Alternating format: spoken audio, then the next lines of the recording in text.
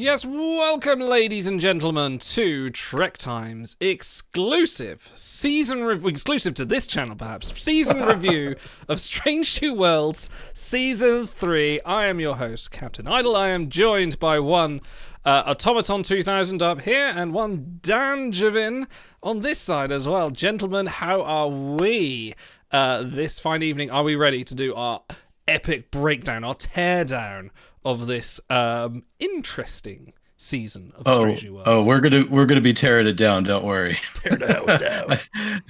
We'll build up what is due, but man, this is going to be some peaks and valleys, I think. So looking forward to it. It's been an interesting series. Sorry, go on. I will say, well, because I have my own opinions. I've talked to our circle of friends, and then I've checked some reviews online, and almost everyone, it's a lot of highs and lows, but I have to say none of it is particularly boring. There's very few episodes where I'm checking my watch or anything. Right. Whatever is going on, whether you like it or not, there's a lot to talk about. So I also do some, I do like a little blog, do wrestling reviews, and always say, like, if match is interesting, if it passes the phone check. If I don't check my phone once in the match, it's at least over a 7 out of 10. So, like, the same applies here, I think, for most TV. Anyway, we are, for those that haven't checked us out before, we are Trek Time. We do stuff like this, season reviews, we play games, we used to talk about Timelines talks. We're going to be talking about that again next week. So come and tune in if you're a Star Trek Timelines player and you want to do that. We also have done season reviews for all the other Strange New Worlds episodes in the Season 1 and Season 2 review. We didn't do it episode by episode this time because I didn't have the time to do it, unfortunately. We're about to go through episode and episode. So this is probably going to be a long review. We're sort of estimating maybe about 3-4 hours. So strap yourselves in. I'm going to take your ears for a ride. It's going to be a long one.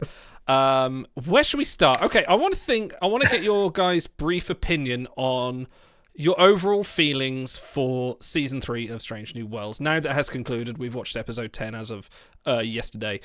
What was sort of your overall feeling for this season, compared especially to the previous two series, rather than, say, Star Trek as a whole? Oh, no, you go first. Oh, I gotcha. I'm liable to just ramble, and you'll never get anything to say. So I will say, overall, it was probably the weakest of the 3 seasons. And I've seen that refrain elsewhere as well. Although I was a little bit surprised because I did jot down, we're going to grade the episode after we talk about it. And I checked, and my average for the season is about 5.5, which is slightly above average. And there's a few reasons. One, recency bias. Like if people are in our Discord after I watch it, like, this is the greatest thing ever, or this is the worst trash ever. I'm a little bit polarized like that.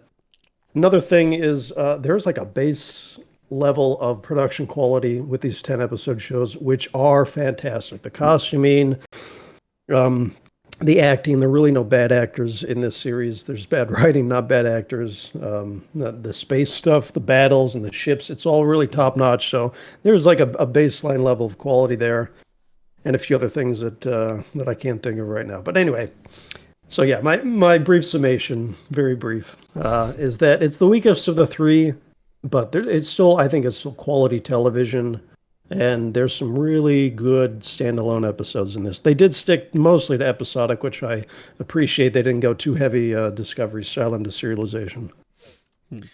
Yeah, so this kept me coming back. So Season 3, of course, agreed. And it's funny how inverted this is. We look at classic series like Next Generation and Deep Space Nine and how weak the first 2 seasons are reviewed. And so we have kind of the opposite here, where they really started off strong, and now they're doing something different. I don't know if it's better or if it's worse, but it's definitely different this season. The feel is different. A lot of the majesty is gone and kind of exchanged out for some base humor. But I wonder if that's what the series needs to have, or the franchise needs to have a little longevity. So we'll talk about that as we get into it. But I was able to laugh along with it. I was able to cry along with it. The series made me feel, so I'm happy for that. And the phone check thing, so I of course was checking my phone as a diligent reviewer of Strange New World Season 3, just to jot down notes as I went along. But yeah, not a lot of web browsing except on the ridiculous commercials they have. I guess the one thing that Strange New Worlds had to do was do better than the commercials, and there's these really weird commercials with like eye mites or something. I don't know if you guys are getting the same thing, but yeah. Anyways, really good costuming on that commercial. But I think Strange New Worlds What just pirate edges site it are out. you using? Look, there are much worse ads out there that you can admit to being targeted at. So. Great. Okay, there we go. Down to my mites again. All right. Have you been hit by Jake and Nog's little color changing mites? Have you? Oh no! Yes, I'm turning Bolian blue. You look good in it. You're turning violet. What about you, Idol? What Your about capsule me? review What about of me? season Well, 3. I'm a Scorpio. No, no. I thought it was much the same kind of opinion. It's all over the place. Yeah, you're right. It's a little bit more episodic than previous, but with lots more pits and valleys. Lots more of them trying to do slightly different things than what they've done in the past and expand. And you say there's not a lot of serialization. I would actually say this is probably the most serialized of any of the Strange New Worlds compared series. to Disco. Compared to Discovery, yeah, of course. But we've definitely seen episodes that are tied into each other. Name and no spoilers, please. Sorry, that's going to be my next announcement in a minute. But yeah, there's definitely been a lot more peaks and valleys, a lot more sort of serialization gone through the series that wasn't quite expecting. Maybe some characterization I wasn't quite expecting as well, and some storylines that we're going to get into. And yes, I should say, massive spoilers for all of season 3 in this review. We are not going to be holding back. So if you have not watched it, turn us off. Go watch it. No, put your fingers in your ears and say la la la la for the next 3.5 hours. Until I give you the DX chop, and then we'll move, and then you can come back. Okay, so how this is going to work, we're going to talk about each episode individually, then we'll give our thoughts at the end. We'll give a rating code. So, gentlemen, I need you to start preparing your rating codes for each episode as well, because they will be being... Oh, yes! This is going in the spreadsheet. It's much too low a rating. Everything is much too low a rating. Why don't we kick off with the part 2 to the season finale of season 2, Hegemony Part 2. This was written by Davy Perez, and we're going to see a lot of familiar names throughout this season. There's been a lot more of a collaborative writer's room this season as opposed to last one. So this one was written by Davy Perez, who also did All Those Who Wonder and Under the Cloak of War, and Henry Alonso Myers, who is the season producer. And this was directed by Chris Fisher, who did A Quality of Mercy and The Broken Circle. Gentlemen, how did you feel about this being a effective part 2 to Hegemony's part 1, essentially? A two-part we've not had in Star Trek for a while. Let me set the stage quickly, because we reviewed season 2, and we had so much fun speculating at the end.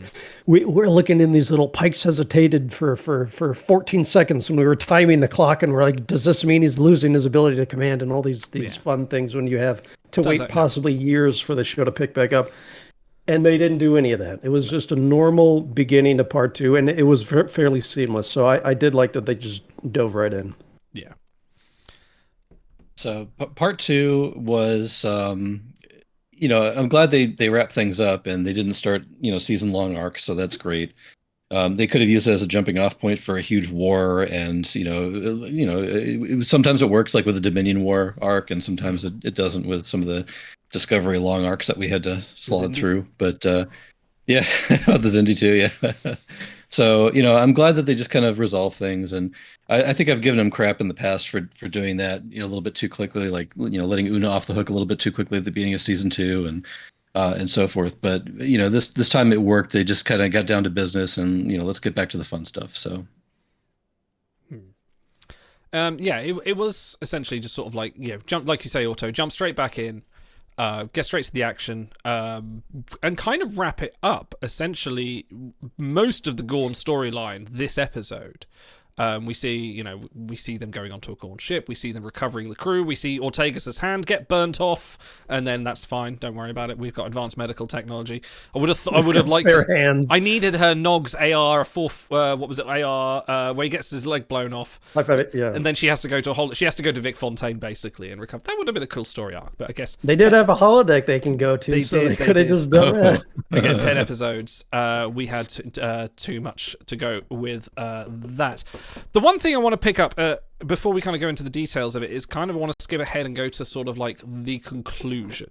Because the one question is what's going to happen with the Gorn? And it turns out that they can create a solar flare and the Gorn can just go to sleep data. And the Gorn will just go off and hibernate. I don't know about you, but to me that felt very like, and we solved it. Next episode. I was a bit like, So you just made the Borg comparison, and funnily enough, there's another Borg comparison in there where, if you remember the end of Enterprise Regeneration, I think it's called, yeah. where Archer does just the most. That line is so on the nose. It's like, it sounds like they'll be back in about 212 years. In March. Calling forward to TNG or whatever. Pike gives us the same line. He goes, I can't help but feel we've just created a problem for someone else to solve. I'm like, that's a little on the nose for the longtime fans. But We'll see them soon in some sort of arena. yeah, exactly. I thought it was fine. I mean, there's precedent for wrapping it up that way. But it does. I know Dan has a lot to say about what level of sentience are we looking at with the Gorn? Are they just highly evolved predators or what? And so this sort of, well, we can flash our lights and put him to sleep is a little incongruous with the rest of the way we see them in this season. But I didn't think it was egregious. I thought it was fine. Yeah, so that's the thing, because they're a highly advanced species. They've got warp technology, and they've clearly developed this themselves. We'll get into later on in the season, a different type of species who assimilates. But it seems like the Gorn stuff has been organically created, and there's a high level of technology, so much that Ortegas can interface with it in the episode, and just pick it right up. And so there have to be Gorn scientists, and it's the same dilemma with Klingons, right? If they're such a aggressive militaristic species, then who sits back and does all the all the science work and the engineering work and so forth? And we get very few glimpses into that. This doesn't tip a lot of that. In fact, it kind of tips the scale in the other direction, where with them just instinctually being shepherded back to the light, and this is how they communicate, right? They communicate through light, but you would think that once they got to the other end of the the binary star wormhole that they go through, they'd be like, hey, did we all get the same memo, or what's going on here? Yeah. And then they just come right back through and just like, hey. Yeah, so I just, Kirklock, it doesn't make what are you doing? I'm going to bed, man. I'm really sleepy for no reason. But I guess they split the difference, right? They're a highly instinctual species where they are aggressive and an absolute terror when let loose, but also they have they must have a deep ability to think and reason and develop and engineer, and so that's kind of it's resolved a little bit later in the season. We get a little bit more of a glimpse into how the Gorn can truly function as a social species that cooperate, but in this episode it just really doesn't make sense, so it's kind of left dangling. So there's an interview 2 days ago with showrunner Kiva Goldsman, who said the series has given him a quote opportunity to retcon the Gorn from what he remembers as a child. And I did watch the episode today, and well, I have a lot of thoughts about it. We'll get to most of them later, but it wasn't that bad. I know it has some big legendary place in Trek lore as being the cheesiest thing ever, but outside of the really slow movements, I didn't think it was that terrible of an episode for you to base 3 seasons of your new show with them being the antagonists. So I've said in years past, I didn't think the Gorn were the right choice. They're more compelling this season. They have put in a lot of groundwork, especially episode 9, which I won't stop talking about once we get to that. But it is weird for them to do 3 seasons of them as antagonists, flip the script right at the end, and then let them go. Because another thing Goldsman said is that we're done seeing them more or less after this season. So whatever we get here is kind of going to wrap up what we know of the Gorn in Star Trek universe. Yeah, I find, like you said, Dan, do they act on instinct? How much of them is a conscious? How much of them is a conscious decision? It is an alien phenomenon. I kind of approve the kind of they're nothing like humans. They have their own laws and the ways they work and the ways they operate. It's very alien. We see a lot of aliens on Star Trek, and they are essentially like we see humans with a different skin and vaguely sort of pointed down one facet of humanity or the other. The Gorn. The Gorn. We have engaged the Gorn. The Gorn have been destroyed. Wow. I forgot what I was going to say. Yeah, the Gorn seem to be like, like you say, they have the instinctual element that they, the certain solar flares, the CMEs that Scotty helps send off by a really nice piece of VFX of the Enterprise sitting between. I mean, completely science fantasy, which is something we'll probably get on with this series as well. But the Enterprise. But it looked great. It looked amazing. This Enterprise between two stars, just sort of absorbing that and sending off a CME. Had a Hercules moment, right? Yeah, so it's great. Yeah. Yeah, that's right. You got it. The Hercules stones, yeah. Yeah. You watch Steve Reeves. Well, I watch World's Strongest Man with the Hercules hold, and they have to hold it until they can't. Yeah, that's right. So, sorry, please finish. No, I was just going to say, and it's fascinating that there is an alien culture that doesn't behave to our expectations. I like that part of it. However, I don't feel like that was fleshed out enough in probably the 10 minutes of dialogue we got in the episode. It was just a case of like, we need a solution. I've seen them do this. Scotty, make it go flash. Okay, flash. And they're gone. Wow, can't wait to see them in 20 years. Well, speaking of fleshed out, what about the tease with Ortegas? That was one dangling thing at the end of the episode where we didn't know whether she'd make it or not. She had her hero moment, and so again, I'm going to give the series crap, and we know there's a time limit on some of the crew, right? We see the incoming crew, we know the crew that are not going to make it to the original 5-year mission, one way or another. So this was the tease that maybe this was her moment. Turned out not to be. But how do y'all feel about just kind of the Ortega's tease at the end of the episode where she flies the ship? All right, I can say now because she gets her moment in episode 9. Yeah. That fucking gimmick, I fly the ship, is some of the worst character exposition they've given anyone ever. It's the dumbest catchphrase. That episode where she has a breakdown in a room and comes back because she keeps chanting that phrase. I'm like, this is just ass. And we've seen that Melissa Navia has range. She has the ability to carry an episode. And I know there was stuff with her partner where she was kind of in and out for filming, but they've given her almost nothing up to this point. They start to give her more, I think like episode 7, where she's doing the Paris thing, tinkering with all the old engines in her room. And they're giving her a lot more. I hope they continue that trend to carry it on. But I liked it. Outside, sorry, I kind of built it up the wrong way. I liked it outside of that little chant. She has just when she gives these little quips in the midst of danger, it feels natural. Unlike I think with some of the other characters, because that's just who she is. That's the way she copes. There were a few lines in there where she goes, "I totally got this. Not impossible at all." And Lon goes, "Are you sure? Are you sure you can fly this? Don't be rude. Of course I can." These little like colloquialisms that land perfectly. She has great delivery. She's very funny. And it just kind of keeps things light. And an episode that otherwise would be kind of high intensity, high action the whole way through, she helps break that up. So I really did like her there. It's interesting because the little teaser, and no one dies ever in Star Trek. So I never really feared for her life, but it was Hammer. Yeah. That's season 1 itis. He and Tasha are floating somewhere in the great beyond. It's interesting because there are, there's people always complain about the Marvelization of quipping in films and how that's kind of ruined everything. And we've had a little bit of that with Strange New Worlds with various characters. But like you say, with Melissa Navia's Ortega, so it never felt out of place because she is the kind of anxious, I'm going to use humor as a deflection method for my nervousness or for my arrogance. It's always just kind of, I'm going to be this kind of person. So yeah, you're right. I never felt that. In terms of like, are these characters going to die? I kind of think throughout the season, Ortegas was the one I was like, is she actually going to make it? Because there's definitely moments I was a bit like, oh, this could be the one. Especially when we come to episode 9, we'll talk about that then. But I definitely felt in episode 9, it's like, this could be a good send up for Melissa Navia. But no, she's carrying on. Thank God.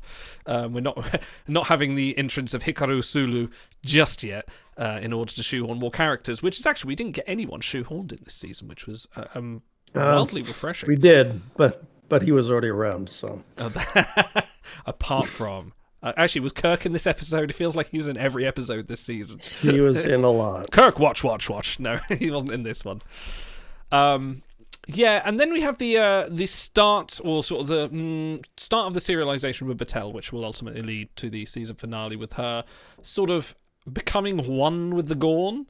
I don't know how, because let's sort of like put your mind to just this episode and not think about sort of the rest of the season, but just for Hegemony Part 2, like, how did you feel about Battelle sort of, miraculously recovering and her being essentially allergic to cryosleep, which is a new one, because of the corn eggs, which actually did that happen, or am I getting confused with Alien Earth? I'm forgetting. I'm watching those two shows. This is correct. Yeah. She was infected in the season finale. And so they had to find a way. Not that, I meant the allergic to cryosleep, because I think that also happened in Yes, that was this episode. Yeah. And then she and Spock run through all the simulations, which, by the way, I found hilarious. They change one variable, and then they have the computer run the simulation. No, it doesn't work. They change one more variable. I'm like, why don't you just ask the computer to run 1,000,000 simulations and find out which one works? Like, it was very, like, old manual style of, just for the drama. But computers in Star Trek are shit. They are really bad, and I like that they've kept that precedent going. Like, they haven't adapted to modern technology. They are generally... In TOS, it could make some stunning leaps in logic and conclusions. So that would be... Well, back when they didn't know what computers could be. They're like, oh, these things can do anything, so... Yeah. Yeah, sorry. Any other thoughts on I've got a big list of notes. Go. Anytime someone pauses, I'm just going to grab another note. Phil! I said the way I like the way they picked up at the beginning, but I gotta say one of the dumbest lines of the whole episode was when Pike has Uhura reread April's orders, and he goes, "But he didn't say immediately." Like, that's the loophole. We can do the opposite of what he said because he didn't use the right verbiage. I'm like, yeah, that's whatever. It goes by so fast, but that was just a little thing that I laughed at. And then shortly after that, speaking of April, that scene of them together in the conference room, I guess that was great. We get to see a little bit of the backfill of their relationship together because Pike used to serve under April. And it's two experienced veterans, two well-meaning men who both have a side. April has to protect the Federation. Pike has to do whatever he wants to do because he's right on the edge of the frontier. And so I just thought it was a great scene. Pike starts to get worked up about what we have to punch back. And April he pricks the balloon in the most knowledgeable way, where he brings up Battelle. He knows that's one thing that will get Pike to cool off. There was a lot of nuance in that scene. And then, of course, April comes around and says, here are your official orders, here are your unofficial orders. And I just really liked that bit of camaraderie between those two. So they were great.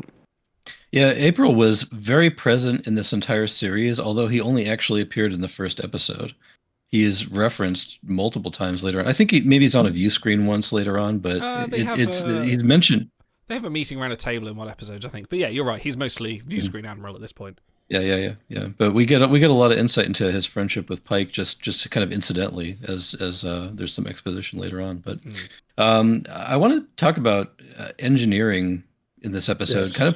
Kind of played for laughs, Scotty's brand new and already kind of yucking it up, and you've got Carol Kane, who's a comedic actress, and first, why the hell was she brought on? Why didn't we just get Scotty? Like, what's going on with that? The whole thing doesn't make sense. And this is a trope that doesn't get dropped until halfway through the season, where engineering is just a big CF, and it doesn't feel quite right, especially with, I understand they had to build some levity into a very serious episode, but I just don't know if that was the way. It's ironic you say that, because this is actually my favorite Peli episode of all time. Because I don't like the comedy. In fact, she reminds me of that little alien that followed Simon Pegg Scotty around in the 2009 movie. Oh gosh, yeah. Deep Roy. Deep Roy. That's basically what those two are. But she had two great moments. She's tutoring a young, slightly traumatized Scotty who's still mourning his old ship. But she gives some actually good sound engineering advice. The first rule of engineering, Scotty, write it down. I'm like, all right, that's good. Every engineer knows that. And then the little trick she plays on him where she comes running in, the Gorn, they're going to kill us. And he immediately solves it because, he is a miracle worker. He will become that. He just works best that way, as we see later on. So those two little bits, I'm like, all right, if Peli was this in every episode, that would be great. Do you think, as a child, he got always given a Lego set, but they always got given it just before they're about to get rushed out to dinner? And he's like, I need to assemble this as critical.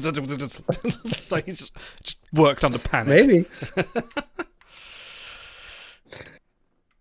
You're still thinking about the Star Trek Lego collaboration, aren't you?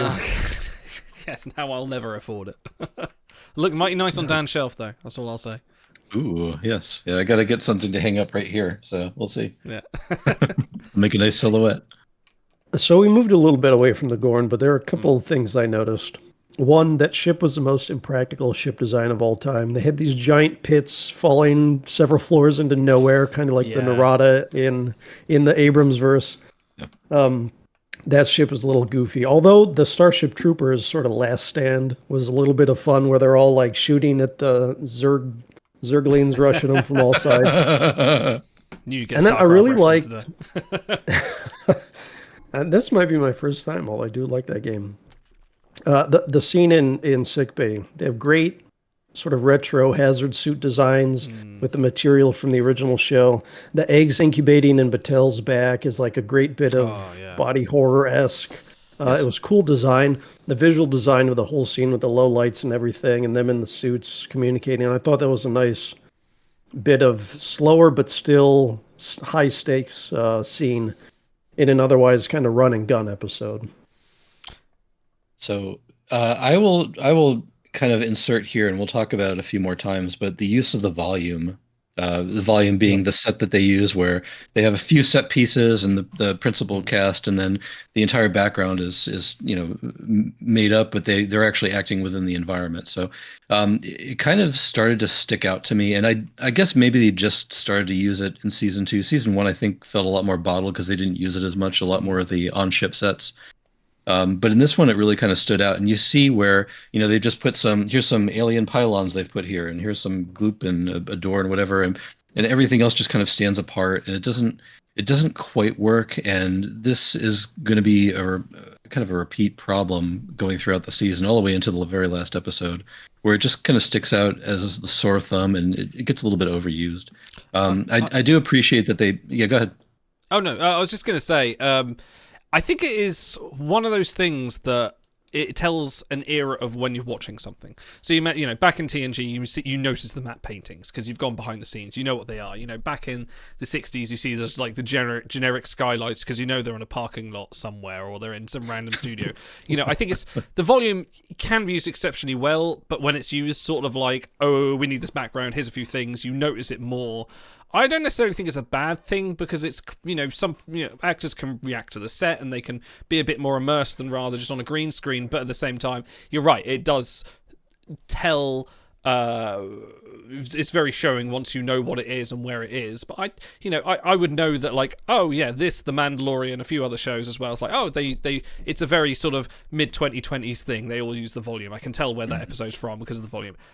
Yeah, either way on it really. Now Auto talks. I thought Dan had more on the volume. So yeah, you go. I want to hear your thoughts. Oh, I didn't notice it too much. He's got more volume than us two.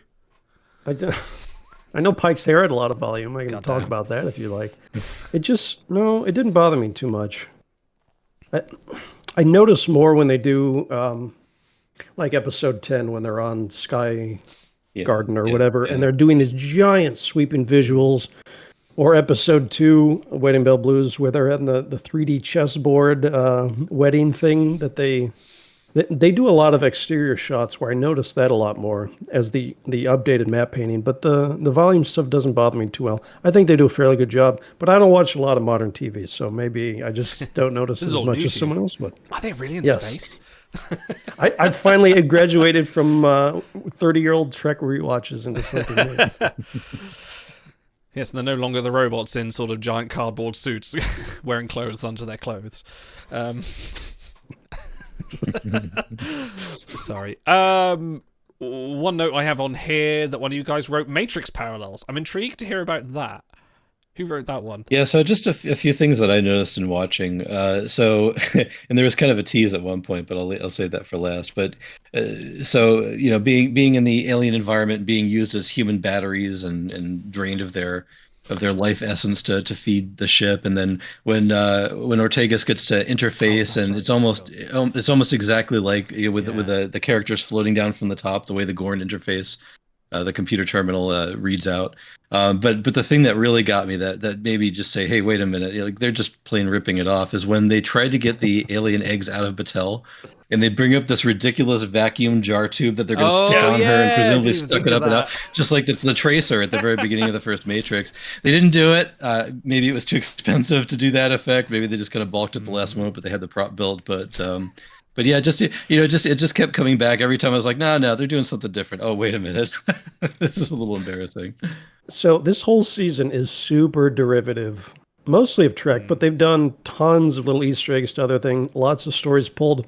And I think what I've decided is if they do it as well or better than the original, I'm totally cool with it. I have no problem with it. If you're going to do it, though, it's got to work. And sometimes it doesn't work. Then I'm like, you shouldn't have done that. So, for me, I guess the ends justify the means.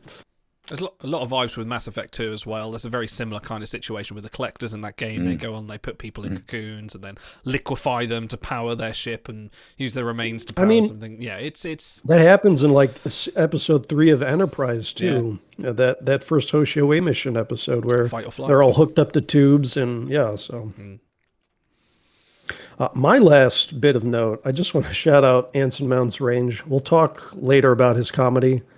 But that's like a 180 from him in his away team uniform when he's all serious and decisive. I'll call out again that scene with April when he's all locked in and serious. Star Trek's not known for giving their actors a lot of range. They're known for typecasting their actors. So he's really done well with what they've given him. He can do just about anything you ask him. Acting wise, I think he's kind of my MVP of the season. Definitely. Okay, let's wrap up hegemony. Sorry, doing my Ronnie Corbett there. Gentlemen, I am going to... Oh, actually, no, I should use the trigger, shouldn't I?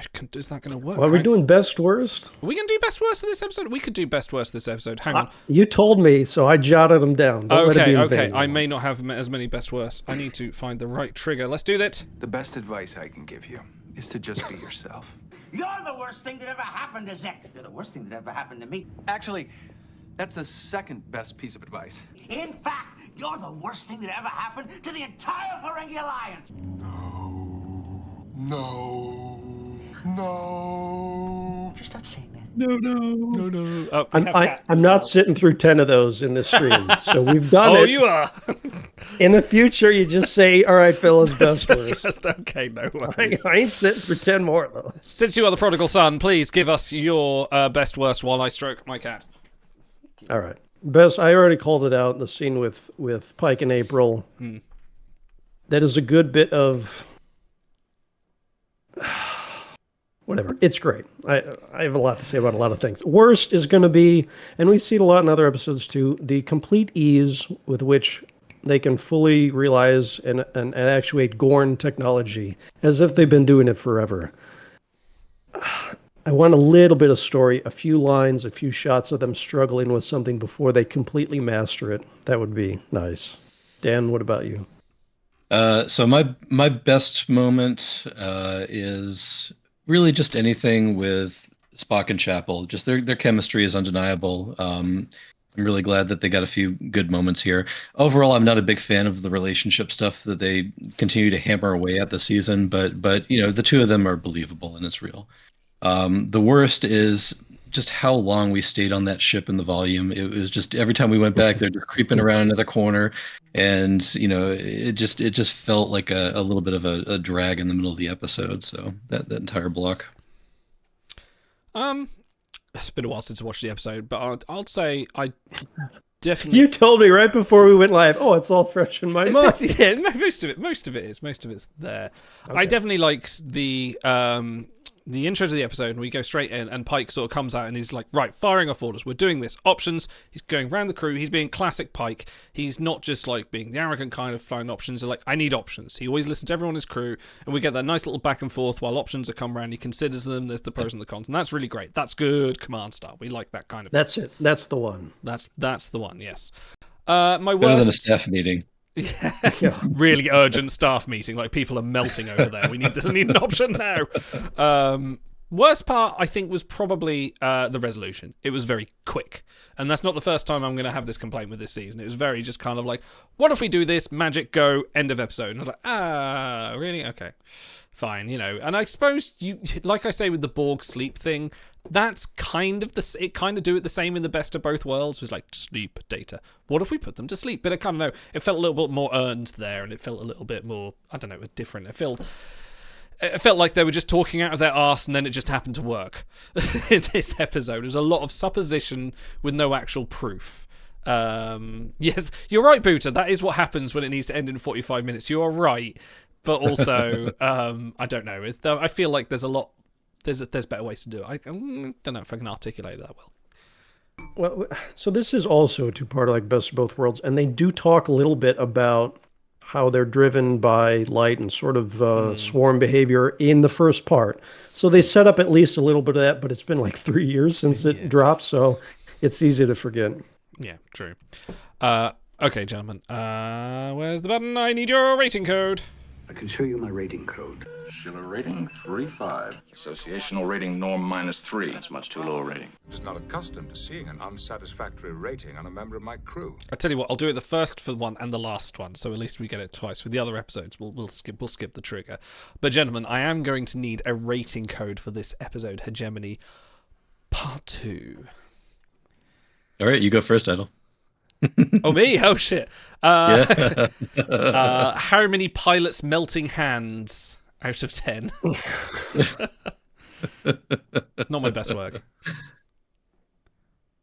All right, I'll go first here. I thought this was a really strong start. It answered the first half exactly the way I wanted. There were no giant holes. I didn't have a big problem with the resolution at all. I thought it was fine, especially compared to some of the other ones this season. So there was nothing that really was indelible in my brain, nothing super gripping like we get at other moments, but it was just very solid, I thought, top to bottom. I'm giving this 8 melting hands out of 10. I would be happy if we got a whole season of that level of consistency. Hey. Dan. All right, I'll go. So part twos are difficult, right? Because you end on the highest, most tense note, and then what do you do with it from there? So it's got to have a little bit of a break and a reprieve and some building. And so I think that they did fine with the pacing on this episode. Clearly not as iconic as Best of Both Worlds, but I think it's up there. I think it certainly beats out a lot of the two-parters from Next Generation that are mostly forgettable. I think I have to go high on this as well, but not quite as high as Otto. I think I'm going to go for 7.5 melted. Oh, fresh. Half-digested hands out of 10. Oh, I like that. I'm adding that. Pilot's half-digested melting hands.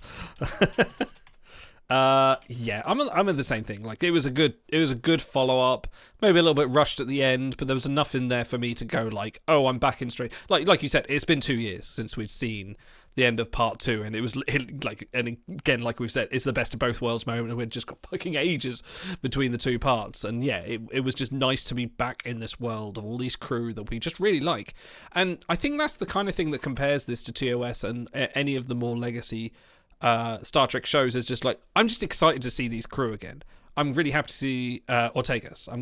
Scotty's here, and we've got Belliet, and we've got everyone else, Laan, and all the crew, all the peoples.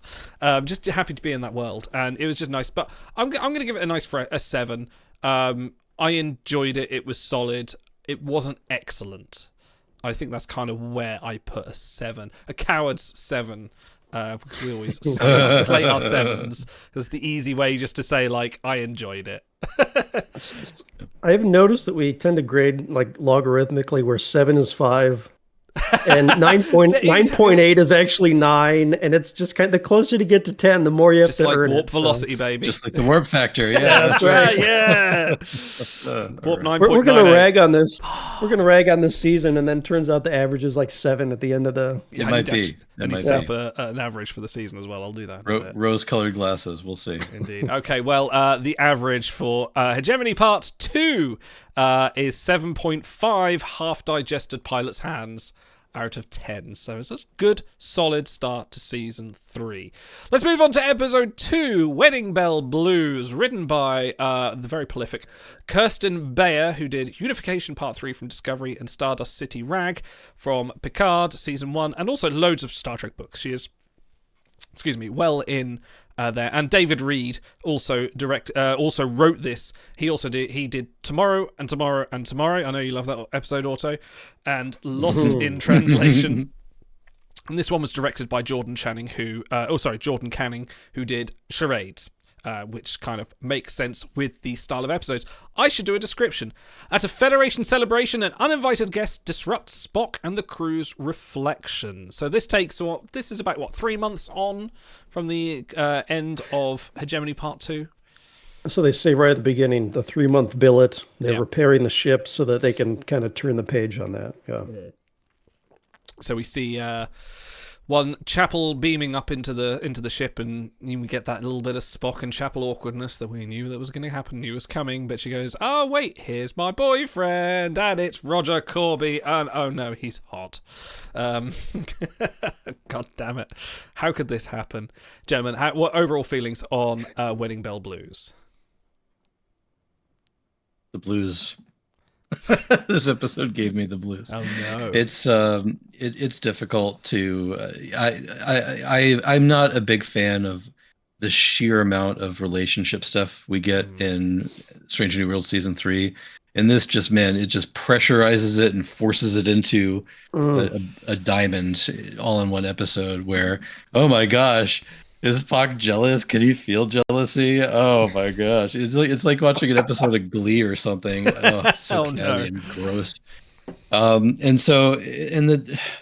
So a couple of things about Trelane. Is he actually even named in the episode? I think just in the credits he's named Crane. But in the episode they don't actually. It's Trelane. Yeah. The question is whether or not he's Q, and we'll get to that. But the actor did a fine job. Young Michael Caine did a fine job. You know, Michael Caine. Sorry, the name of Rice Darby like that. No, I appreciate him for what he is. He did not ruin the episode for me. Yeah, he's great. It's just having to sit through an entire episode of just nothing but relationship stuff and magic tricks and the flowers are alive. Look at me. Oh, you like this chocolate, don't you? I'm not going to get too deep in the weeds here. Otto, go ahead. I'm going to say, actually, that pacing does remind me of the original series because they don't have all the effects and the beautiful exteriors and ship stuff that they can use to stretch. So I feel like that's exactly the kind of thing that they would do. I mean, Trelane does a little bit of that in Squire of Gothos, where he transports the women and they're all in dress, and he makes Uhura learn to play the piano. Like, they're the little tricks that he does do. I mean, I get what you mean, but that little bit of pacing did kind of remind me of that. I bounce off these kind of episodes really hard. And so I've seen this one, I think, about 3-4 times in the intervening months. And I've liked it. I've liked it a little better each time. I still don't like it. I've liked it better each time. Okay. I guess my one big sticking point is that they go with mind control. I don't like that. I like it if at the end of the episode, the main cast are a little bit better, a little bit smarter. They've learned something that they'll take with them. And this is just a reset that no one remembers. If they would have done, Spock and Chapel remember, but if they would have done this as a 4-man play with Corby, Chapel, Spock, and Trelane, would anyone have noticed the rest of it missing? Maybe not. So I thought mind control was a cheap way to maybe get a few extra laughs. But I want these things to make an impact on the characters going forward. I think I felt probably a little bit more positive about this episode than you guys. I knew there was going to be a Spock-centric comedy episode. Didn't know we were going to get 2 of them, but at the time I watched, I was like, oh, here we go. We've got the Charades Spock-a-mock thing, and we've got the excellent Rice Darby. If you've not seen him in anything else, you should, because he's absolutely brilliant. Flight of the Conchords. He's very good. Our flag means death is brilliant as well. He's just as soon as he got cast, everyone went Trelane, because that's just the character that fits. And yeah, if the shoe fits, if the shoe fits, just do it. And yeah, no complaints. Absolutely, I want to see him again as Trelane. Like, he was that good. I especially like that little part where you first introduced him, and he's outside the window in Spock's quarters, just looking in, and it's such an off-kilter moment. He's like, "Oh, there's someone outside." Oh, it's Trelane. Okay, I know who's coming now. That's great. And yeah, it's a nice little out of context moment that makes you go like, oh, something fantastical is going to happen here. And I think of all the weird sort of magic and mythology over science things that happen this season, which I am going to complain about, this one made the most sense for that to happen, because obviously he is Q, or he is a Q, or an extra dimensional being. Things can just happen. So I've got to cut in. I remember reviewing something with Dan, and at the end, when he graded it, he gave an extra point for no godlike beings. But the funny thing is, in this season, godlike beings are kind of like the refuge, where at least if it's a godlike being, it kind of makes sense. You can just hand wave it. Where, as in other episodes, they're like, here's some shoddy, half-assed non-science. I'm like, just bring back the godlike beings. That makes more sense.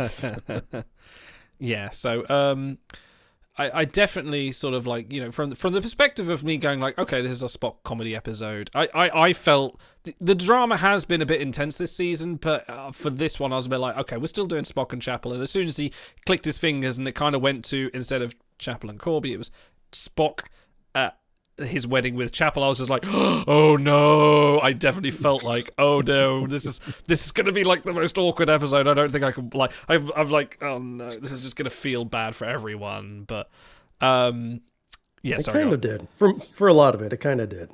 Yeah, since we're talking about it, that scene in the galley where they invite Spock, they know he's going to show up. They start talking about the romantic way they met. I already find those kind of romantic stories a little bit hard to watch, awkward, third-hand embarrassment already. Spock coming in, I liked that. It amped it up. He's always the straight man, so him being there, kind of playing along, no, go ahead. He's like, I don't mind. I'm a Vulcan. I can handle this. And he could not handle it. Yeah. And when he realizes that she really does have feelings for him, they do this hold and slow zoom on him for like 8 seconds, it felt like, and you can just, the Simpsons meme, watch his heartbreak in real time. Yeah. That was a good bit, because that's something that he's going to carry through with him in future episodes. Yeah. So we have a couple of new characters that drop in this episode. So we've got Ortegas's brother, influencer Elnor, I call him. Oh, I forgot about Beto. And Ensign Gamble, who is completely lovely, and I hope nothing at all bad ever happens to him. And Corby. Wow, all three of them in this episode. That's right. That's right. Yes, and Corby, who shows up quite a bit. So somehow Corby returned. No. I didn't expect Corey to be Irish, which was no problem with it. You know, we've got a Black April. We can have an Irish Corby. It's not a problem. But like, that's why Stars isn't on this review. He knew you were going to complain about that. Yeah, and it definitely sort of gave him that kind of like sort of real, sort of dark and brooding kind of. You can tell he listens to the Smiths. He's a Morrissey fan. Like, he's definitely into it. He had a goth phase when he was younger, for sure. He's got that kind of broody energy to him. But I definitely liked how once sort of the switch had happened and Spock was like, oh, I don't know what's going on here. And then Corby comes in and goes, I know everything. I'm like, thank God. I'm glad like they kind of hand waved and went like, Corby can just know that something's awry. And instantly they don't spend the episode being dicks to each other. I appreciate that. I like the fact that they just went, okay, we've obviously got some issues because of your history with Chapel and my history with Chapel. Let's just get on with it. And he's like, yes, let's do that. And that was like fantastic. All right, here's my conspiracy theory of the season. Was he unaffected because Corby is already the android we see in the original series? I like that. What are little girls made of? I'm just saying. Yeah, they did give the alternate explanation that you know, high amounts of feeling could break the spell somehow, but he kind of came you know, without any sort of belief. But then again, you know, Q has power over Data as well, so you know. I mean, Trelane's not the Q. He is a Q. His powers may not be completely. He's a baby Q. He's a baby Q. Yeah, he's a. 8020, Dad. That was a good line at the end. Yeah. So no one thinks he's an android. Fine, whatever, guys. I'm going to write about it in my WordPress website. I'll subscribe to your It's tough. theory, There it's was a tease in episode 5 where he was about to give his blood, and then Chapel kind of goes in front of him. So that was another point where maybe you had me, but I like to add this to the Ortegas is secretly developing into a bigot as well. We can throw that into the hat, although she seems to have recovered from that. We also sort of like start to get the idea of this series is going to be a little bit more fantastical over a sort of more physical dark science, or hard science, not dark science, Jesus. More hard science fiction than what we've had in Trek previously. This is definitely kind of going, and it's very strange because we had the one of the SDCCs or one of the fan conventions. We had Alex Kurtzman and Russell Davies from Doctor Who coming together to say that, like, oh yeah, we're friends, we're science fiction friends, maybe we'll do something in the future. And Doctor Who also took a very fantastical turn in the latest couple of seasons to where it's just like, no, this just stuff happens because magic, and it's a bit like magic is real. Yep. Magic is real. Ley lines are real. We learned that this season. Are they ley lines in space? No, we'll get to that. Don't rush. We'll get to that. We'll get to that. The big important question was, how do you feel about the fact that Wham is now canon in Star Trek and that Pike fucking loves it? He's like, yeah, let's dance. Since we're already whinging a bunch about this episode, I'm going to keep this brief. I don't like anything contemporary in Star Trek because it will age like us. Joe Piscopo has rightly been shit on for 4 decades. There's a reason they don't use contemporary music. The episode is okay. Joe Piscopo is not. The more contemporary stuff you add, the worse it's going to age. Write it down. I mean, to be fair, it is a song from the 80s. It is already quite aged, so I feel like that's kind of timeless at this point. If they'd have put in something from Sabrina Carpenter, I'd probably agree with you. And Pike going, that old classic. Don't give my ideas. We'll get to that. This whole thing felt like, Dan kind of touched on it not feeling like a classic episode. This felt like Wicked. Right out of the Wicked movie, if Michelle Yeoh had reprised her character, that wouldn't have surprised me. We had all the fantastical stuff, everyone in costumes, the big flourishes that Rhys Darby was giving us. It just felt like Wicked 2 to me, which is part of the reason I bounced off it. I liked Wicked well enough. I'm going to go watch Wicked 2, but that's not the Star Trek milieu. Okay. I hadn't thought about it like that. That's interesting that this is more of a play, like a stage play, than it is an episode of Star Trek. And I mean, only 4 characters mattered, so yeah, the first in a long line of things that that really just don't quite seem to fit, but maybe intentionally so for the franchise. So, I mean, I always think that TOS is just a stage play. It feels like it's set on a. Sorry, I know that's the implication. It feels like it's set on a stage and like it's very much directed and hammed and acted towards a group of people. So if anything, Stranger Worlds being a little bit more TOS-like, being, the original series and Next Generation to a point were definitely not afraid of their very fantastical moments, giant hands coming out of space and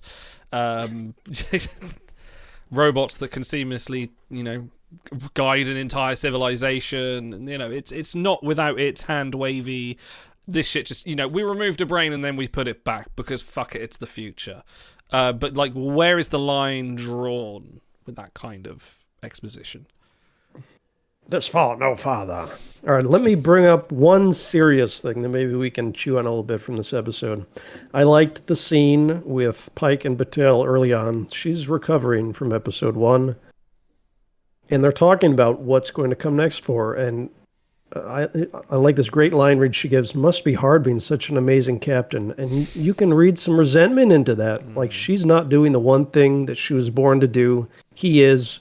She's got to kind of tag along. And I know they love each other and they enjoy spending time together. But at a certain point, a very short-lived certain point, she wants to get back out there. Can you imagine Janeway or Picard sitting on their duff for that long, being the side piece of someone else? They've got to be in the chair. That's what makes a captain. So I just thought that whole scene, I like the relationship to this point in the series. And you could feel she was getting a little bit restless. And I think they should have expanded on that because she ends up being kind of a damsel in distress for a lot of this season. Yeah, she just kind of loaf around a lot and just kind of, she's kind of corollary to the entire season, and there's an ultimate irony in the way that they write her off too. But what is with the Enterprise and just random captains just turning up? We get Kirk there, Patel's just hanging about. God, the place to be, guys. Y'all got any captains up in here? So stray thoughts on this episode. Christina Chong is a triple threat now with her dance ability, which she is revealed. She's a great physical actor, and when she turns it on and she is in attack mode, you feel it. Yeah. But now we've got a completely different facet of her, which is really interesting and welcome. And it's visually amazing just to see her interact with a character in this way. It's something new and something done very, very well in this episode and future episodes. Some other stray thoughts about this episode. We have the grim. I use the term grimdark, right? This is kind of a meme. In the darkness of the future, last episode with people getting digested and the body horror, and then the contrast here with really just Star Trek taking the piss out of itself, and so I don't really kind of appreciate the flip-flops we get, and we'll get this again and again throughout the season where they just kind of alternate between here's a Star Trek episode and here's an episode you didn't ask for, but see if you like this. It's interesting because I think what Otto said early on this season is Strange New Worlds has become a variety show, and that is true. It's not, we asked for episodic and we're getting episodic, so there has to be an element, and TNG did it as well. We had the serious sciencey episodes, then we had a comedy-esque episode. DS9 did it as well in the middle of the Dominion War after the holodeck, bada bing, bada boom. Maybe not quite as stark a contrast. So, we can have it both ways. Discovery was serious all the way through, and that was serialized. With this being episodic, they can play around with it, but I do know what you mean. It does feel like they are taking wide swerves. It kind of, TNG kind of did that with its sort of balance between the comedy and the other things. TNG was like that. They were extraordinarily formulaic. Yeah. Voyager was just sort of kind of going, just wasn't even going up. It was just kind of Hi, Voyager. But yeah, no, sorry, I didn't mean to interrupt you. It felt, so I remember some old Brandon Braga interview where he talks about locking himself away and just hammering out every script for the season. Sits there writing 26 scripts or however many, and he's got to think of idea, a story. I feel like the writers and showrunners, instead of thinking about 10 great stories, they thought about 10 great concepts. We'll do a documentary. We'll do we'll do a this and that, and then they kind of thought, what story would fit this? And I'm not going to say it's the wrong way to do it. It's a different way from Star Trek has done it in the past. And some people really like it. Some people have loved these comedy episodes. They think this is what Star Trek needs. And, some of us old curmudgeons said the same thing about Discovery. We said the same thing about TNG. Every new one brings something different. So, but I just find it interesting that they seem to go for concept first, story second, rather than the other way around. Mess and chat. Hey, check it. You're gonna have to verbalize your name to us. It's Klingon. Kichak. Ask, do you guys think Star Trek works better as episodic or serialized? That is the intro. That is kind of the dilemma with this season, especially because you've got these big serialized undercurrents with Batel, with Spock, with Pike's dilemmas and things like that.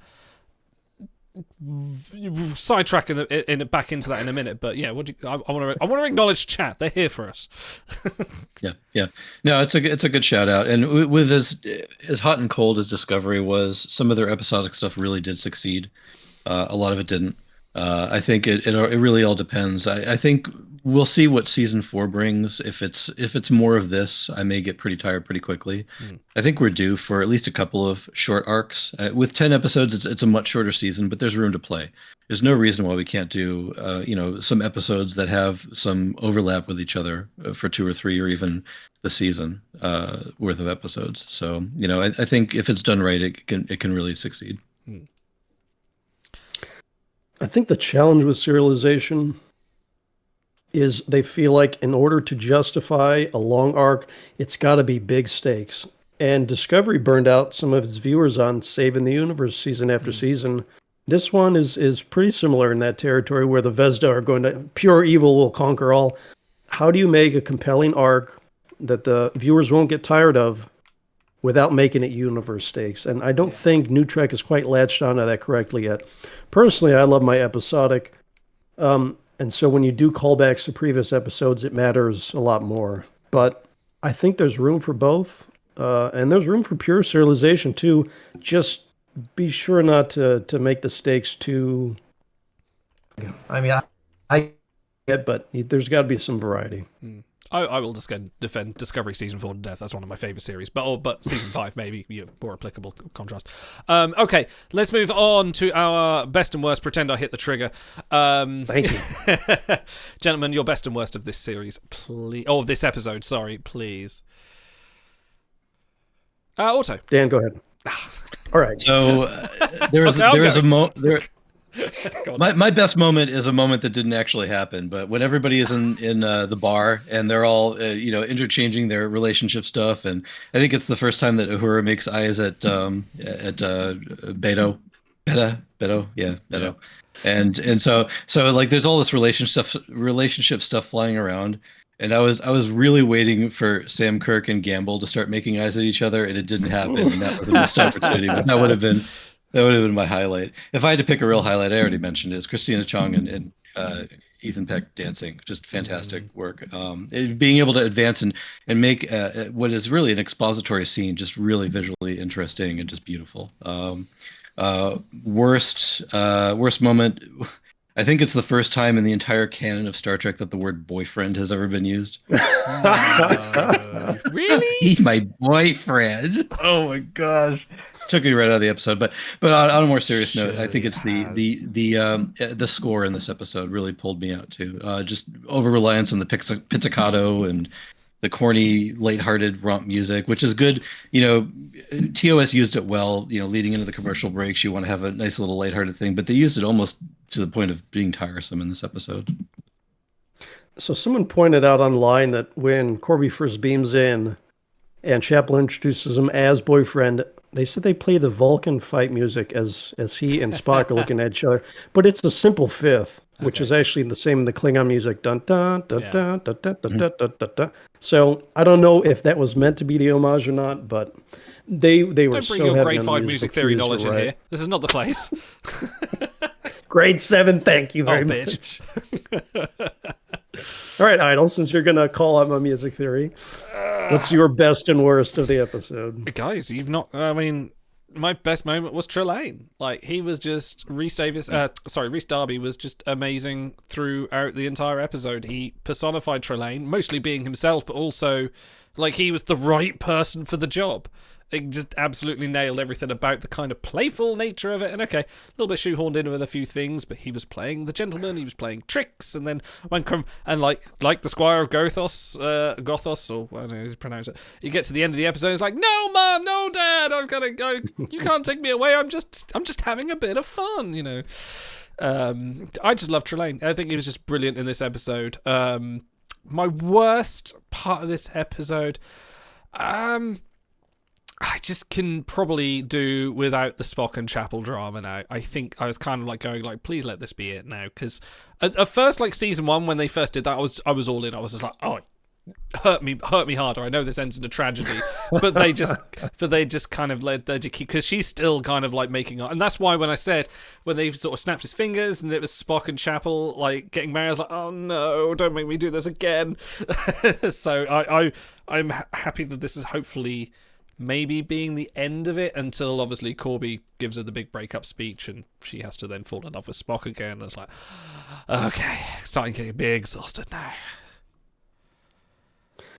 So they end off, or there's a scene toward the end of the first episode, right after they have a successful surgery. Chapel and Spock are in the hallway. They talk very briefly about the relationship. Pike comes up, distracts Chapel, and when she looks back, Spock is gone. He's totally left. And I felt to me like that's the most Spock way to end the relationship. Logically, this isn't working anymore. I'm cutting the cord. 5 minutes later, in universe time, he's there with his book and his big grin on the face, ready to welcome her back after 3 months. And I thought, kind of a missed opportunity. You could have just cut the cord there, but of course, for the entire conceit of the episode, couldn't do it. Has to be there. I'm going to give you 2 best, going against the grain of what will surely be a low rating. The first one, right at the beginning of the episode, Spock is wondering what to wear. He holds up his blue uniform. He holds up an identical blue uniform, and I'm like, yes. Which little blue dress? Yes. That humor fits Spock. That is the kind of humor I enjoy. Other best, Sam Kirk, Guy Fleegman crushed this episode.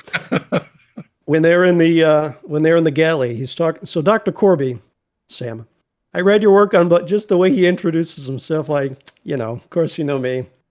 When Spock's chewing him out, you're sloppy. You're less intelligent than your brother. No one likes your mustache, and he's acting like he's being hit with a torpedo on every sentence. Like he's just Dan Jeanette is amazing. You can't believe it. He's really good. And the best one, after Trelane turns Corby into a dog, they cut back to him. He's holding the leash on Corby dog, and he's just got this really sappy, like he's about to burst into tears at the beauty of this wedding. It's like, oh, he just crushed this episode. His was the understated type of dry humor that I appreciate. Worst is I do the jitterbug. Sorry, Wham doesn't belong. You guys contemporary comedians, contemporary music. I don't want it. It's going to age the episode right down my words, gentlemen. We may still be reviewing in 30 years, and I'll be like, you remember when I told you this? So. I'm not going to say that the 1980s is anywhere near contemporary. That's like nearly 40 years ago. Like, come on. On a scale of vast cosmic time, that's pretty close to where we are. In the vast expanse of the universe. Here and George Michael, not so far away. That's right. That's right. We're edging slowly on further away from George Michael. Something I never thought I'd say. Okay, gentlemen. Wait, did Dan, you give yours? Yeah.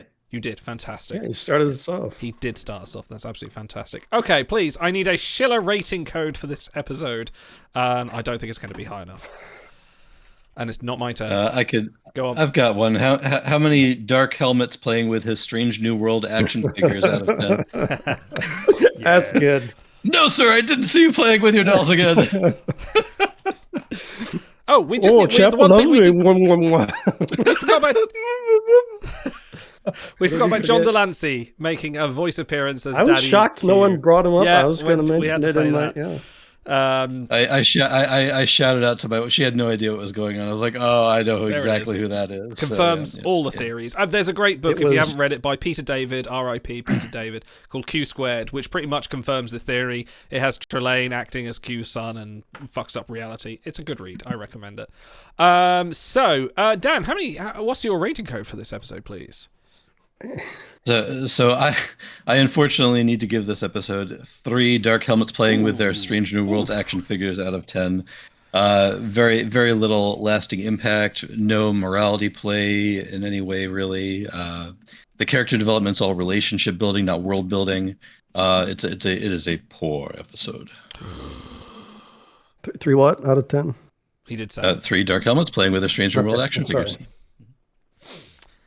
Okay. I'm gonna go complete opposite. I'm gonna give it a 7.5. I enjoyed it. For as much cringe as it gave me, I had a great time. I love Trelane.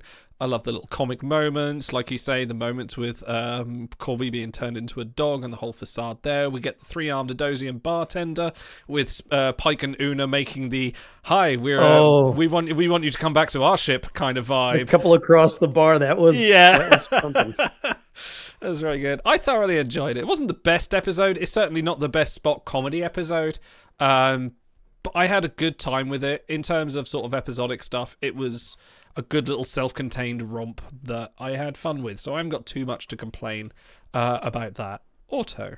Oh, sorry, hang on, sorry. 7.5 Dark Helmets playing with the Strange New World action figures out of 10. Strange New Worlds, the action figures. Kids love these. Merchandising. Can't wait for Spaceballs 2. All right, I'll just use my time to call out 2 other things that we didn't quite mention. The actual Spock breaking Chapel out by giving just some of the most emotional vows he could. I did like that. I didn't think it was overly soapy for what it was, because the entire episode builds to that. You have to create this big emotional climax for the whole plot to work, and I did like that. And then the post-log was strange, where they have Ortega's kind of flip out. She does the Gorn thing. And that's supposed to kind of build or set up her insubordination in the next episode. But it's the Klingons. And she has 2 seasons of hating Klingons that we could fall back on. I don't think the Gorn really fit in there. Also was kind of discordant with the rest of the episode, but that's the least of its problems. Dan and I are in Vulcan mind meld sync. I give this 3 Dark Helmet playing with Strange New Worlds action figures out of 10, and I'm unveiling for this season review only my special 1 finger grade. Wow! This was not the episode for me. Sorry. Great. Wow. Where's stars? I need stars. He knows joy. Okay. Don't worry. Hey, we're on the roller coaster. 1 was good, 2 is not. We're back up with episode 3.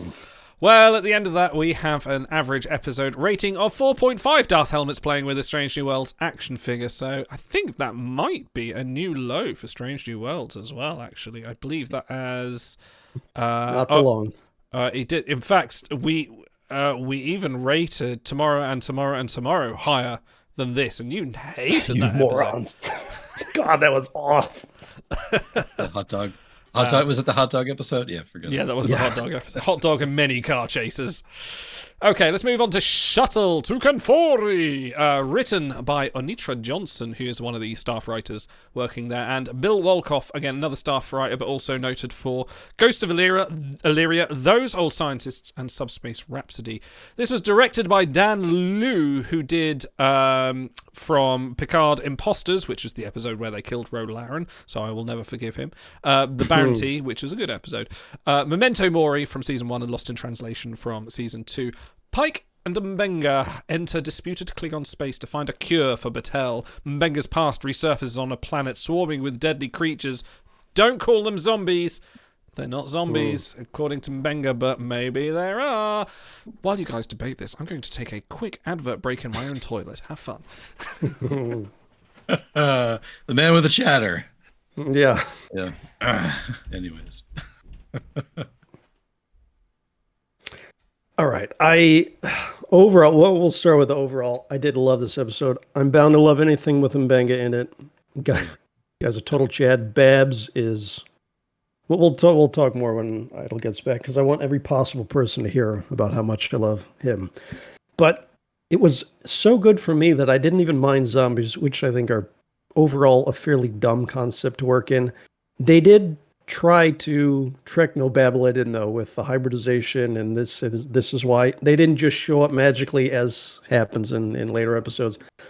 But I was going to say I couldn't love this episode more. That's not true. I could love it more, but I did really enjoy it. Give him all the episodes. Give him 6 out of the next 10. I need more Mbenga. Yeah. He fits here. He makes sense in this episode. We get a lot of Mbenga this season, and in later episodes, I don't feel like the fit is great, but here he's got a reason for being there. He's doing his job fantastic. Representation of doctor-patient confidentiality, and I think it worked. Everything about it. Hey, he's back. Welcome. So we already gave our rating, so let's move on. Okay, fantastic. Okay, a space adventurer. No, okay. Of all the episodes to skip, this is not the one. We were starting off just gushing about Babs, but we can. Of course. So, what did you think overall, Idol, of the episode? I kind of enjoyed it. It was a little... The pacing was a little bit discordant, because we had we had a tale of 3 stories, really, here. We had Batel and her regression with her Gorn virus. We had Pike and Mbenga on the planet, which I kind of argue is kind of the best part of it. And then we have Mbenga and his past returning to him, and kind of the last third of the episode is like, all of a sudden, haha, I am your nemesis's daughter. My name is Inigo Montoya. You killed my father. Prepare to die. Kind of moment. Yeah. I think I really enjoyed it. There was some good space stuff. We got to see Una being Una at her best, which, me, I've expressed this many times. I love seeing her in command. I need more of it, because she definitely acts, especially with her scenes with Ortegas.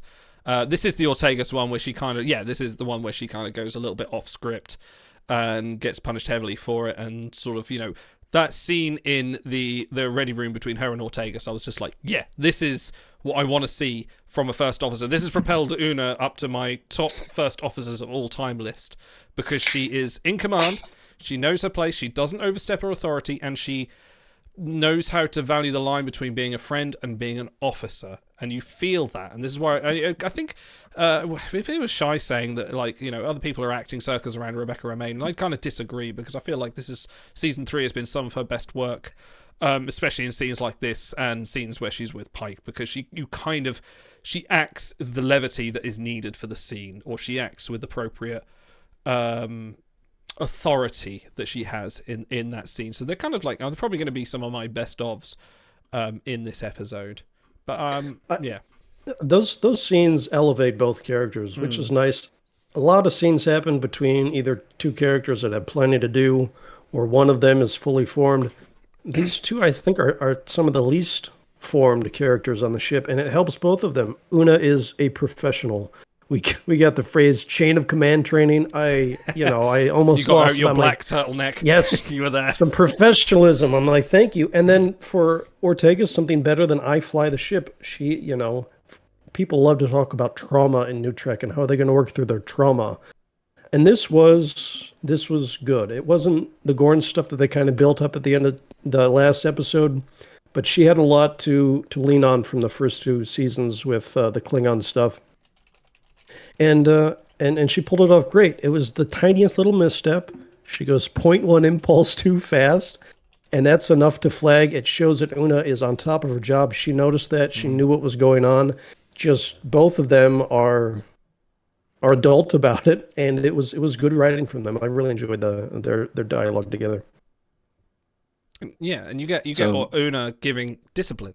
Like, it's not a case of just like, oh, slap on the wrist, never mind, back about your duty. No, it's like, you're on flight duty, and you can see the pain on Ortegas because that's her passion. She is a pilot. She almost stomps out of the room. Yeah, it was, and she knows as well. But she doesn't. She doesn't cry though. She doesn't cry. Nobody cries in Strange New Worlds.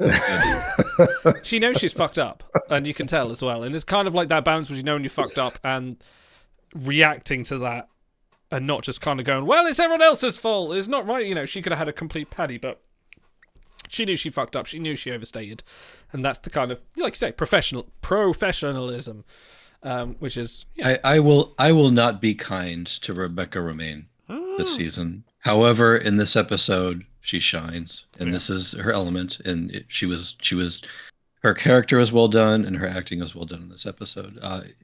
Again, we already mentioned spoiler alerts, but that will not continue. Anyways, apart from that, the other low point of the episode for me was the miscast, in my opinion, of Dakra's daughter. Just not a believable Klingon, not really expressing very much in the way of the true vengeance that she must feel, or the dishonor that she's trying to. Maybe I'm spoiled on the real deep development that we got from Michael Dorn and Worf, and just how well he expresses in a very Spock way the emotion through the veneer of being the austere stoicist. We've had one episode, minor race characters that come through and absolutely shine, and an example I think of is Maritza. Early on, we knew nothing about the Cardassians, or not a lot about the Bajoran treatment, things like that. We had this one episode where Maritza came through and just absolutely slayed us all. The same with James Sloyan's Romulan character from the similar kind of plot line in, I forget the episode name, from TNG Season 3. The Defector. The Defector, thank you. And again, like, one episode, we completely believe this character. So yeah, I kind of agree with you that, yeah, her characterization and the acting choices made there weren't as compelling to get us involved to say, like, you killed my father, prepare to die. The same way, actually, that Dakra was as well. He was a good one in Under the Cloak of War. We got complete good characterization from him. Sorry, I hijacked. Well, so let me ask, because the zombies had their moments that they contributed to the episode and moments that they detracted. Would the Baitha Mbenga stuff have been better or worse with them completely out of the picture, the zombies? I don't think it would have made any difference. No. I think, like, the zombies were kind of there to add a small veneer of a threat, but it wasn't needed. I think it was weird. This episode really kind of threw me for a mark because I thought, oh, the whole episode is going to be dealing with the zombies, and maybe the Klingons will come in and they'll save the day, and they'll have some begrudging agreement, and Spock will drink wine with them again, and they'll wander off. But actually turned out, oh no, wait, this is an Mbenga. Like, it was a surprise Mbenga episode. I wasn't expecting it until that final third. I was like, oh, we're going back here. Oh, okay, right, fine. Kind of threw you without too much setup, maybe. Yeah, the zombies were just a plot device to keep things moving and exciting. They really didn't lend a whole lot, but I appreciate that they were in the episode and it wasn't just the away team versus the Klingons for the whole thing. I'm glad they went there. I mean, they took a risk in being a little bit of a zombie thriller in the middle of our otherwise great episode, and they turned out well. I didn't. There was kind of a moment where there was the zombies coming through, and then we got our red lasers versus our blue lasers GI Joe moment, and I did like that. The mise en scène, the lighting in those scenes, and then the flickering panels at the science station. It had a very new Star Warsy feel to it. There you go. Yeah, good call there. Yeah. Being looking down the incoming phaser fire head on was very interesting. It's a point of view we don't get too often, so that was cool. It was just a cool scene. The other really cool scene I thought was the mind meld scene with Batel and Spock. And just how impactful, and we've got the horror on the surface, but there's a completely different kind of horror up on the Enterprise, which is really kind of understated until it just explodes, and really interesting flashpoints, throughout this episode. It was exciting. Everything that happened in this episode was exciting. Before we get too far away, I will shout out Baitha. I don't know her actress, for one positive thing. That fight scene at the end with Babs was better than his one last season with Dakra. And if you don't know, Babs is a legit Pan Am Jiu-Jitsu champion. The guy is a real-life badass. And they couldn't pull a good fight scene out of him last season with Ambassador Dakra, and we were wondering why that is. This one was better. I wouldn't say it's, set the world on fire, but it was believable, which the other one wasn't really. So I think it might have been the latter's actor hampering it a little bit. Maybe he was on the older side, but this was better. I again, before we get too far, I also want to call out. So you mentioned how they could have taken the twist where they become friends and have to unite against the zombie threat. They didn't take that direction, but the Klingons still had to keep the away team alive, so that they could have their ultimate encounter, so they could have a fair and honorable battle at the end. And I thought that was a really interesting twist. Absolutely supports the entire Star Trek canon, and really made the stakes of the interesting very different in a believable and interesting way. So really good choice there for the writers. How do you feel about the conclusion between Mbenga and what was her name? Yeah, Dakra or whatever. Baitha. Bytha. Turns out that she ends up sort of capitulating a little bit after sort of a small amount of conversation. She didn't seem to really truly believe in her own vengeance. I think it's part of the complaint we had about it. But, what would you have preferred? Would you have preferred Mbenga to kill her, or to throw, like what eventually happened, to get thrown to the zombies, or maybe capitulating and coming with them aboard the ship? Like, did you feel like that conclusion to that storyline was earned or delivered well? I mean, she found a way to get to Sto-Vo-Kor, so yeah, I mean, one way or another, she got her honorable battle. She knew she was coming to the planet to die, so I think once she realized she couldn't defeat him in combat, she had to find another way. If you remember that DS9 episode with Kern, where he's dishonored, he tells Worf, "Kill me. I need my honorable death." That whole episode is about him trying to find an honorable death. Yeah. So there's certainly precedent for that. I thought it was fine. It didn't bother me. I don't think. Not everyone needs to be allies or friendly. Not everyone needs to get along great. I think her trying to team up would have cheapened that. So I think it was better they went, your cat alarm's yes, I'm doing something. Your cat agrees.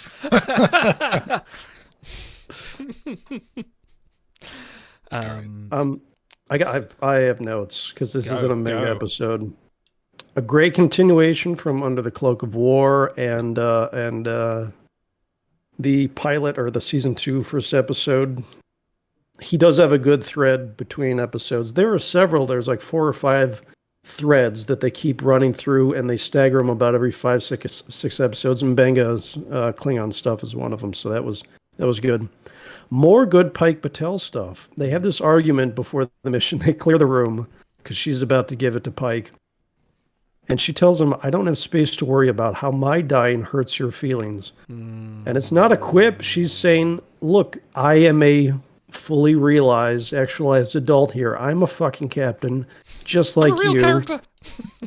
Yeah, I'm not your side piece. Like, this is my choice to make. This was maybe the high point of their relationship, and it starts kind of going downhill after this, where she becomes kind of like the damsel in distress. But this was still good.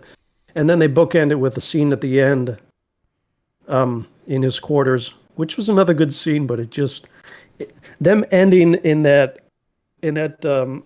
stupid full service kitchen that he has in his quarters. I'm like, this is just distracting me with the bright light, the fluorescent lighting and the nice kitchen. I'm like, this is not the place to have this serious discussion, but whatever. I still like them bookending that with that part of their relationship. Let him cook. You got to let him cook. Hey. The cinematography, again, the music, the lighting, the shots in space were excellent again in this episode.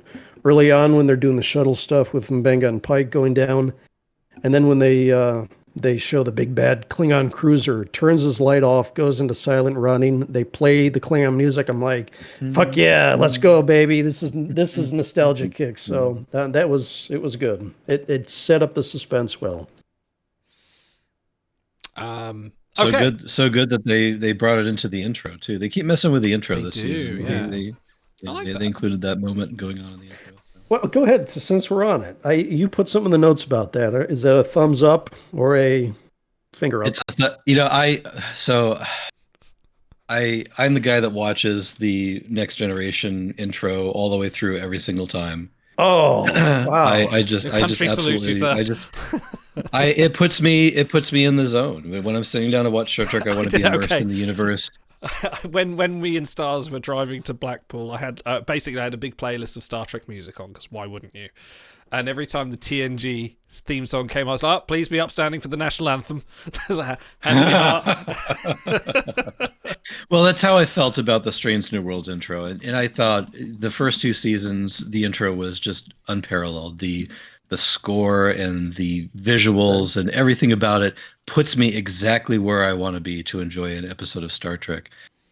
And now they're messing with it, and the score is still there, but now there's these little, and they're very poorly done too. I have to reflect that. It's almost like somebody's messing with clip art, where they take the Klingon battle cruiser and they bring it up out of the asteroids, and it zips off, and there's little motion streaks behind the ships, and it's jarring, and it's just not right. Just something's not right about the inclusions they did. They did a little more of a pull out on the biomes, the space dock biomes, and some other little flourishes they put on as the season goes on, and it just makes me realize just kind of how much of a ritual it is for me to sit through the intro for these. Well, it's been a long everything time. But Enterprise. Everything but Enterprise. That's because it's been a long road. Right. I like the intro. I mean, we've had discussion before. It's not my favorite theme song of all. I think it's okay, but I kind of like the change. I like the change to the intro to I like when an episode. I think I like that about Discovery as well. Like Discovery changed their intro every season to kind of reflect the season, and I feel like that's kind of a good way to go. Like, especially if you're the kind of person like me that kind of goes like all Star Trek on random, and I can watch the intro and go like, oh yeah, this is from season 2. Okay, I know where we are. It's like identifying the uniforms. You're identifying the intros, and that kind of thing. Any further notes, gentlemen, before we go on to our best and worst? I just want them to bring back the episode titles on screen. Otherwise, it's so hard for me to remember the names of some of these. They did that? Was that? Lower Decks. Okay, gentlemen. Best and worst. I'm going to go first. I'm going to start with my best. Very predictably, is going to be the Una and Ortega scene. It was very good. Very uplifting for both characters. I've said my piece on that. That was my best scene. I'm going to give you my worst one.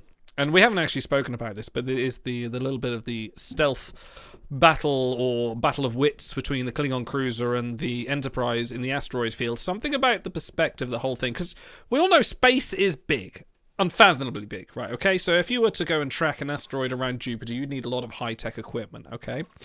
The way the scene is shot is that the Enterprise and this Klingon cruiser aren't really that far away.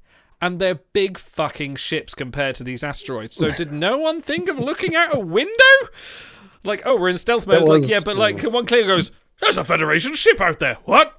It just kind of threw me out the moment. I can see their ship from here.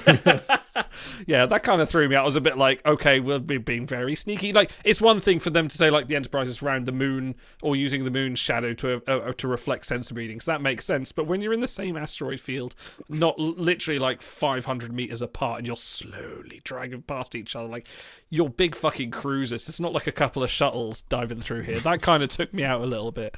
So, but they had to do it for Jack. Those are my best and worst. Auto. How about you? Dotto. Oh, Dotto. the tease. Oh. I got you there, didn't I?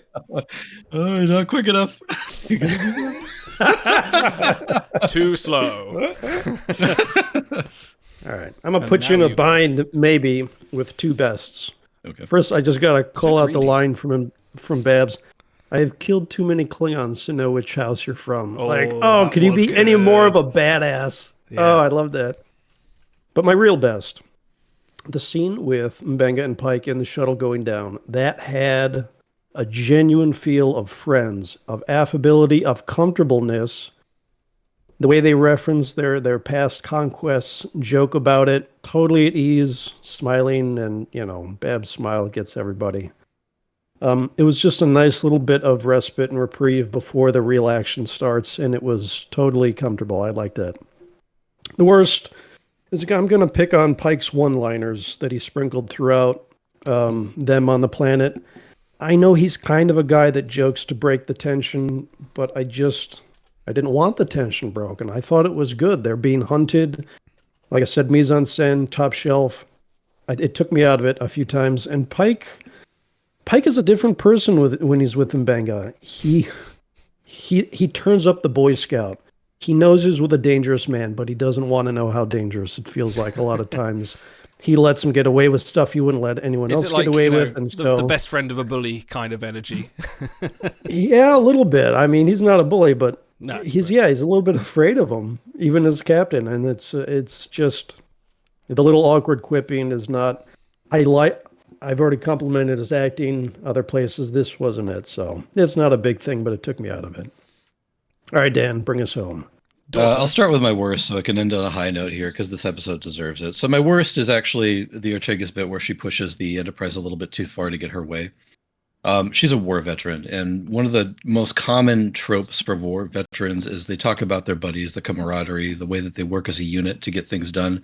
And her going solo, flying solo literally there and pushing everybody to the brink of disaster is absolutely unbelievable for the character, for everything we know about her, and for how much she loves and trusts and believes in the crew. For her to just take it upon herself to act out in that way took me out of the character and of that point in the episode. They resolved it well. I like how everything fell out as a result of it.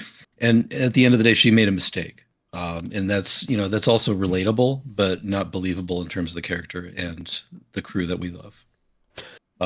Let me ask you then, if we all want to get to that point of Una dressing her down, what would you have done for Ortegas to cross the line that would still get us there? I mean, the writers were kind of in a bind because they don't want to make her seem inept because she's an expert pilot. She's the best pilot on the ship, probably in the fleet. I love when they So it wouldn't have been a genuine error that she would have committed. She had to have transgressed in some way, but I thought maybe there was some other narrative way, and I can't conjure it up right now because some of the best writers for the series couldn't conjure it up here. But I think there's some way to thread the needle where some transgression was made that we had a little more insight in that wasn't as overt. So best point here, I've got a whole lot of them. If I had to pick, well, all right. So you don't have to pick. Yeah, I don't have to pick. Yeah, I could do 2 or 3 like you do. So,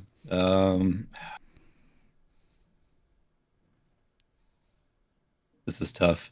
We'll have plenty of complaints, so let's keep praising. I'm gonna have to double up on Babs. Just he acts so effortlessly. That's what Otto would like to do. It's something about him that his soft-spoken and casual nature is just hits. And So I work.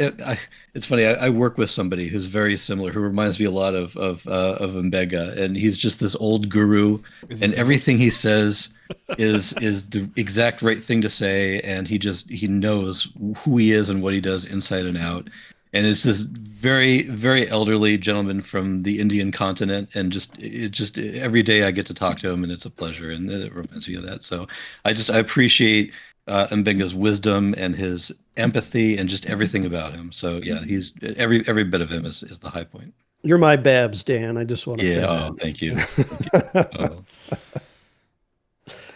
Okay. What, you're not going to give us a second one? Come on. All right. Yeah. Well, all right. I'll get you called out stars earlier for how much he might like this episode. I'll also point out the Fallout reference for anybody that's a fan of the Fallout games. Vault 22 was the vault where everybody got taken over by plants and they turned into plant zombies, and also related to a real life. I think it's called cordyceps fungi, where they take over the ants and control the mind control that's stuff. Like my worst bit. I thought, if they're gonna do zombies, this is the way to do it. Do it in a way that just has some horror roots, but also some real world roots. And so yeah, that's it.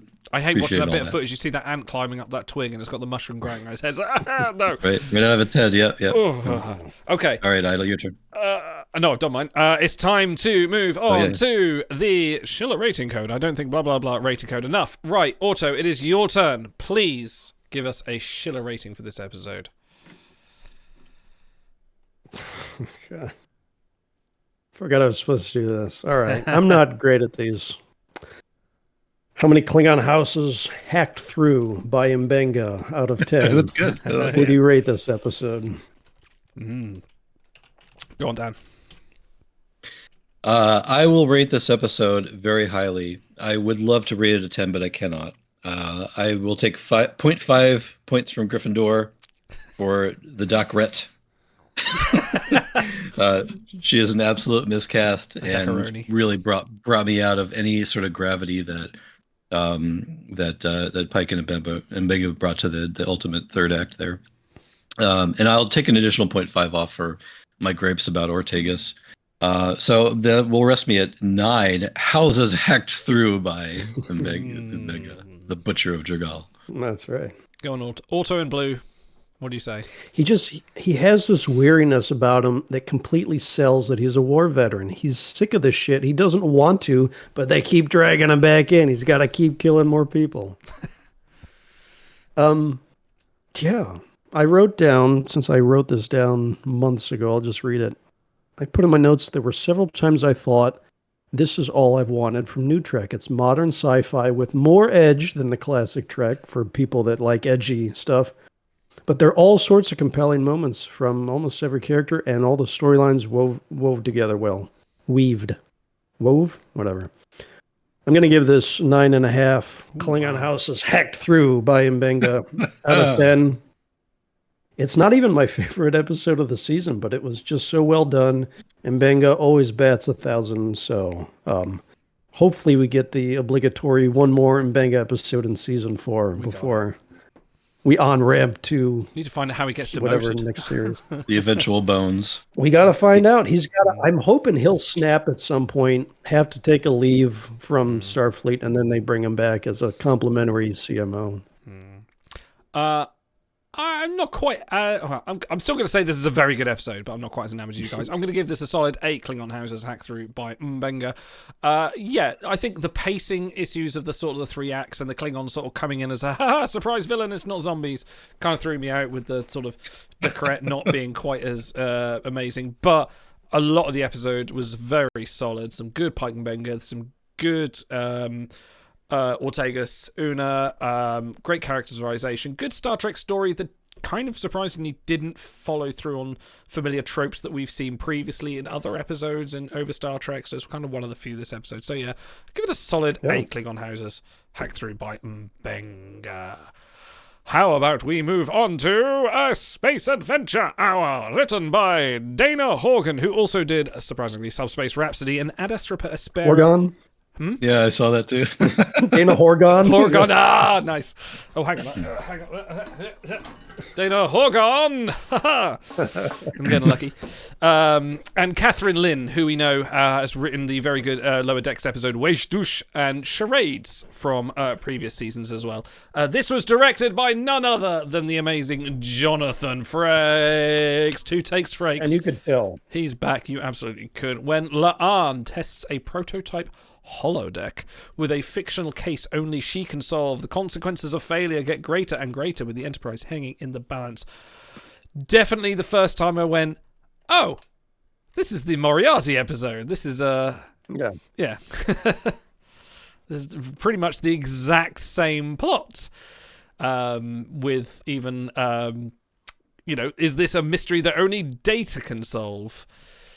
Elementary, my dear La'an. It's not like they were shying away from it, because they literally have La'an tell the computer, give me a challenge that will challenge me. So it's almost line for line, yeah. Mm-hmm. Yeah.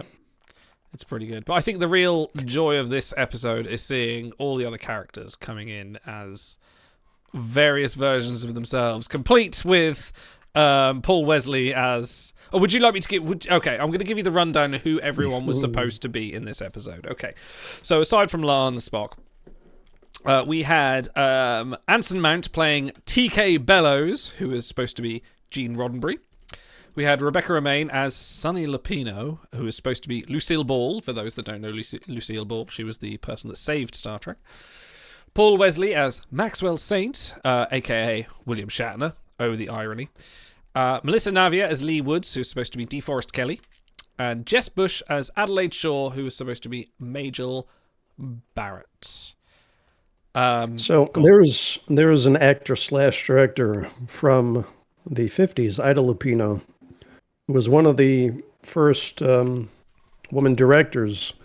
And so I wonder if her surname is a reference to that. I read somewhere it directly was, yeah. Okay, she's in a few Twilight Zones, directs one, and she was a very formidable woman from all accounts. So the big question is here. How do you feel about the holodeck before the holodeck? And I'm going to point out a very specific episode from TNG, which is 1100110 with Minuet and Riker. And Riker and Picard spend all their time with the holodeck and going, look how realistic all these characters are. Look how amazingly they interpret. And it's supposed to be a big revolutionary moment of like holodeck and character autonomy, and then actually this proto holodeck just does it anyway. Now you talk. I think that it works, and the reason why is so we've had close encounters with AI before. It's come up pretty much every 5 years. Oh, AI! Here's our AI. Here's our chatbot. Here's the wave of the future, and it's just not quite ready for prime time. And then it goes away for a while. Same thing with immersive, like 3D. We were talking before the stream about the Google Cardboard and being able to kind of get immersed in a virtual reality world. VR comes and goes, and we're on kind of the hiatus from VR now, where they tried it with Skyrim and a few other games, and people just weren't paying extra for it. So it'll come back around again. And I think that's believable and realistic for the holodeck. VR certainly has existed in the 20th century, so why not in the 21st, the 22nd, and forward? And it just simply isn't ready yet. And so I completely get that. Makes no problems here. Yeah, I didn't have a problem with it existing. I did have 2 issues with it, though. One, there should have been more errors, more low fidelity, more glitches to sell that this is like a beta version of whatever. The other issue is don't do it on a ship. Do it on some giant space station that has the power. Because the whole thing was we don't have the power to run it. We had to draw power from everywhere else. Do it on a space station. All of a sudden, there's a reason why we don't see it in any other ships until TNG. I know why they did it on a ship, but just those 2 little quibbles. But no, overall, it didn't bother me either. No trouble with the quibbles. Got it. Okay. So here's something. Maybe you can help. Quibbles and quibulations. Maybe you can help analyze me a little bit. I didn't have a problem. I don't have a problem with these kind of episodes with everybody acting goofy, because it's not really them, and it kind of makes sense. Something we'll get to later. 4.5 Vulcans. everybody acts goofy, I feel like for the sake of acting goofy, and I can't quite articulate why one hits me okay and the other one seems just egregious, I guess I could say. I think you could say in this situation, you're right. It's not them, so they can act goofy, or they're not. I don't say they were acting goofy in this episode. I think they're acting. Well, like the actors are acting play. goofy. They're acting like characters from a play, which is exactly what they are. Well, these are people in a play. You know, if you were to go see a Space Adventure Hour in the cinema, in the theatre, I would exactly expect this level of sort of amdram stuff. That level of hammy the acting. Play within the play, though, where they're on set and they're definitely acting goofy. Yeah, I don't know. I think when it's not the characters, it's more acceptable. When it is the characters, and like we talk with 4.5 Vulcans, I think that comes more a Flanderization of the Vulcan of the essence of a Vulcan than anything else. But I have that's all I have to say on that. Cool story, bro. All right, let's talk about who succeeded and who didn't. So I'll start off with Rebecca Romaine because I've already let you know. All right, lay it on us. She's gonna have it. So I had to ask my. I'm colorblind. I'm wearing my nice green shirt today, by the way. So I hope you know. We are By the way, in you're gonna command be the colours, first one look. killed off. Yeah, you're gonna die first, Dan. So. My green shirt. So so I had to ask my wife if Rebecca Romaine's character's hair was red. And because I just wasn't getting Lucille Ball off of her at all, I was getting Rebecca Romaine off of her, just standing up and delivering her lines. Point of weakness, and she's obviously off very early on. And I think Idle, you made a good point that the amount of screen time that these actors get in their alternate egos is proportionate to their skill in delivering. And so I think that's reasonable. Another weak point is Celia Gooding, who is absolutely phenomenal. She's got the record for. I was about to come and fight you for that. No, she's awful. She's awful in this episode. Oh, really? So you can fight me if you want. Oh, shit. She is awful. She is grating and does not deliver the character. All right, and here we'll get to. There's a lot to unpack here, but she has got the record for making me cry tears the most times in Strange New Worlds. Like, she does it. Man, she just makes me feel. And in this episode, she cannot embody the character that she's supposed to portray. I guess she's some high-powered producer or something, like she's one of the money partners or something. And I just didn't get her character, her dopey speech at the end about, we got a little preview of what Starfleet is. Here's what Star Trek is. In her speech at the end, and just everything about her, just completely removing. She didn't get to interact with any of the other characters. All she did was interact with Lon. Lon, thank you. And so she's apart from the cast and apart from her own character and out of her element.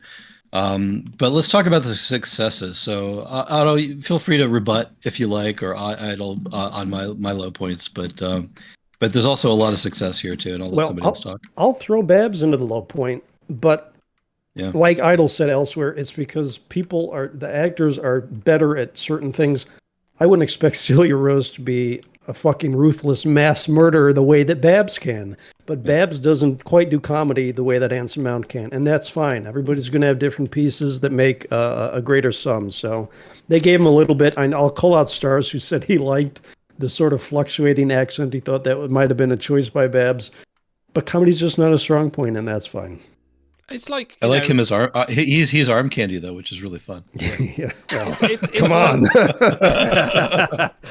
It's like Patrick Stewart as well. In Picard when he's doing his French accent, it's fucking atrocious, and it's not even. It's atrocious for Patrick Stewart. It's just like, even hamming up, I can tell this is bad. Like, you need to. But I will accept it because it's funny. For Celia Gooding in this, you are right. It is a kind of grating moment where they kind of do that we're Starfleet kind of thing, and it's like, this is the kind of the world. It doesn't quite hit the same way that Sisko does in Far Beyond the Stars, which I think is kind of the same parallel they were kind of attempting to break, but not quite as impactful. But can we at least? If you're drawing that.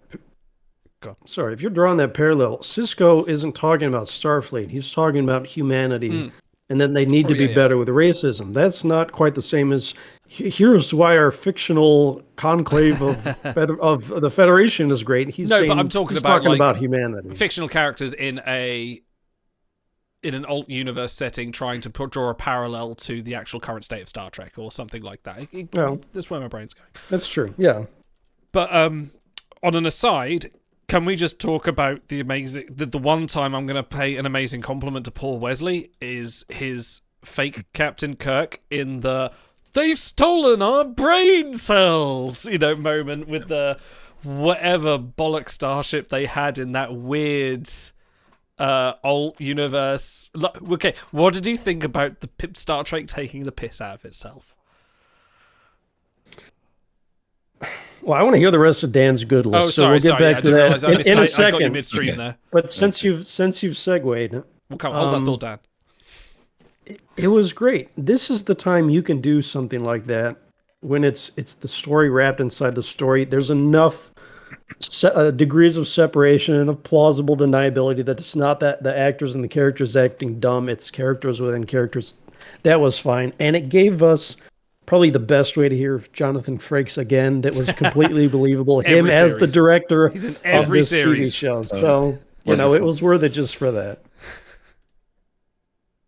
Anyway, Dan, continue. All right. So other high points. So so Melissa Navia inhabiting DeForest Kelly. I didn't really see it except for the outfit. The the wardrobe was fantastic. Like I remember D. Kelly wearing that exact fringed, ridiculous, like half Western outfit in a lot of his photos. Like I think there was photos, promotional photos when the Enterprise was christened, the space shuttle Enterprise.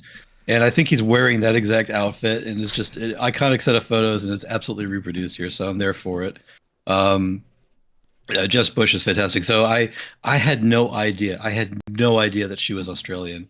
And she let her actual accent out in this episode, and I had to look it up. I went immediately to Wikipedia. I was like, "Holy crap! Is she not?" Because she does the American accent flawlessly, and I went 3 full seasons without knowing. By Jess Bush, fantastic, wonderful job. We've already gushed about Anson Mount. His TK Bellows is beautiful. Just he's so soft spoken and understated in this episode, and it succeeds in every way.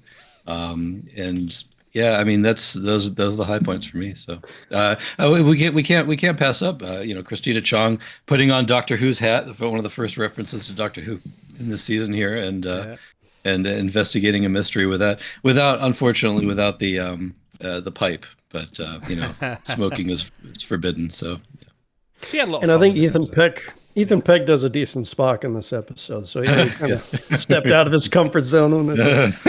Yeah, so I remember the story Hugh Laurie tells where he auditioned for House, the role of Dr. House. His American accent. Got through the auditions. The people auditioning him had no idea he was British because his American was so good. It's the advantage of Hollywood being everywhere. If you don't live in the U.S., still most of the media you consume is going to be in American accents, and so I think it's just easier for them to pick that up growing up. But yeah, that was in my notes too. Nice, fun to hear Jess's Aussie. I said, Christine, and then a lot of fun on this episode. Sorry, we are talking over each other a lot today. We need like hand signals. I'm holding the stick. We can finish each other's sandwiches. Gyrations. Thank you. That's what I was gonna say. Christina Chong was having a lot of fun with this episode, and you could tell, sort of darting in her little sort of like, I'm going to solve a mystery. And so this is definitely a La'an that is now out of her shell after having dealt with her Gorn drama, from the dancing to I'm going to have some fun on the holodeck to, I'm going to have some fun with Spock. Woohoo. Definite good. Where I didn't pick up on the context clues that it was, and if it's not already obvious, spoilers, but there was Spock all along. Spoilers. I don't think you need to say spoilers. No, I don't. Anymore. I don't. But just in case anyone isn't paying attention to the giant sign that says spoilers on the screen, because there are a few out there that are probably falling asleep to us right now. Someone pointed out that the Spock on the holodeck doesn't blink. Doesn't blink. And I just always reminds me of that Michael Caine quote, and it's just, and you just keep on looking, and you don't blink. I love and that just keep clip doing, so and much. Just don't blink.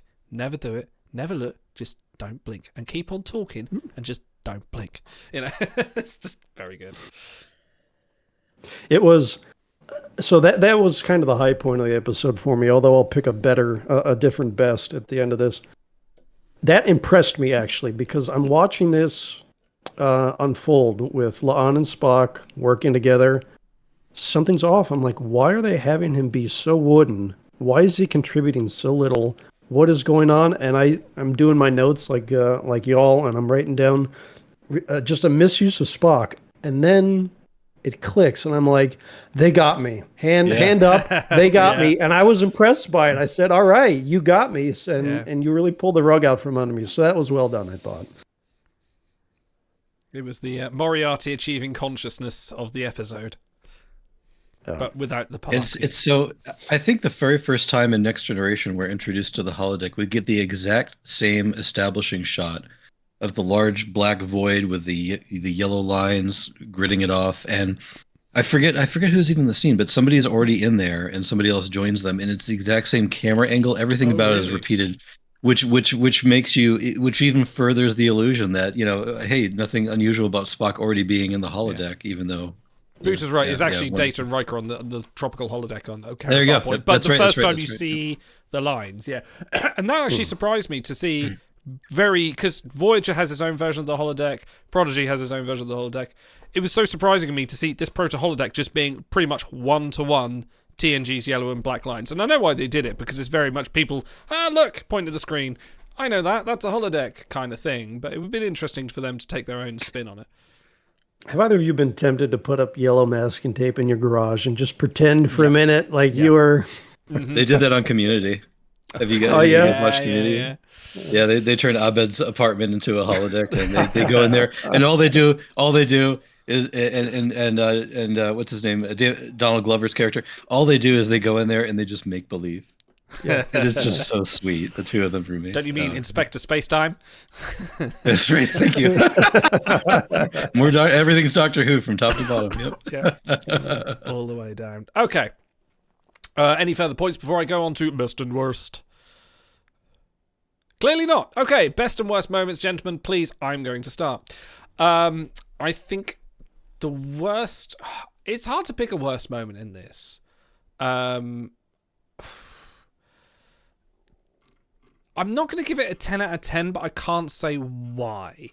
I think there were just moments like, I feel like it was a bit too derivative of Elementary, My Dear Data. Elementary. Yeah, Elementary, My Dear Data. It was, that's probably my worst moment, is the fact that it was a rehash of the script right down to the shit happens to the ship and they can't do stuff because the holodeck's drawing too much power. And it's literally 1-to-1 the same script. So I say that's not necessarily a moment, but kind of like the whole thing is just kind of like, I mean, if you're a new Star Trek fan, that's great. But we have seen holodeck incident after holodeck incident many, many times. My best moment is not really a moment that's expressed out loud, but Pike, having had all his trauma with the natives of Talos 4 of being imprisoned in a giant virtual reality cave and forced to exhibit and live memories he didn't want to, then looking at the holodeck, his scene going wrong and him going, nope, fuck it, get it off the ship, it's not ready, I don't want to see it, I don't want that shit on my ship, nope, go, bye. It's like, it's not ready, fuck off. I think that was probably my best moment. It's just just complete like, nope, not doing that.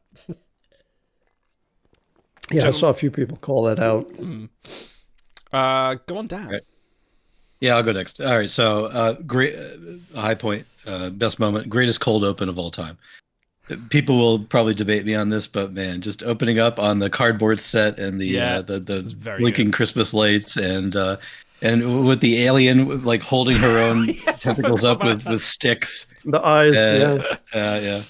Oh man, this is the episode. This is the episode that made me like Paul Wesley as an actor. You know that he could just have fun with it and just relax. Because a lot of times I just don't get that level of casualness from him that Shatner just embodied. He reminded me of Shy doing Kirk.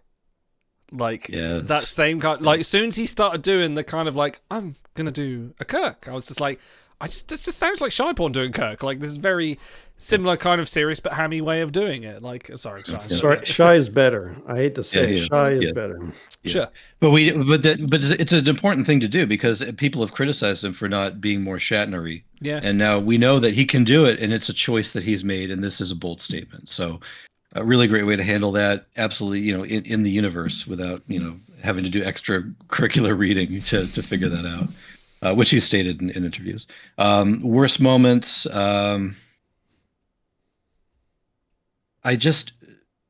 I liked everything about the Agatha Christie, Nancy Drew thing. I liked Christina Chong's portrayal, but her American accent that she puts on just isn't successful, and that kind of pulls me out a little bit too. And everybody gets to have fun with this episode, right? But her, I will not criticize her very much this season. But that's it's as good as Babs British for me.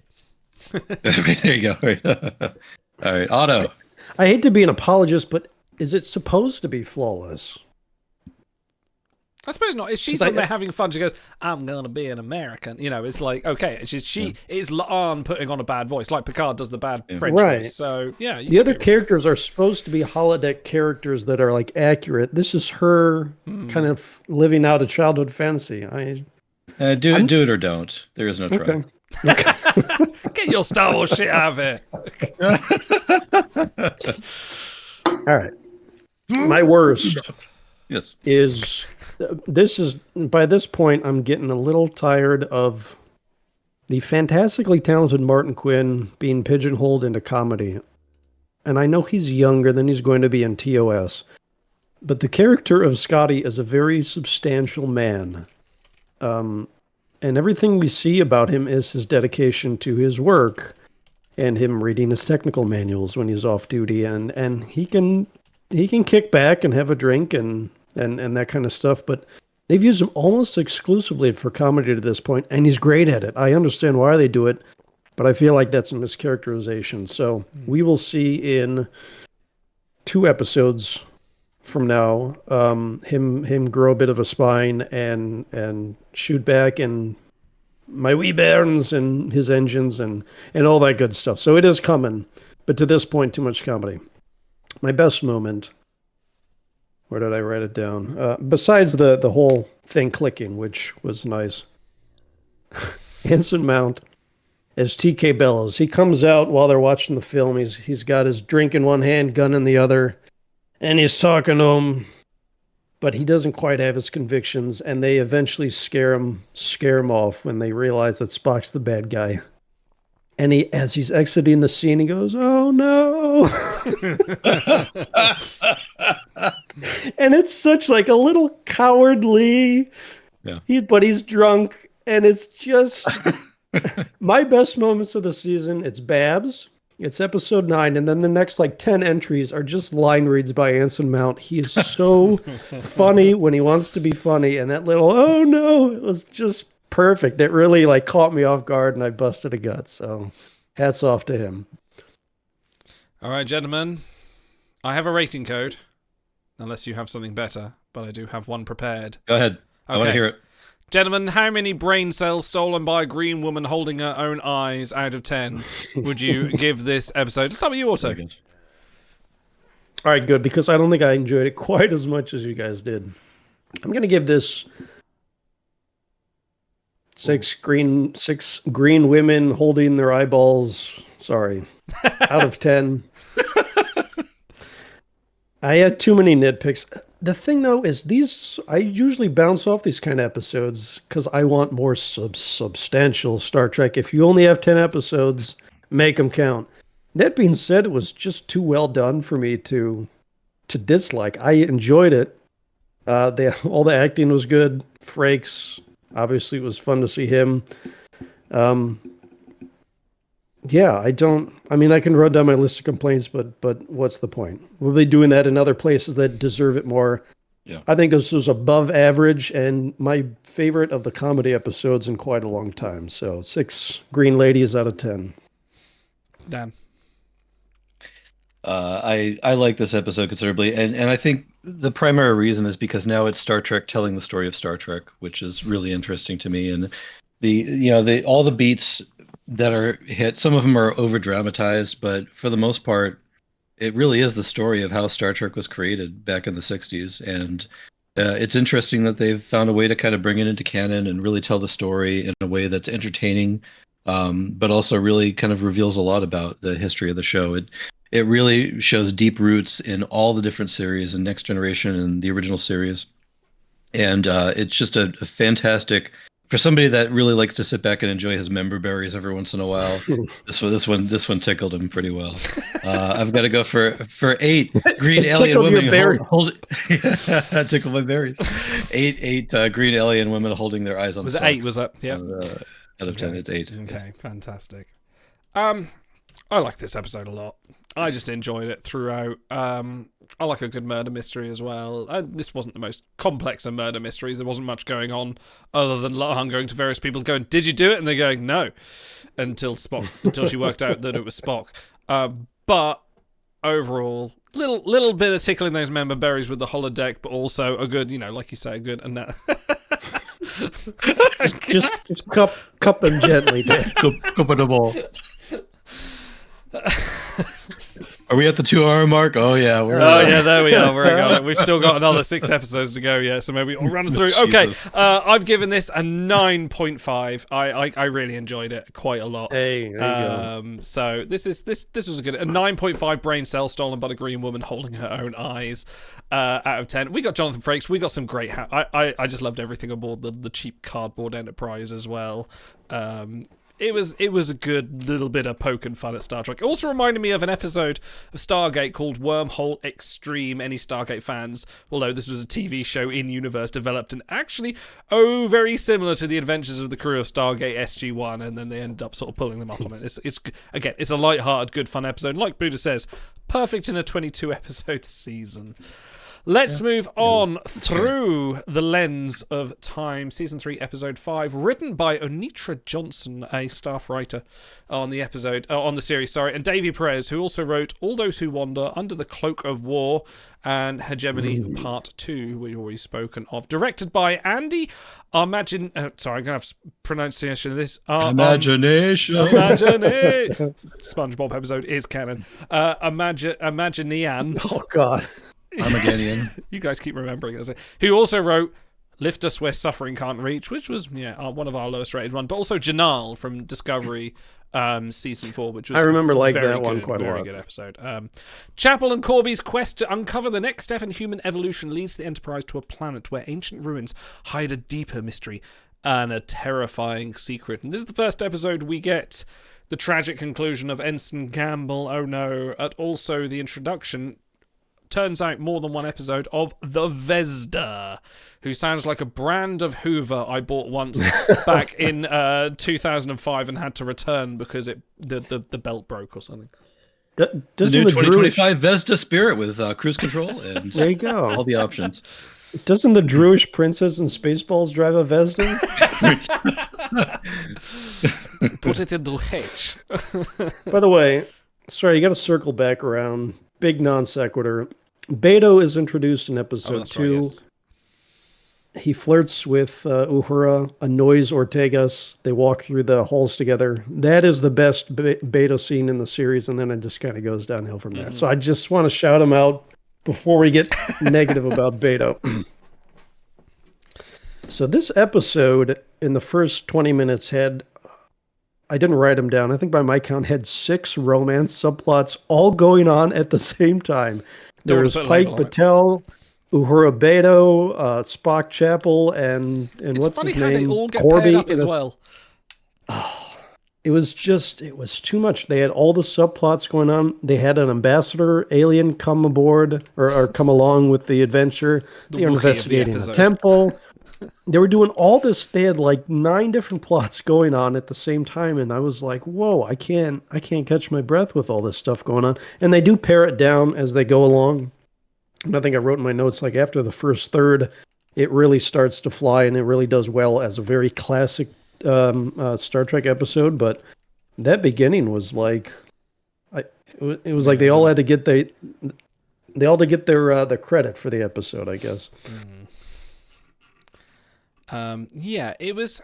So this episode's a weird one because I felt like I watched the episode and then I got to the end of the episode and kind of went, what happened? Because it was very, aside from sort of the very obvious stuff that happened to Ensign Gamble, the kind of overall plot with the Vesda and these ancient beings that somehow linked to the Gorn, that somehow got Captain Battelle all sort of going sort of prophets and Paraiths on Ensign Gamble as well. Kind of it was very sort of a little bit up in the air, and we were sort of left to believe, like, what's going on? None of this is being... Not that I need someone to write out in big expositional letters and have someone read me out a script to say this is what's happening, but it all sort of appeared to be a bit like, well, depends on the episode. It all seemed to sort of hand wave around a little bit, and especially with the dimensional separation. So my sort of moment where I was like, oh, cool, this might be a good episode, is where they're all split onto different timelines or different dimensional space. And I thought, they're going to have to work out some really clever way of getting them all back into the same thing. Maybe they'll use the ship's sort of transporters to create a localized phase field to draw them all onto the same plane of reality, and they work together. No, turns out they can just put a bit of rock on the comm panel, and that's fine. Well, the big reveal is supposed to be that effect precedes cause. And so once that clicks, then you only have that leap of faith, and it does resolve itself. But this is also really the first high-concept sci-fi we get all season, and we're here in episode 5. So yeah. I did appreciate a little bit of complexity, a little bit of make you think. I have a note here. Finally, a Star Trek episode, and I hate it. Because you're exactly right. We've got archaeology. Loved whenever Picard went off on a tangent and got to do a little bit of archaeology, but it was completely unearned here. They beamed down and all the groundwork's already done. Corby's just magically already studied everything, and all they need is the Enterprise to Deus Ex Machina the door open and the big duck lines reveal. Do some garbage. Just Chapel just going like, oh, it's just taking my blood. Never mind. Like just literally went zip. It's like, is that going to be a problem? Nah, we'll be fine. It's got my blood. No, it's fine. Yeah, there's a lot of dropped threads, but I guess you pointed out the relationship, even the previews, like they do that previously seen on Star Trek Strange New Worlds. It was all relationship stuff, so I was like, oh god, is it going to be another episode 2? Fortunately, they kept it very limited to the first section, the pre-credits opener, and so it's fine that they were able to compartmentalize it, but they wasted a lot of time they could have used exploring the planet, exploring the culture down there. Another kind of drop thread is they're looking for, the whole thing is a plot hole, honestly. They're looking for the secret to immortality, eternal life, and this is something that's apparently been lost. How? Just go ask the people that are still around if it works so well. Let put it like this: if you've discovered the secret to immortality, you're not telling a lot of people about it. You're just like, well, hang on, I don't really want anyone else around me to have it. Not even the wife. I'm going to pump the brakes, and I'm going to let somebody else take it. I wouldn't even give it to you guys, to be honest. That's a very dangerous thing. Going to let us grow old. That's the only way we'll finish Trek. You realise this? 300 years in, and we'll have finally finished it. We're like, right, fine, I'll take the bill. Oh fuck, I forgot what I was going to say now. No, that's gone. You guys talk while I think. Okay, I'll drop it in here because I have a bit of a problem with Chapel. When Spock is engaged to T'Pring, then she develops feelings for him. When T'Pring and he break up, she shortly after drops that. Now it's not working. She keeps, whenever he's unavailable, she wants him. When he's available, she doesn't want him. And this kind of snap back and forth. Oh, you've met women. Yeah, but it makes me think less of her. And in this episode is probably the high spot of the episode where she is the most, not standoffish. Thank you, Buta. But she just kind of, she gives him a little bit of grief. And it's not deserved. Spock hasn't done a damn thing. He's trying his best. He tried his best, with the gifts and whatnot. And maybe he's pushing too hard, but this was, I didn't like it. And I don't want to say cross the line and say something that she hasn't deserved. But to me, I thought less of this character, and this kind of episode kind of exemplified it. Sorry, go ahead, Dad. She's split between three passions, and that doesn't come across. It's all implied. It's never explicit. Her passion for Spock, which is clearly chemistry, very little else behind it. Her passion for Corby, which dovetails with her passion that she's found for research and archaeology. That she's found is even more of her calling than being a medical exchange partner on the Enterprise.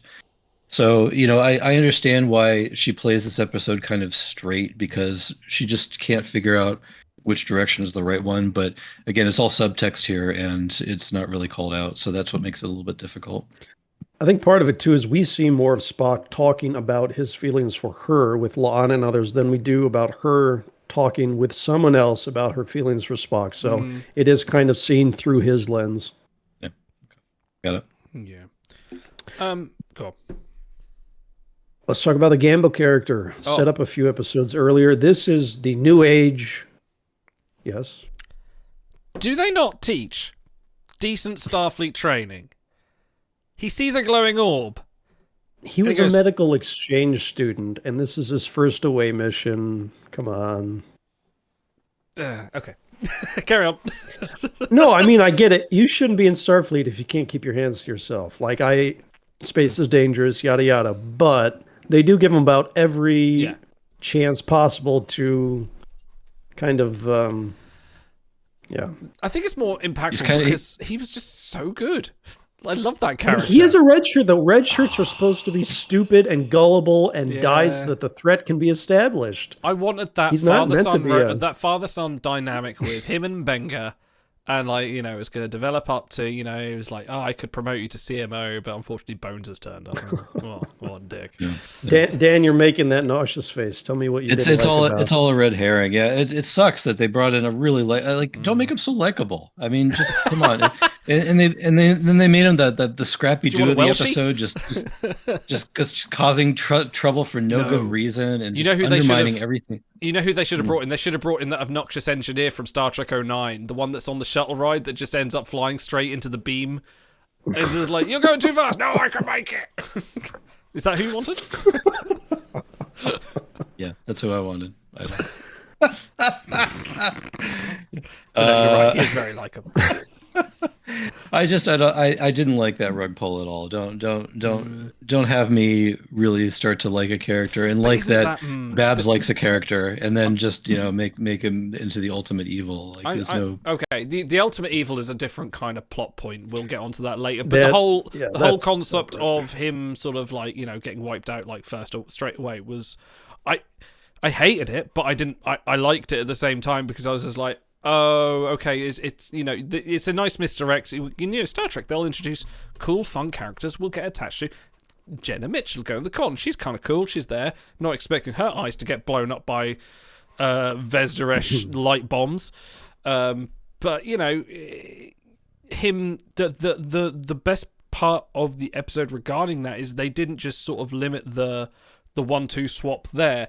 They had his eyes blown out, but then they carried it on by the reveal sort of near the end, the twist, which was a good twist of actually, no, he's been dead all this time. He died ages ago. It's just been this creature inside him that whole time. And that, again, like the Space Adventure Hour, it kept us guessing. It was a nice mystery, in my eyes anyway. It was a nice mystery sort of that we didn't know. Eyes? In my eyes, yeah. In, no pun intended. The heat.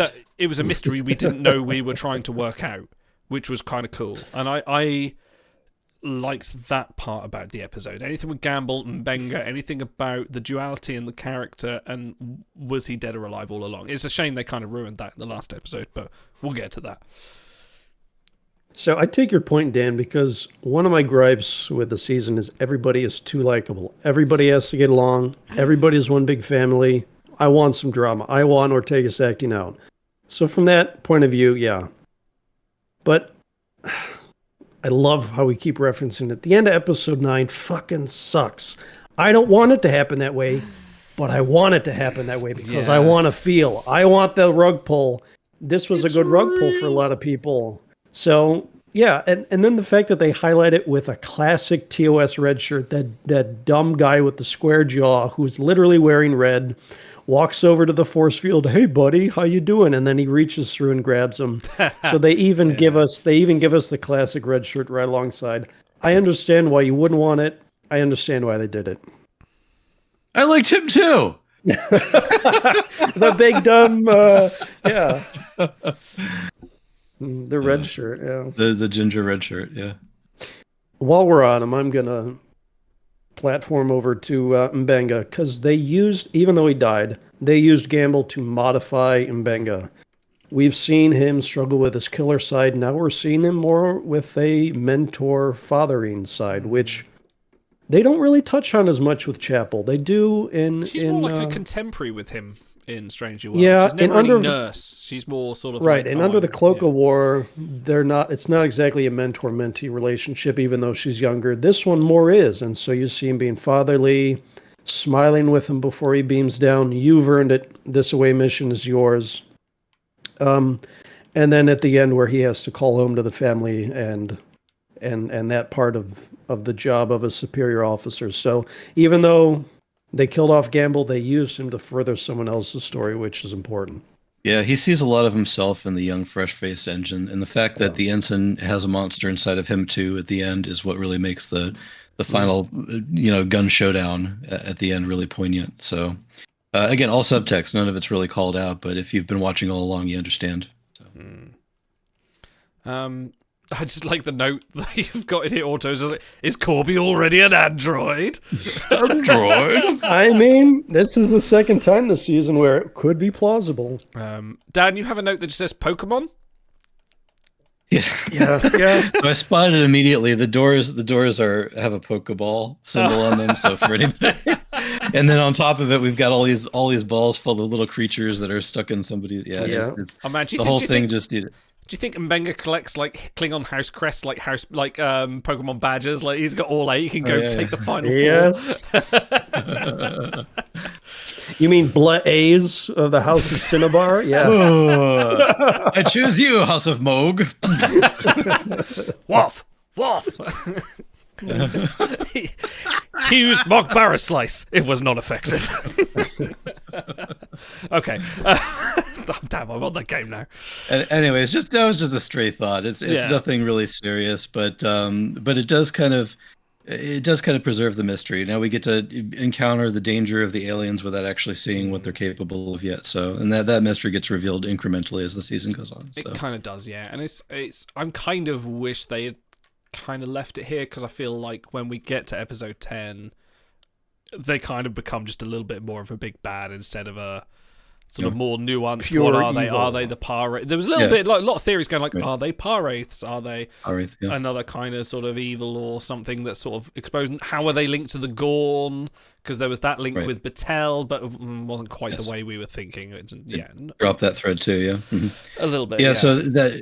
I'll let you get to your point shortly, but I just want to point out here that I don't have any point. Okay, you're just good. So that's one thing that really left me hanging, and I thought they were going to go in a completely different direction this season. That we have this all-powerful imprisoned entity, right? So we don't know how to feel for them yet, whether they're imprisoned wrongfully or rightly. We don't know what this, whatever Yeah. So I thought maybe, all right. So, and we didn't know that they were dropping the Gorn either. So, we know they're going to come back at some point. We don't know, when. And so I thought maybe here's the showdown, is that the Gorn come back. They're stronger than ever. They've had a nice rest, a little nap, and now they're back and ready to play. And now we need something even more powerful. Do we need to unleash the Pokeballs and let let them battle for us instead of actually fighting our fights? So that didn't bear out, and it went kind of in a more basic direction than that. But I thought it was an interesting tease. Like, we didn't get answers at the end of this episode, and that was probably for the best. I sometimes think you don't always need answers to a lot of things. A lot of TNG episodes ended with like some ancient civilization or some sort of artifact that they found. There was no answer to it other than this is an unknowable force, and we should take the lessons from it, not the conclusion. And I feel if they're gonna do the big spiritual journey to like other dimensional creatures, just maybe don't try and explain them or don't try and fit them in, because it's not going to sound good when you do, and we'll get onto that when we get to episode 10.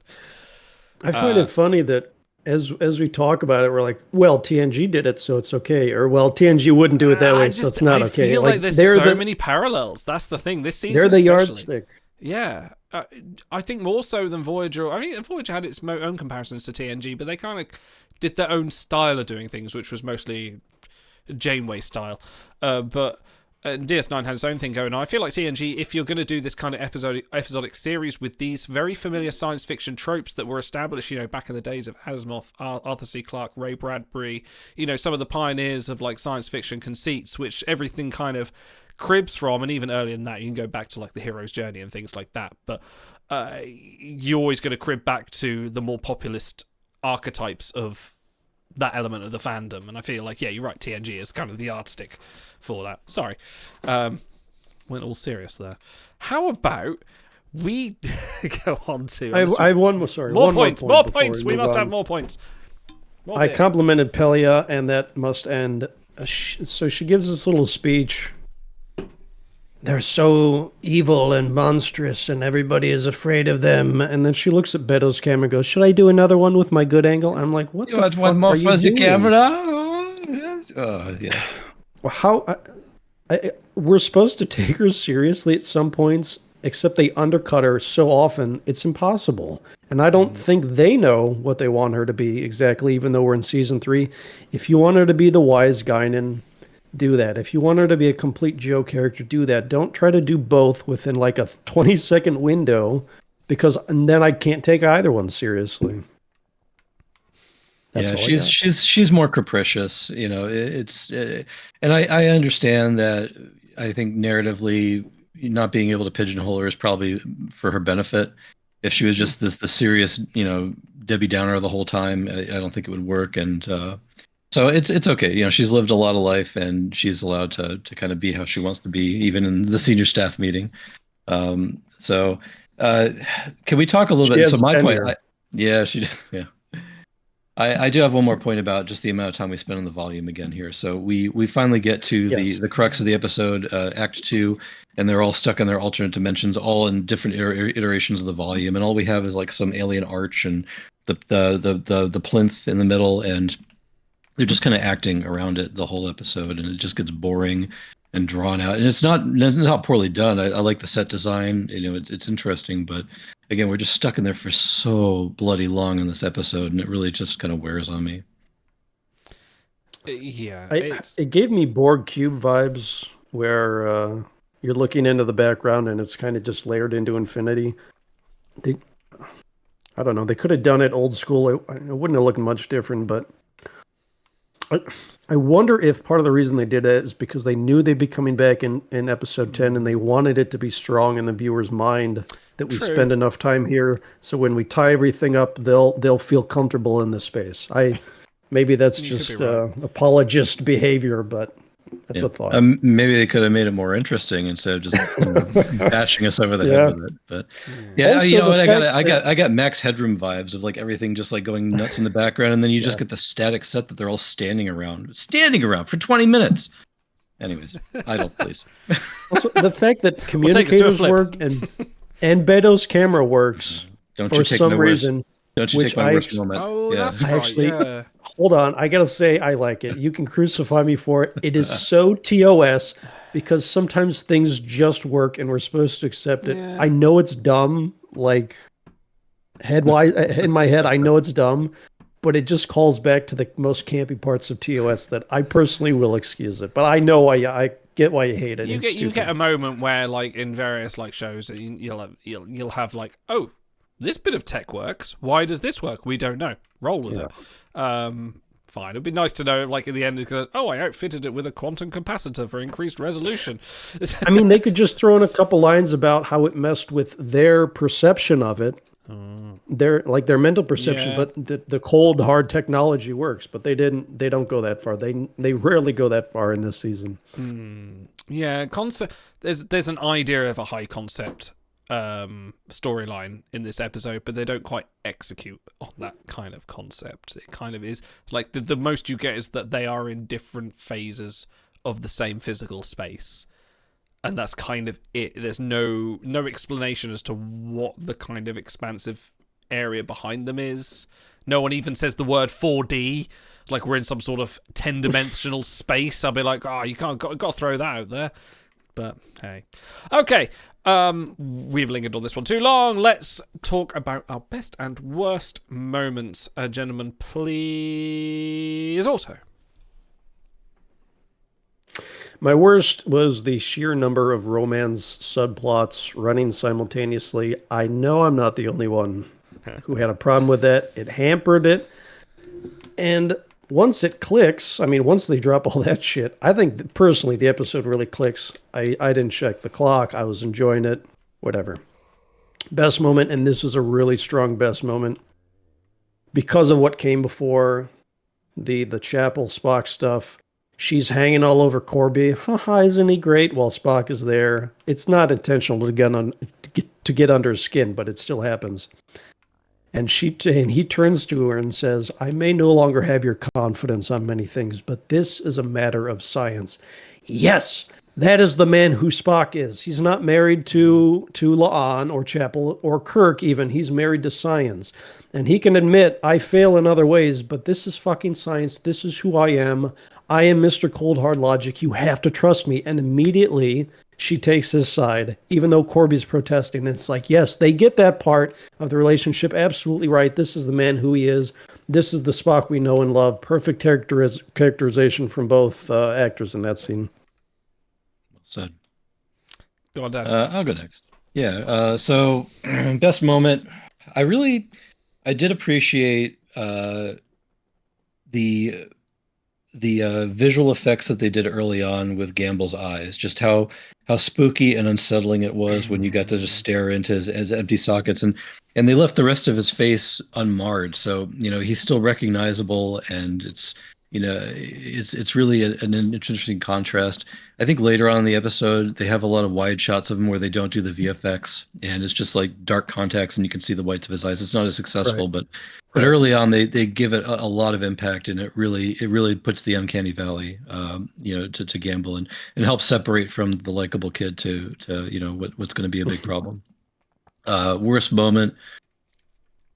It's the third episode in a row where we are stuck without comms, we are stuck without transporters, and I'm sick of just them saying, okay, all this cool Star Trek stuff we brought, but we can't use it because of plot. Just come on. Just come on. Let them cooperate. Let people work together and find a way through things instead of just, sticking them all in the volume and saying, okay, here, act. Anyways, yeah. Go, act. Do acty things. Right. That's the direction. Right. There's no script. There's just a director go, and act. And they're like, let's be adults now. Actually, now I'd like to see one full episode of improv Star Trek. I think that could really have some potential. What's this, Mr. Spock? It's a doohickey. Okay. What does it do? I don't know. Whose ley line is it anyway? Oh, you've got to save that for the finale. Okay, that's okay. That's got to be a rating code or something. Jesus Christ. Okay, never mind. Okay, both of mine are going to be best and worst are going to be related to Gamble. My worst is Gamble's complete lack of Starfleet training, and also from a plot convenience as well. As soon as he picked up, you see a glowing orb on the floor, and as soon as he reached up to glowing on it, I'm like, for everyone else, I'm saying, why is no one stepping in and saying, don't fucking touch that? You haven't even scanned it with a tricorder. It could be a grenade, and turns out it was a grenade filled with evil demonic entities that took over his body. So it's a little bit of like, this is written badly. I would believe if it accidentally got kicked into his face, or if for some reason it slipped and fell and it rolled in front of him and exploded, a bit more plausible. But him just go like, look, glowy thing. No, I wasn't. Oops, oopsie doopsie. Now I'm dead. My favourite moment was the whole intrigue with Gamble later on, and the whole plot line of is he a part of two consciousness? Will they bring Gamble back? Because even when it exploded, we were still holding on hope that they'll just they put the Geordie visor on him, and we got the whole they'll just regenerate his eyes, he'll be back. And it wasn't until last moment when Bengus is like, shit, you've been dead all time, haven't you? And that was just like, that was like real heartbreaking. That was really good in a kind of like, this is good television way. So yeah, that's probably my best moment. So at the end there, where he's like in the transporter buffer, and then it shifts to the evil iconography. That actually reminded me of the end of Cloak of War, where they talk about how the evil or the monster in Mbenga might strike again, and then they little flicker. I'm like, why are all the panels in sickbay so shitty? Shouldn't they have redundant power systems in the one place where medical is very important? Yeah. But whatever. Not there. Okay, episode 6. We are 2 hours and 45 minutes in. We need to rush. Go on. I think we'll skip the end and just do the episodes, but... All right, I got the rating code, Okay. gentlemen. Oh, yeah, shit, yeah. Rating code. Go on. How many why the hell didn't you test the invisible bridge with 1 foot first out of 10 would you give this episode? Wait, hang on. Why the hell Why did we need to hold hands and just leap into the void? Couldn't we have tapped with 1 foot? Why? What was that? Why the hell didn't you test the invisible bridge? Bridge with 1 foot first. 1 foot. Even Indiana Jones threw some sand over it just to make sure. Yeah. I'll go first. I think I'm going to give this a 9 out of 10. Well, no, I'm going to drop that to an 8 already. You made it sound like you didn't enjoy it too much. I enjoyed the gamble stuff. The gamble stuff was very strong in this episode. Gamble. Don't let us influence you. The science conceit in the 3 realities weren't great, but it wasn't detracting from the episode. There's a lot of things around the edge I feel like they could have tightened up and explained through just a simple bit of dialogue. Would have fixed a lot of the problems. And I think that's why I'm going to give this a 7 out of 10. I've dropped that. I was like, no, I had to work my way through this of how I felt and to where I'm balancing. No, I think that's a 7. A 7. Why the hell didn't you test the invisible bridge 1 foot first out of 10? It's a 7. I think the gamble stuff is strong. It is a good episode. Let down. I didn't mind the drama stuff, honestly. I think there was a scene between La'an and Chapel where they're just a bit like, yeah, I'm banging Spock, whatever.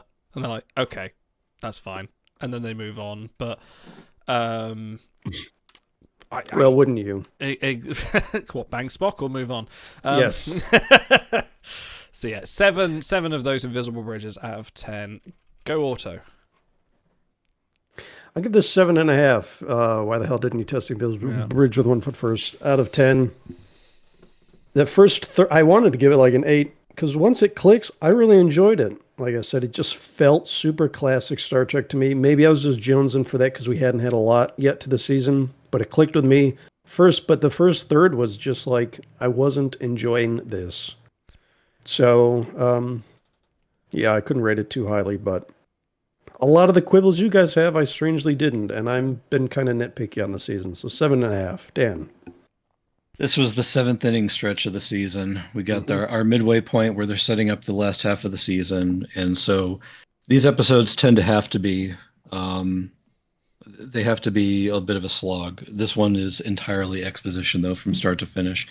Relationship exposition in the first act, exposition about this unseen threat that they have to encounter and deal with Gamble, and just not a whole lot happens except for we lose a new member of the crew, which is impactful. I mean, that drives the threat home for sure.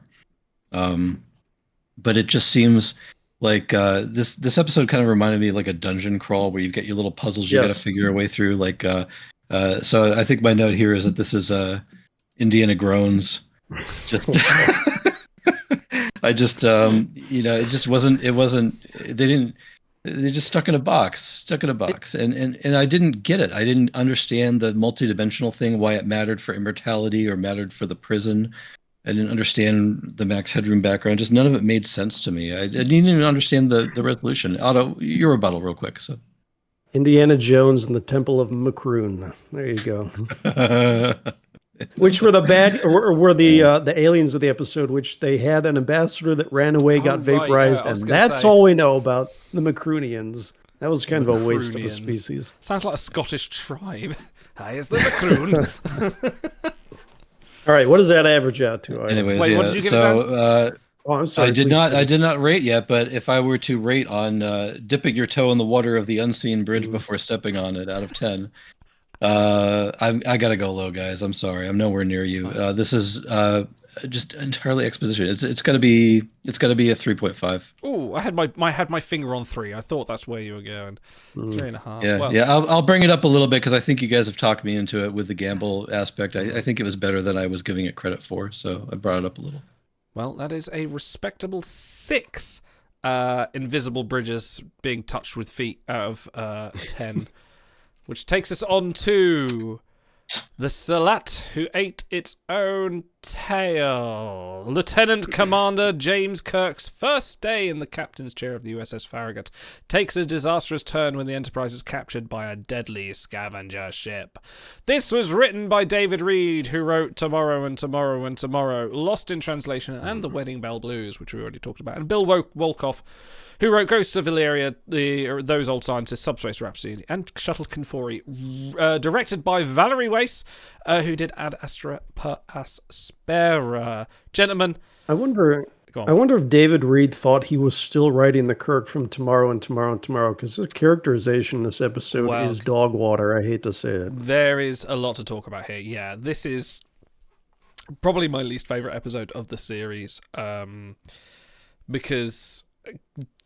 not just for the what the hell is he still doing on my ship aspect, because okay, that's fine, we're going to James T. Kirk this time. This just wasn't, and I hate to use this phrase because we know it's Paul Wesley's Kirk. This is a different Kirk, or a younger iteration of the Kirk we know. So I'm going to use this phrase, and I hate myself for saying it, but it's how I feel. This just wasn't Kirk to me at all. This was someone much more insecure. I don't know what. No, and from right off the bat, the first thing we get from him in his little log is I'm bored. Yeah, what the fuck? He acts petulant. Why don't we just ignore all the rules and beam down anyway? Which, by the way, he has a Vulcan captain. No way would she tolerate that, especially Vulcans of that era who were mega dicks, as we see in Enterprise. Yeah, they were trying to have their cake and eat it too with the characterization where it's the crew around him that bucks him up. Spock talks to him. That's what gets him back on track. And so his friends from TOS are the ones that really drive him, help him in his first command. But the characterization sucks. He gets so petulant. Like, there's at one point, like, everything's bad, and, like, they're all, like, Scotty especially gets pissy with him and calls him up on it. Good on Scotty on this episode. Yeah. But he just walks off and goes, oh, well, I can't do my way. I can't see a situation. I'm just going to go sulk in my ready room, or sulk in the ready room. I'm just like... no, I didn't. After gloating over them 5 minutes earlier, he's like, I'll be in the room taking drink orders when you admit you're wrong, and then he gives up immediately. Let's go back to the Kirk from Lost in Translation, where he's basically being Uhura's mentor. Or the Kirk, the Kirk from Tomorrow and Tomorrow and Tomorrow, which I know you don't like it, but there is a version of Kirk there that is... You know, you can see the genesis of an idea of, like, he is in command. Genesis bad. Genesis forbidden. Fuck's sake, you keep doing this and off-tracking me. Sorry. And yeah, in those versions of Kirk, you can kind of see the glimmer of someone that is in command, is in control, that is a kind of a grumpy teenager for a guy that's in his 40s. The actor I'm talking about, not Kirk.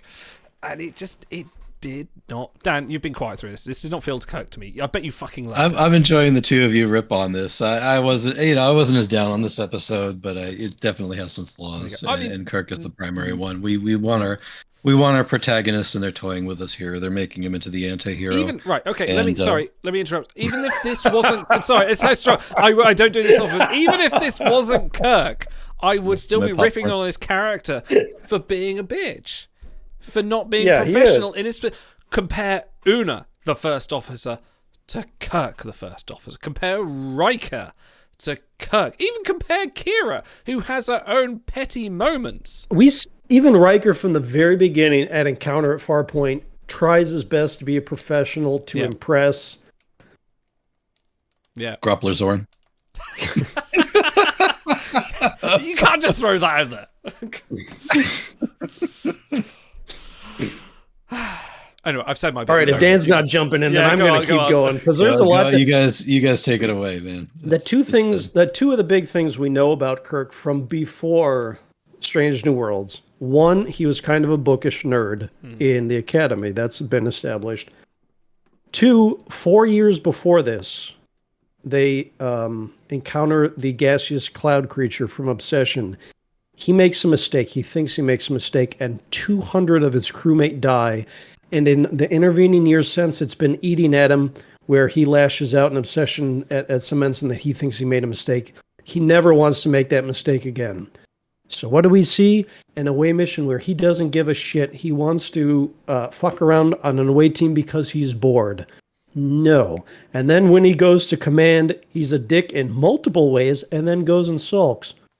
No, he's not cocksure at this point in his development. If anything, he would be timid and the others would have to pull the command out of him, which would have been a more realistic, feasible plot for that. But like at every possible step, they do it wrong. I'm not even blaming Wesley for this one. They gave him just shit material to work with. So I'm going to give him a pass on whatever kind of acting he did in this episode. All right, Dan, now we're going to put tape over our I'm mouth. going to snipe you here because you laid out all the points. And that another needed, thing, so thank you for that. Yeah, you laid it all out. So the writer David Reed also wrote Lost in Translation. I was down on that episode initially. On rewatch, I got it. David Reed has a way of taking these A, B, and C subplots and finding the common ground and drawing them all together. And in this one, it's a parable. Even the title is a parable. The Salad Who Ate Its Tail, the dog who catches the car. And here we've got, the big reveal that, humanity is his own worst enemy in this episode. And Kirk is nothing if not humanity. And he is his own worst enemy in the episode. And it's his struggle against himself and then the reflection with Pike in the end that, you'll take this experience and carry it forward. And that's why you won't fall into the trap. We know that, based on Kirk's history, that's true. But, that's not true of every human and not true of the humans not fortunate enough to be on the Enterprise with a crew that elevates them and lifts them up. And so we find out that the crew of the Galactus World Eater, villain of the week. We have the big Casino Royale reveal at the end that it's really the NASA's ship and just the Royale, Casino Royale. Yeah. Sorry, Casino Royale. No, he's right. It is Casino Royale. All right. I appreciate what David Reed does, and this is an episode that does improve with rewatch as you see him trying to draw these threads together, and show that it really is a struggle, but it's being in the environment where he and Scotty and Uhura and Chapel come together and elevate each other, and then Spock is the one that really winds up being the connector between him and the rest of the crew. We see the beginnings of that relationship start between he and Spock, about the trust that's built here, and about how Spock's human side really reaches out to Kirk's humanity and says, here, no, this is really your strength, and you've got to have more confidence in your conviction.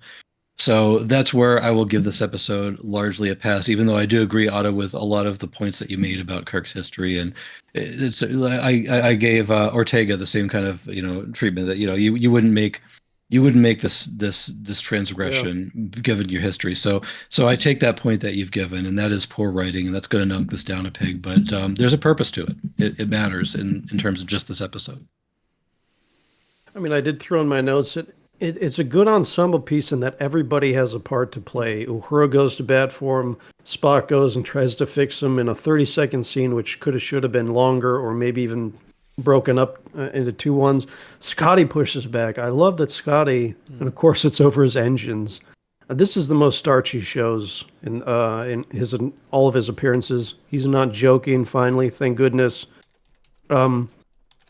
And even him pushing back and speaking up and almost dressing down his superior officer works in Kirk's favor eventually, where he comes around and says, "You were right, and I didn't see it." So I like how ensemble-y this all is. Can I put out a big plus for this episode? And one thing I thought was absolutely amazing was the one. And is it the Swiss flag? No, but it was the moment which is very comparable to First Contact of the Enterprise saving the Define. It was the Enterprise saving the Farragut, and that amazing visual shot of the Enterprise warping in, awesome. getting its shields hammered and firing back, and I was just like, oh yes, gorgeous shit porn. Thank you very much. That was amazing. Like that part of the episode is like, oh hello, what we got going on here? This is going to be some good stuff. Let's go. That was incredible. I don't even usually care about ship porn, but I saw that and like my mouth dropped. The nacelles flickering on the Farragut, the little impacts, the light again playing with the red blue. It's like the framing that was of the shot perfect. as well was just really nice because, and again, it's an angle of the Enterprise we don't often see, which is the kind of, you never see action from the rear of the ship that often. You kind of get it usually having it in arcs and firing phases, but. I mean, if you want to tell me Ortegas is a fucking great pilot, don't show the little hand movements. Show me stuff like that, where you're like, oh, just razor's edge. Yeah, that was good. Guys, why did the ship have a giant fucking face on it? Okay, so the idea that this was the best of humanity that fled after the Third World War, somehow in the intervening 200 years became a bunch of like really like Big Daddy-esque Bioshock lumbering creatures, but yet still looked really clean humans, and then just decided that, you know what, fuck it, let's put a massive face on the front of my ship. And I appreciate the fact that we've had Terra Nova where we had the same complaints, that in a space of like 50 years everyone went rural. Can someone explain that to me? It looked like Triple H's Motorhead-inspired championship belt. It's Cody Rhodes with a big metal skull with green flames coming out of it. I'm like, really? The flames too? I think as well, like, there was a lot of, like, needless sort of mythology. I was like, oh, they've spoken around the galaxy about this mythological destroyer of worlds, and yes, there's a Klingon phrase for it as well. Oh, there's a Bolian legend called the blah blah blah, and it's just like, oh, the timeline doesn't line up.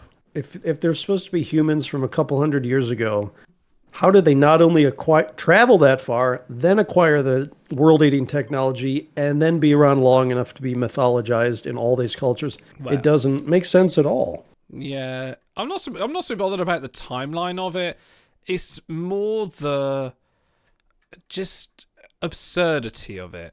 Especially with the shot later on when they zoom in on the ship and you've got the American flag, the Starfleet logo, and the XEV 100 on there, and you're like, oh, it's trying to do the Planet of the Apes thing, isn't it? It's like, oh my god, we're human all along, you know, it was Earth all along, but it just didn't feel. It didn't feel earned. It didn't feel earned. The idea that the best of humanity would leave humanity behind doesn't make any sense either. What were they doing leaving? Were they going to search for a better world and then come back and say, hey, we found one, let's all go?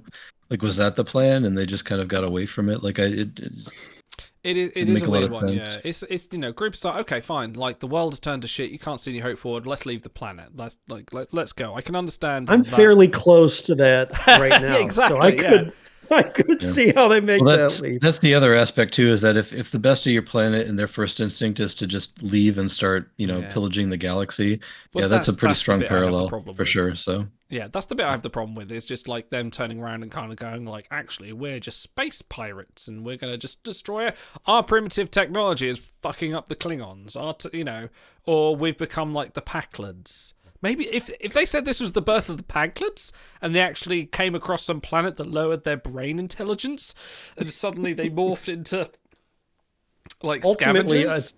I think it just comes down to the fact that they did it because they wanted to give Kirk another level up in his characterization, where Pike sits down at the end and gives the speech.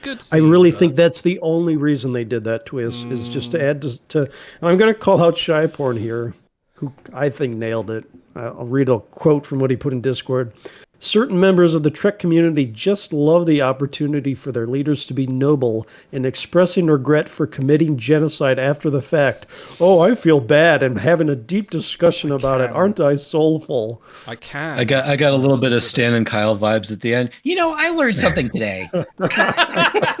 Killing 7,000 people kind of sucks. You just gotta do it. The funny thing is, they didn't have to be human for the point to be made. because they just put Yeah, up a race of a aliens. few points I thought maybe these are the Packlets, right? Because that would be Yeah. aligned, and they were kind of big and Why lumbering. do you only care about killing 7,000 humans? Shouldn't Yeah. you care about killing 7,000 beings? Souls? He'd already killed them. How many and does he's it just like, take? cool, job done. Brush my hands. Excellent work. Let's go Starfleet. They were human. What? Also, I think what it could be is, so I know the uniforms are kind of like NASA inspired from certain eras or whatever. There's this Twilight Zone episode called The Invaders, where these tiny little aliens in suits looking almost identical to these show up, terrorize a woman. The twist at the end is that they're human. Those suits look so close. And there's a reference to the cornfield, another Twilight Zone episode in Wedding Bell Blues. Someone on the staff likes Twilight Zone. I'm pretty sure they just cribbed that from that. So that's part of the reason I think for the human, for the look. But I hate that we're sitting around like making up reasons why this should work instead of the writers putting in the legwork themselves. Okay. That's good. Best worst. Yeah, Best worst. Yeah, I think so. Go Dan. Go Dan.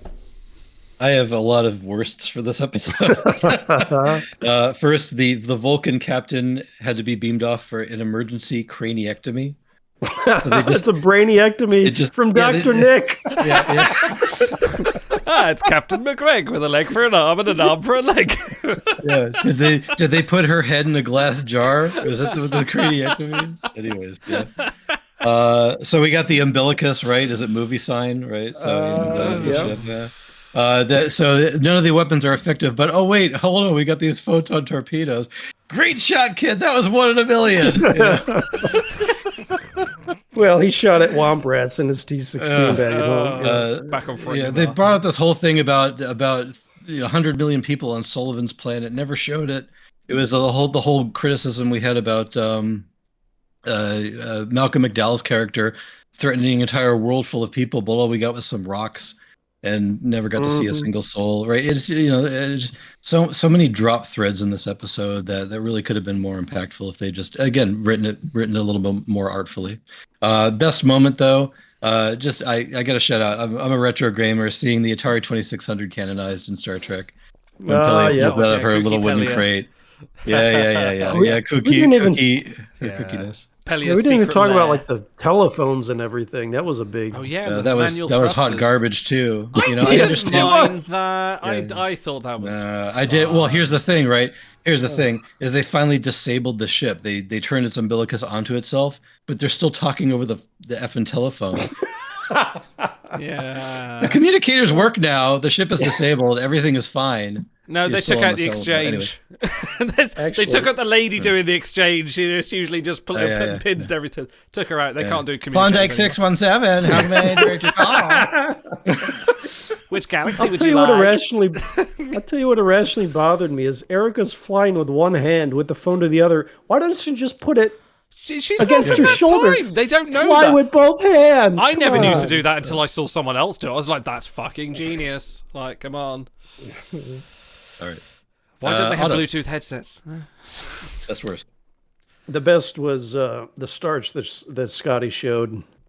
This is good. It was good characterization consistent with TOS Scotty. And the fact that it was used for a purpose. Like, he wasn't just being a dick back. It helped Kirk learn a lesson. The worst was just fucking everything Kirk. I'm sorry, but I'm not even a big TOS nerd, and even I know none of this makes sense in any regard. A Vulcan captain would never allow it. Like, there's all those little things that we could have mentioned that we didn't, that just didn't fit. So, whatever. Garbage. Wasn't very Kirkovian. No. We'll get onto that. That's another thing. Okay, my best, which is all the points I'm giving this episode, was the amazing graphical effects shot of the Enterprise saving the Farragut. Oh, beautiful. That's just a hype moment. That is literally, I'm going to put that up there with the Enterprise saving the Defiant in First Contact. That is there. Like, it's just beautiful amount of saving the day. Everyone's in a good light. That's the Enterprise at its best. That's why the tank finally shows up. Yep. Yeah, exactly. I mean, there's so many bad moments. I'm not going to steal any much thunder. I'm just literally going to say, why the fuck did the ship have a face on it? Why did it have a face? The only thing I can think of is just like, because they, even if they've regressed, they're still building this ship out of like random spare parts, but they had the moment to think about, let's make ourselves look really scary. And I just think of someone VFX going like, this looks cool, let's do this. And no one like went, yeah, that's no one stepped in and went, that's dumb. That makes the scimitar look like a decent battle cruiser. Like, yeah, it was, no. My other best moment is we saw the TARDIS. That's it. Yeah, second Doctor Who reference of the season. Second Doctor Who reference. And not the last. And not the last, no. Good job, we're all friends here, isn't it? Okay, let's go on to episode 7. What is... Hold on. No! We didn't rate it. I did this last time. Okay, rating code, sorry. I am trying to rush through too fast because I actually need the toilet. Go on, Dan. The Select Who Ate Its Tail. So there's a moment where Pike is working on the umbilicus trying to poison the well, and he sends La'an away to go find some baryons. Just go find some baryons. And she comes back with a thermos. And puts it down, here's your baryons, Captain Pike. Oh, just go fuck off and do whatever. So it's how many thermoses of baryons out of 10? How do I not remember that? Oh, I forgot that. Yeah. Again, it was on the rewatch that I caught it, but it was just silly, silly. They had to do a whole. Anyway, yeah, but. Okay. So when they do a baryon sweep. Yeah. Wait, they had to do a whole thing at the starbase just to get rid of him, and all of a sudden she's able to just go down and scoop him up into. Anyways, she there's a baryon vending machine down the corner. There's a baryon tree that she was plucking them from. Ooh, piece of candy. Some baryon berries. So I will rate this. So you have pointed out a lot of the flaws of this episode, but I still give it credit for being a parable. I think the face of the ship was a reflection, obviously, looking into your own face, and there were a lot of interesting things that they did with this episode, but it just wasn't written well enough to really give it too much credit. So I'm gonna have to level out an even 5 out of 10 on this one. Oh, wow. That's 5 thermoses of baryons. Mm-hmm. I like my reflections to be more metaphorical and not built to intimidate. Yeah.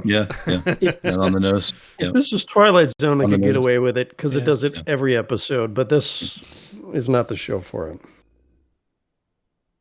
Okay. It's a 2. It's a 2 thermoses of baryons out of 10. There's something to be said for like, yay, we got all the TOS crew together. What a fun friendship we're forming. And you know what? I do like the Kirk Spock stuff. That's fine.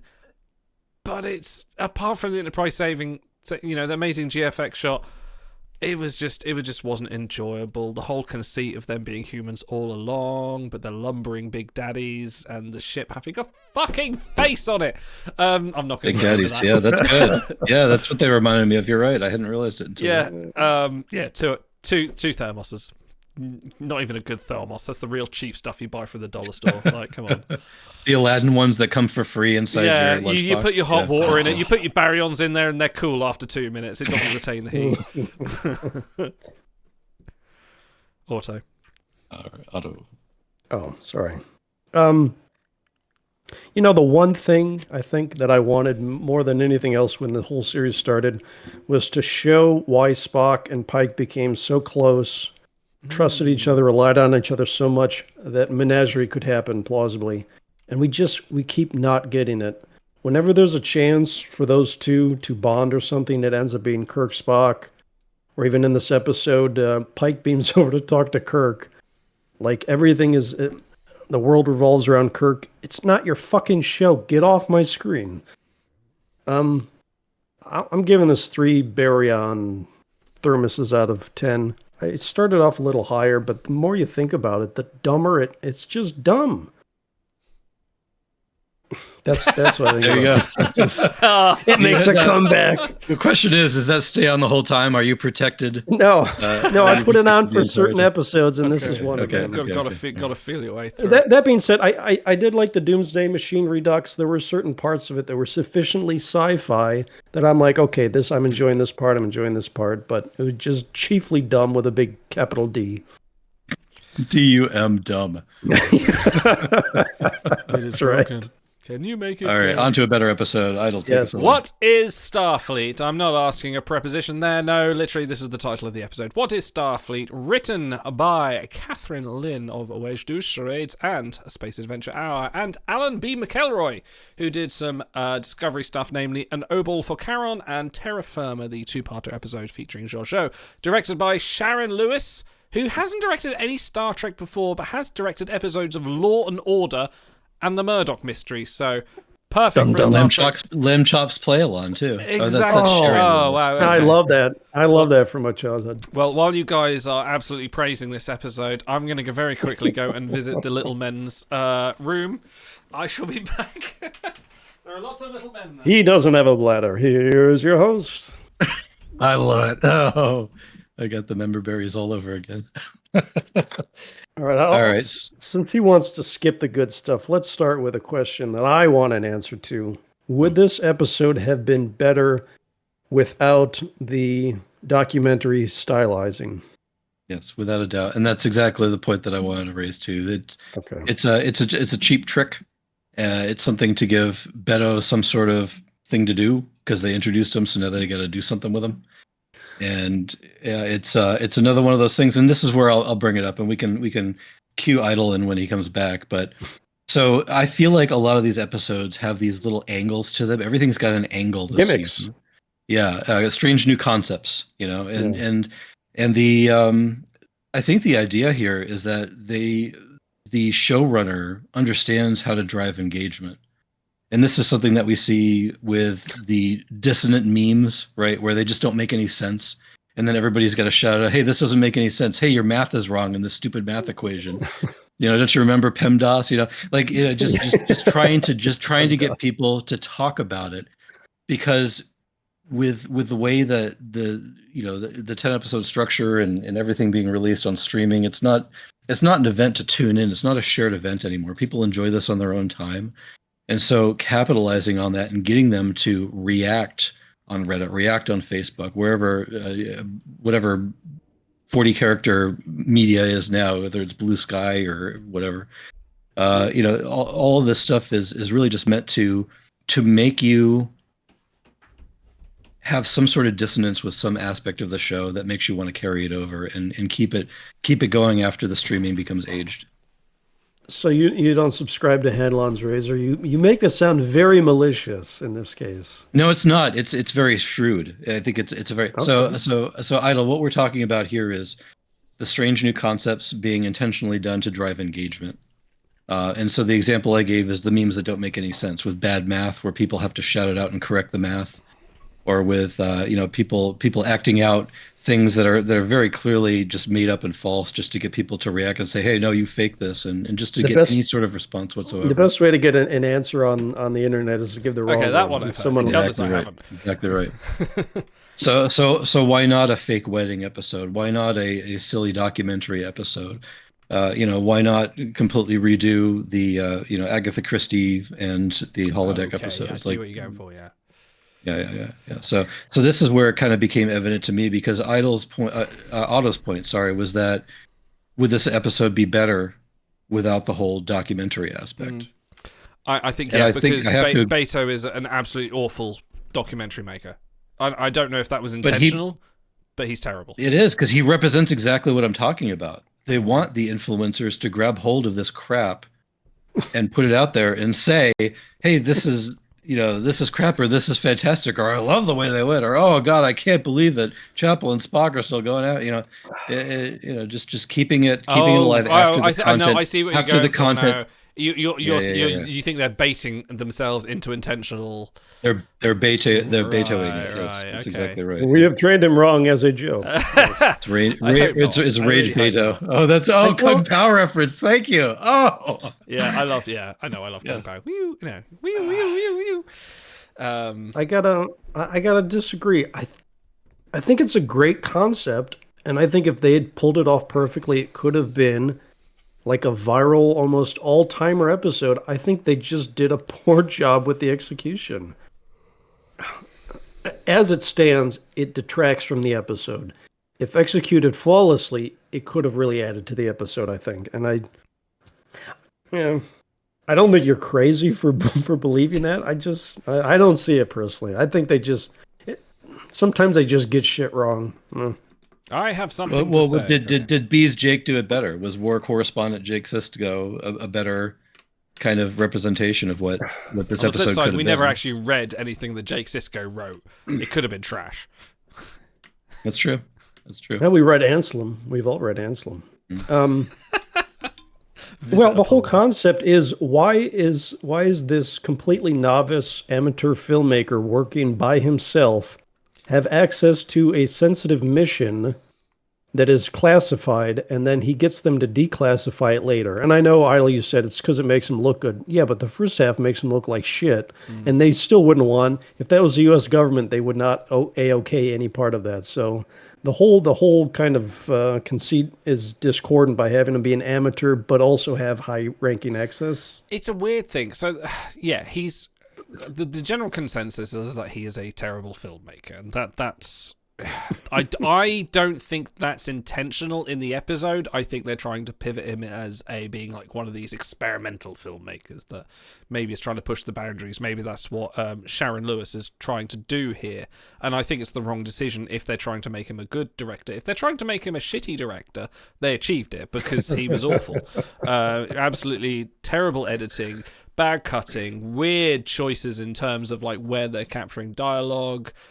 But from the scope of the... I kind of expected one of them to be like in a stall, relieving themselves, and there's a little fisheye lens in the corner of the room or something. Yeah. It's like, where's he getting these shots from? But like... Yeah, there's a couple on the arm of Pike's command chair. I'm like, so where are you putting these cameras? Like fucking like fucking Joss Whedon with his Dutch angles in the Avengers. But yeah. It's like the Enterprise bridge is an Uber with all the different... Yeah.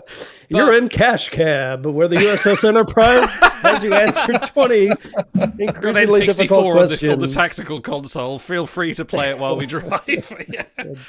The tactical console. But from the perspective of like the 23rd century, and obviously journalism's taking a dive. That's why the Enterprise B was filled with fucking people with shining cameras in Kirk's eyes as he walked up, completely oblivious to the operational nature of the bridge.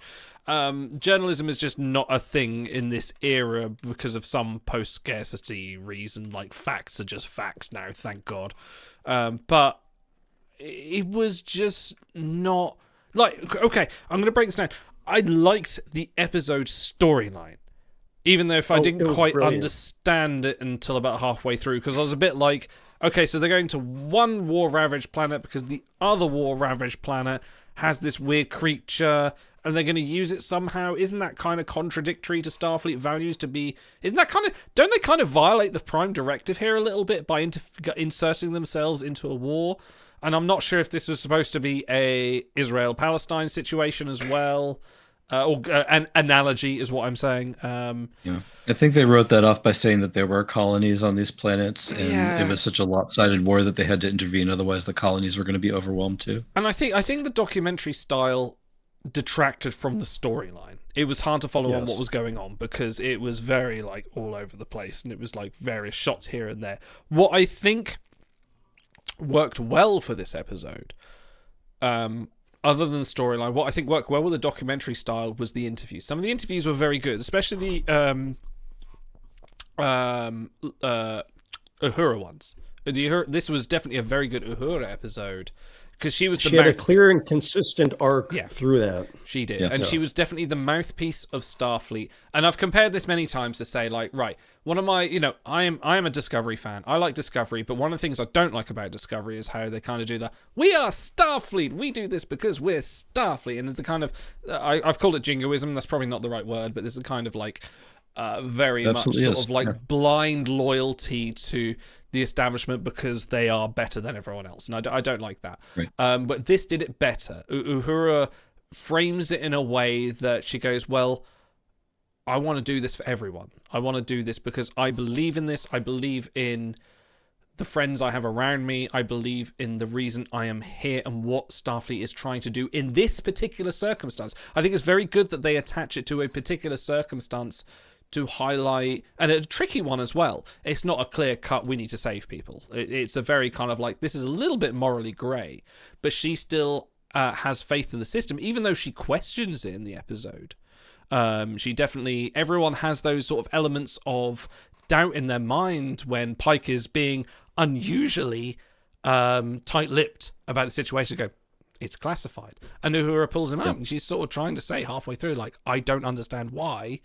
But by the end of it, with her in a very nice snazzy jumper, which I found on a site you can buy for some stupid amount of like $200, that she sort of manages to wrap it back around to go like, yeah, this is the reason. And my brain can't pull up the specifics because that's how my brain works. But it was one of those moments where I thought like, this feels a better explanation of what is Starfleet. It is morally grey, but there are good reasons they are doing it. That's the bones of this episode, even if the documentary style was shit. Yeah. So you guys kind of criticize Beto for having such access, but I'm going to give him a pass. I'm going to give him a press pass because freedom of the press still exists in the future, and that's a good thing. Yeah. And the whole point of this episode it makes a comeback in the future. Yeah. There you go. I think the whole idea of this episode is another one of reflection, and so now we've got our moral dilemma. This is what I've been looking for, right? This is the Enterprise is thrust into a situation that they didn't ask for. Now they're in between these warring factions, and there's a very clear violation right in front of them, and they're wondering what they can do about it so that they're not violating their Starfleet oath, but they're also not violating their own sense of morality. This is one of the episodes that moved me to tears. It was an absolutely beautiful episode, the way it finished. I think it wouldn't have if it weren't for Gooding's performance too. She really just drives it home in the end. And this episode, I think, takes its own direction from obviously current events. We've got people that are well-meaning, that are in positions of power, that feel like they can do what is justified to get the ends. And in this case, they want to settle a war. They want to stop the hostilities. They want to stop the deaths, potentially of Federation citizens that are colonizing these worlds. And they've got a super weapon in front of them that may end the war, but at what cost, and what cost to this species. And so this brings back vibes of Encounter at Farpoint and the wonder that we saw very early on in Next Generation. I think a lot of that wonder was also in the original series, but it's where we really got, I think, some of the more beautiful ways that Star Trek can represent itself. And this episode kind of brought it all back for me. I did like eventually the lens that his access, his Beto's kind of freedom of the press did to not only show what Starfleet is, but also show why and how the thought process and the way that people really do come to their decisions on the Enterprise, not only collaboratively but also with empathy too, is just as important as following orders. So they're kind of asking the audience, and Beto and Uhura are asking, why are we doing this? Why are we helping them? And we're told what's classified, and you kind of get it from their point of view. You get it from, this is the military. Sometimes you just have to follow orders. I would have liked a couple lines about, well, they have this thing that we need.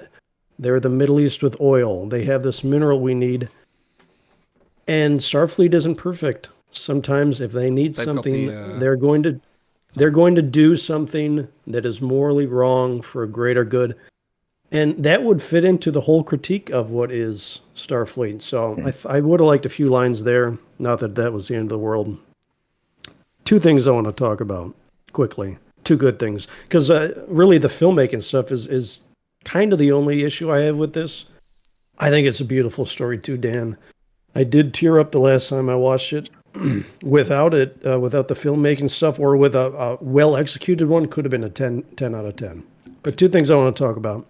I liked when they're interviewing them, the parallels they make in their own lives to the situation.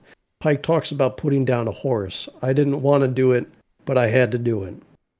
That's how he relates to it. And Benga talks about the protocol drug, and he realizes that Jakar was tired of being a weapon. He understands that. So the way that they can all empathize with the situation was good. I want to read two quotes from you, and I'll be brief. One is from this episode. Spock says, "As a child, I had a friend, Sovrek. He was told by his parents to no longer associate with me because I was half human.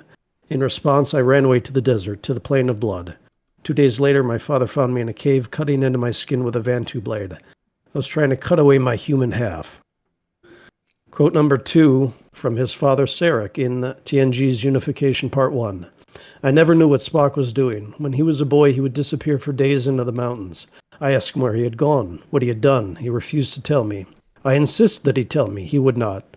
I forbade him to go. He ignored me. I punished him. He endured it silently, but always he returned to the mountains. One might as well ask the river not to run. But secretly I admired him, the proud core of him that would not yield." That is, man, that's great stuff. And if they had the chutzpah for Spock to articulate those things in TOS, he would have been an even bigger cult favorite than he was. A lot of people see themselves in Spock, his duality, his discomfort with parts of himself that he hates.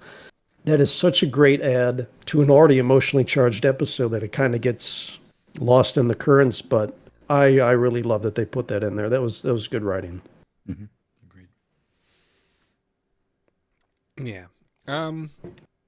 Best worst? Or do we have... I kind of don't have a lot more to even say I'm about starting to fade, and I love these long ones. Okay, yeah, let's move it. Let's yeah, move it on. fair enough. Best worst moments.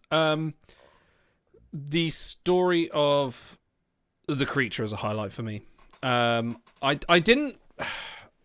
wasn't particularly keen on how the interface with it, but I appreciate that like they kind of did the whole long wave mind meld thing, and kind of went like, oh, we can talk to the creature. Okay, Uhura works out. She's a communications expert. That's already been established since Children of Comet. Okay, she's kind of a prodigy savant, and that's kind of the treatment she needs after getting no characterization in TOS. So fair balance. But yeah, no, the story of the creature being raised to be a weapon and wanting to end its life was definitely a high point for me. And just having everyone's reactions being offset or counterbalanced to that creature's story as part of the documentary was a definite high point. It was a good setting to do reflections against, as much as any kind of modern tragic genocidal war kind of situation is a good point to test your own morals. That's absolutely the right thing to do. And yeah, so I like that part. The part I didn't like, I'm going to say the documentary could have been better. If you want to take the framing that Beto's a shitty documentary maker, fine, but I don't think that was the intention, and I think that was probably the failing of this episode. I think this could have been a crew evaluation instead of a documentary where you could have got those interviews, and that would have been maybe a bit better. But yeah, those are mine. Go Dan. Okay, I got two bests and one big worst. The two bests I have, the establishing shot of the episode, I think, is La'an doing target practice. And the way that she moves with her phaser rifle is almost like a dance. And then that's contrasted with her dancing with Spock. And it's just a fantastic way to call back that, yes, she is still an absolute badass. And we're going to see that again very shortly. But yeah, just, the fact that she's just a master of her own movement is really an interesting facet. The other thing is that I liked the analogies that they built into the episode about whaling. So the creature emits whale sounds. It's referred to as cattle at one point. The three probes that they shoot, if you look at the screen, they're shaped like harpoons. They have barbs on the end of them, meant to stick and inflict damage. And so again, I think late 19th century Americans is when the whaling became almost epidemic to the point where whales were almost extinct. And there's other parallels too with the buffalo and colonist America. But the way that we coming off of the parable episode, the sled that ate its tail, and now we've got another culture that's kind of abusing and overusing their own resources in a way that's detrimental. Really was an interesting little highlight. Again, not spoken out loud at all, just something that you have to kind of just watch the episode and pay attention to. My worst is Rebecca Romaine as Una. She's absolutely wasted in this episode. We have a genetically modified creature built to be a weapon of war, and she has no part to play, nothing to say. She's given absolutely nothing in this episode. what a waste. It does seem like the whole Illyrian stuff is, and the fact that she can like glow after taking injuries and her powers have just gone, all right, fine, done. It does feel at times like she's just a blood bag. How many times do they draw her blood to fix some plot issue, even though she's not actually involved in it? It's at least twice in this season. Yeah. All right. Once for Batil, once for. Yeah. Yeah, your point about Lon made me think. I saw a few people say this week, "Oh, I really like Lon coming out of her shell and being this and that. Why didn't they do that earlier?" I'm like, well, it doesn't hit the same way if she's not stoic in the first place. Yeah. My worst, I could say the distracting shots, but I'll say the waste of the conceit. I think if they would have really nailed the execution, it could have been a very unique episode. It still is unique. It could have been better. My best, when Uhura's in contact with the Jukaru, Pike tells her to tell the creature that they will protect her children. And it is very cliche, but it hits in the right place because you need enough to make the audience see the humanity in this otherwise unhuman creature. So I really like that. Another great line read by Anson Mount. Great scene. Okay. That brings us on to our rating code, gentlemen, and I believe it is now, I assume we're going around in the cycle, it is now my turn. Gentlemen, how many snazzy multicolored jumpers worn by a communications officer would you like out of 10? I need to write this out, but please, Dango first, please. Yeah. 8.5 snazzy multicolored jumpers worn by a communication officer. Get in there while it's still in the top of your memory. Yeah, I like it. Yeah. How many was that? Sorry, 8. Easy. I like going first on those long ones. You got the lucky spot, yeah. This episode was a little bit hoist by its own petard. It got really wrapped up too far in the trappings of the documentary, and that really wasn't the story of the episode. It was just a story of sadness and of empathy.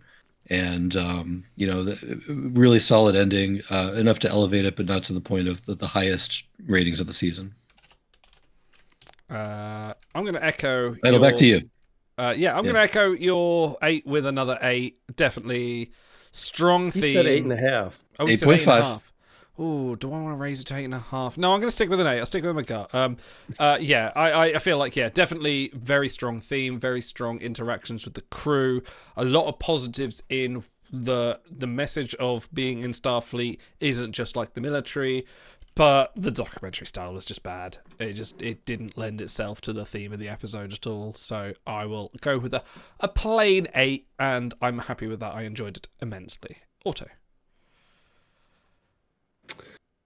Yeah, without the documentary style, I think this would have been a 10. It made me feel things. That's all I want out of my television. Yeah. That's why episode 9 is going to be heaped with praise. It made me feel all sorts of things.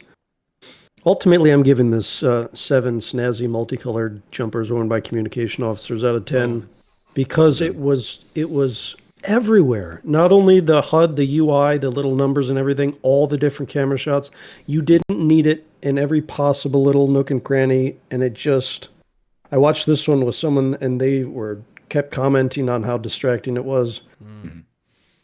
Even if they would have pulled back, maybe 8.5, something like that, but it was just everywhere. So the last 20 minutes or so was really fantastic television, but pity. Oh, and I didn't even, the whole at the end, we are Starfleet, it's the people, let's have a big meal together. It just reeked of the Discovery show don't tell. And I didn't enjoy that at all. Yeah, I got you. Okay, let's move on to, before we get into the wonderful episode 9, we have episode 8. Who wants another spot comedy episode? Not me. 4.5 Vulcans, written by Dana Horgan from Subspace Rhapsody. Written at Subspace Rhapsody, Ad Astra per Aspera, and Space Adventure Hour, and Henry Alonso Mars, the producer of the series. Directed by Jordan Canning, who also did Charades and Wedding Bell Blues. So we have the comedy guy here. After the Enterprise completes a mission requiring several of the crew to become Vulcan, new problems arise when it's time for them to change back into humans. Gentlemen, pull my finger. And then flatulence. Yes. This tells you all you need to know and reinforces my point that the producer has a writing credit on this. The money person is taking the piss just to drive engagement. But anyways, already been said. All Proceed. right. I put a little question in the notes that was not rhetorical, and it states, does Otto hate joy, or is this an episode an insult to real science fiction? So you tell me. Okay. I didn't hate this. Well, I didn't think it was bad, but it was a case of just like, this is one too many of these types of episodes. That was my main problem with this. And like we say, in a series that has 10 episodes, do we need to? Comedy episodes are revolved around this. I'm happy with them saying that, you know, because there's a lot of people said, oh, they've had an injection, and they're not like Vulcans aren't made. They're born into, you know, they are nurture over nature. But they have the based it on Kirkovian Spock's experience with the Kirkovian virus. Yeah. All right. I'm sorry. I'll pick up there. Sorry to run you over. No, it's fine.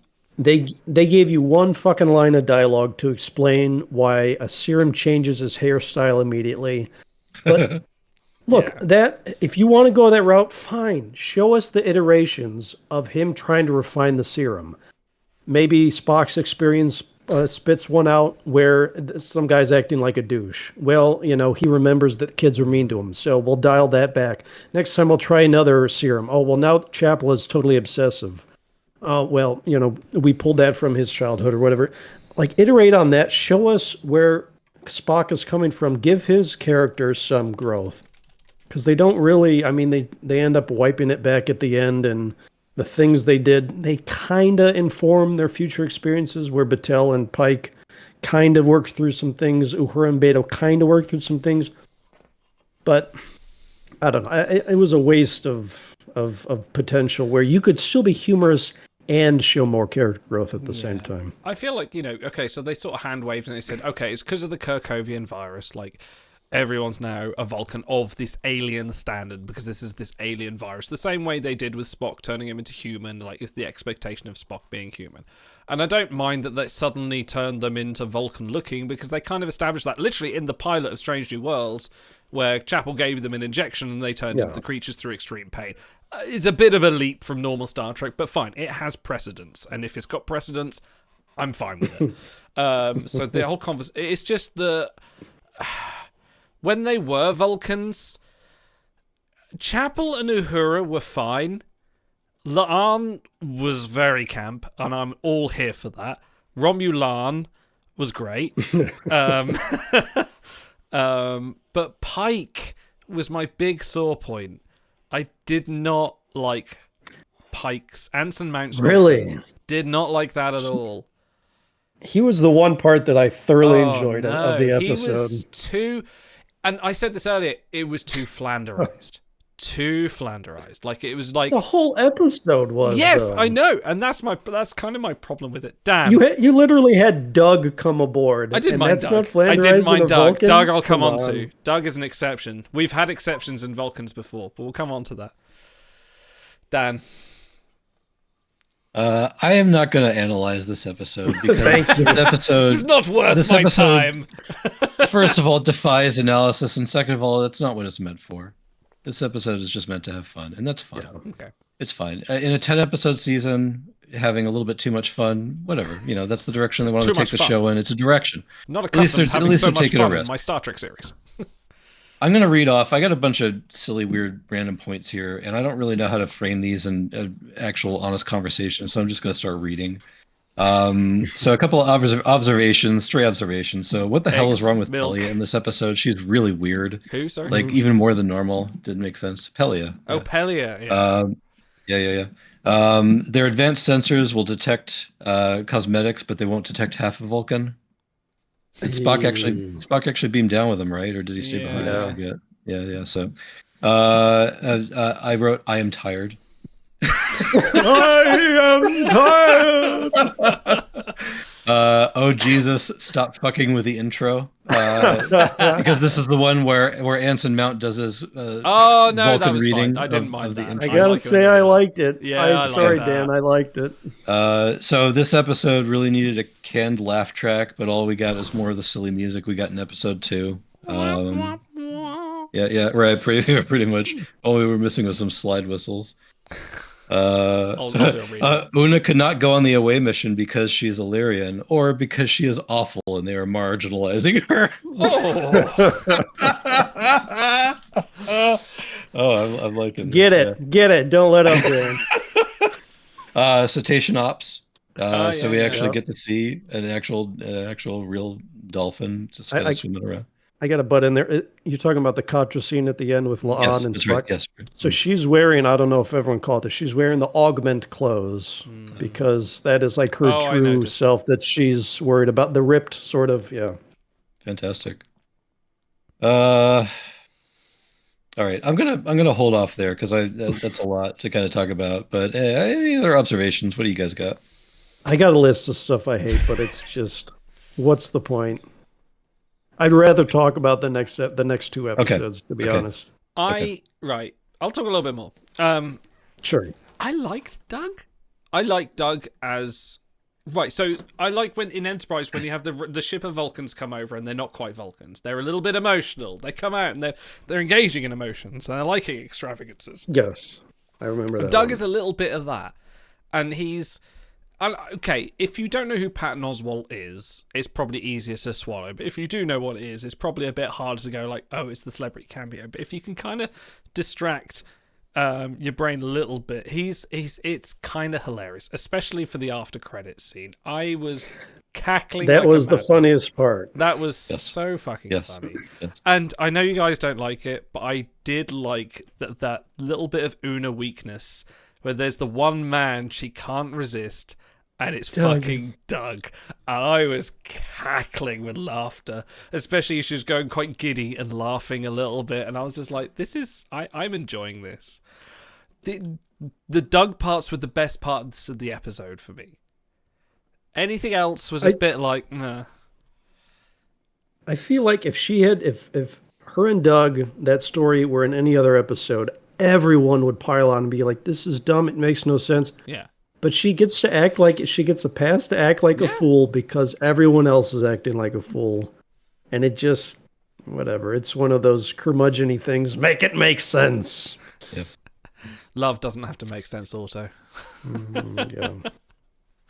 Sometimes you see someone, you just have chemistry. And sometimes it's too much. Like you and me. I'm pretty sure Shia Porn adores this episode, so I want his voice to be heard. He posted a link to the behind-the-scenes filming of them playing, again, more contemporary music, walking down the hallway, spinning the giant Lirpa, which some reason we're taking weapons to an engineering mission, but... I did like the conceit, like, right, they're going on this mission. Oh, they've solved the mission. They're coming back. Why? Because they're Vulcans. I was like... Okay, that's kind of funny. Completely like subverts the expectation of like a Star Trek episode, but then on the side of that, it was a case of like, well, just because they're Vulcans means they're superheroes, they're superhumans, they're suddenly able to do everything that Spock can't, and I don't know, I felt that was a little nudging. Right, nudging the Enterprise button with the superiority of the Vulcans, like yes, well, no. Assuming we're going to stop after the 10th episode and not talk about all the characters, because that would be a long-ass stream. I'll just throw in now that Spock was my MVP of the season, because moments like this, where it's all bullshit, the one guy that stayed mostly in character was Spock, and he made it all work. Like, this episode revolves around him, and even though he kind of breaks, there are certain moments where he grins or whatever. He's so damn endearing. Ethan Peck is so good with those moments that you just forgive him. So he was kind of the glue of the season for me. Even when I couldn't stand certain parts, I knew good old Spocko would be there to make it all make sense. So I liked him. Best worst? Best worst. Might as well. Okay. Dan, you start us off. Okay. Best, first of all, best is Booter for staying in chat over the 3.5 hour mark. MVP. MVP. Unfortunately, we have lost our Klingon companion, Sadly, K-Chak never Whitebeard. mind. Gone but not forgotten. Thanks for joining today. No, so best moments here. Jess Bush. She's just every time she gets a chance, she's just way better than I realize. Her portrayal of a Vulcan in this episode was really believable, and just I just her tiny micro mannerisms that she's able to express just in a completely different character absolutely worked. She's fantastic. Everything about her is great. Another high point where La'an is kicking Spock's ass or trying to while he calmly parries her. And again, another expository scene, but then it turns into this fever dream where the attack turns into a dance. Yeah. And it's such a strange moment that just completely works. It's like whoever conceived this episode had this idea of them fighting and it turning into a dance. And it's like they just built the entire rest of the episode around just that one idea. And so, somewhere but Careless what an Whisper idea is it was. playing. Yeah. Another George Michael reference for this season. Worst moment, I hate to say it, but the kid and play Pike hair. Yeah. Just really? his big flat top. Yeah. Just being a man of modest hairline. Oh wow! I didn't even thought perhaps it's envy, but yeah, a little bit over the top, we'll say. Okay. Helps with the cone head parallel. Yep. All right, Otto, your turn this time. All right, there's a segment or a segue. My best moment. It caught me off guard. Uhura's sitting in 10 forward. Pike has already been transformed. He comes on the con. Captain Pike to number 1, and just he was so committed to the bit. Just the way he went for it, and he's getting louder and louder in the episode. I just had to. It was so absurd. I had to laugh. I was grumpy the first time I watched this. I didn't finish it on one sitting, and I'm like, this fucking sucks.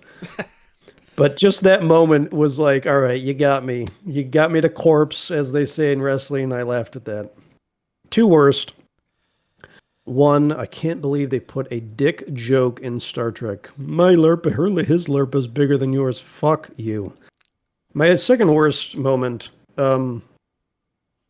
they introduced right at the beginning the planet Permanti 3. And the first thing I thought was, there's a sandwich shop called the Permanti Brothers. I'm like, is that a coincidence? That's kind of an odd name.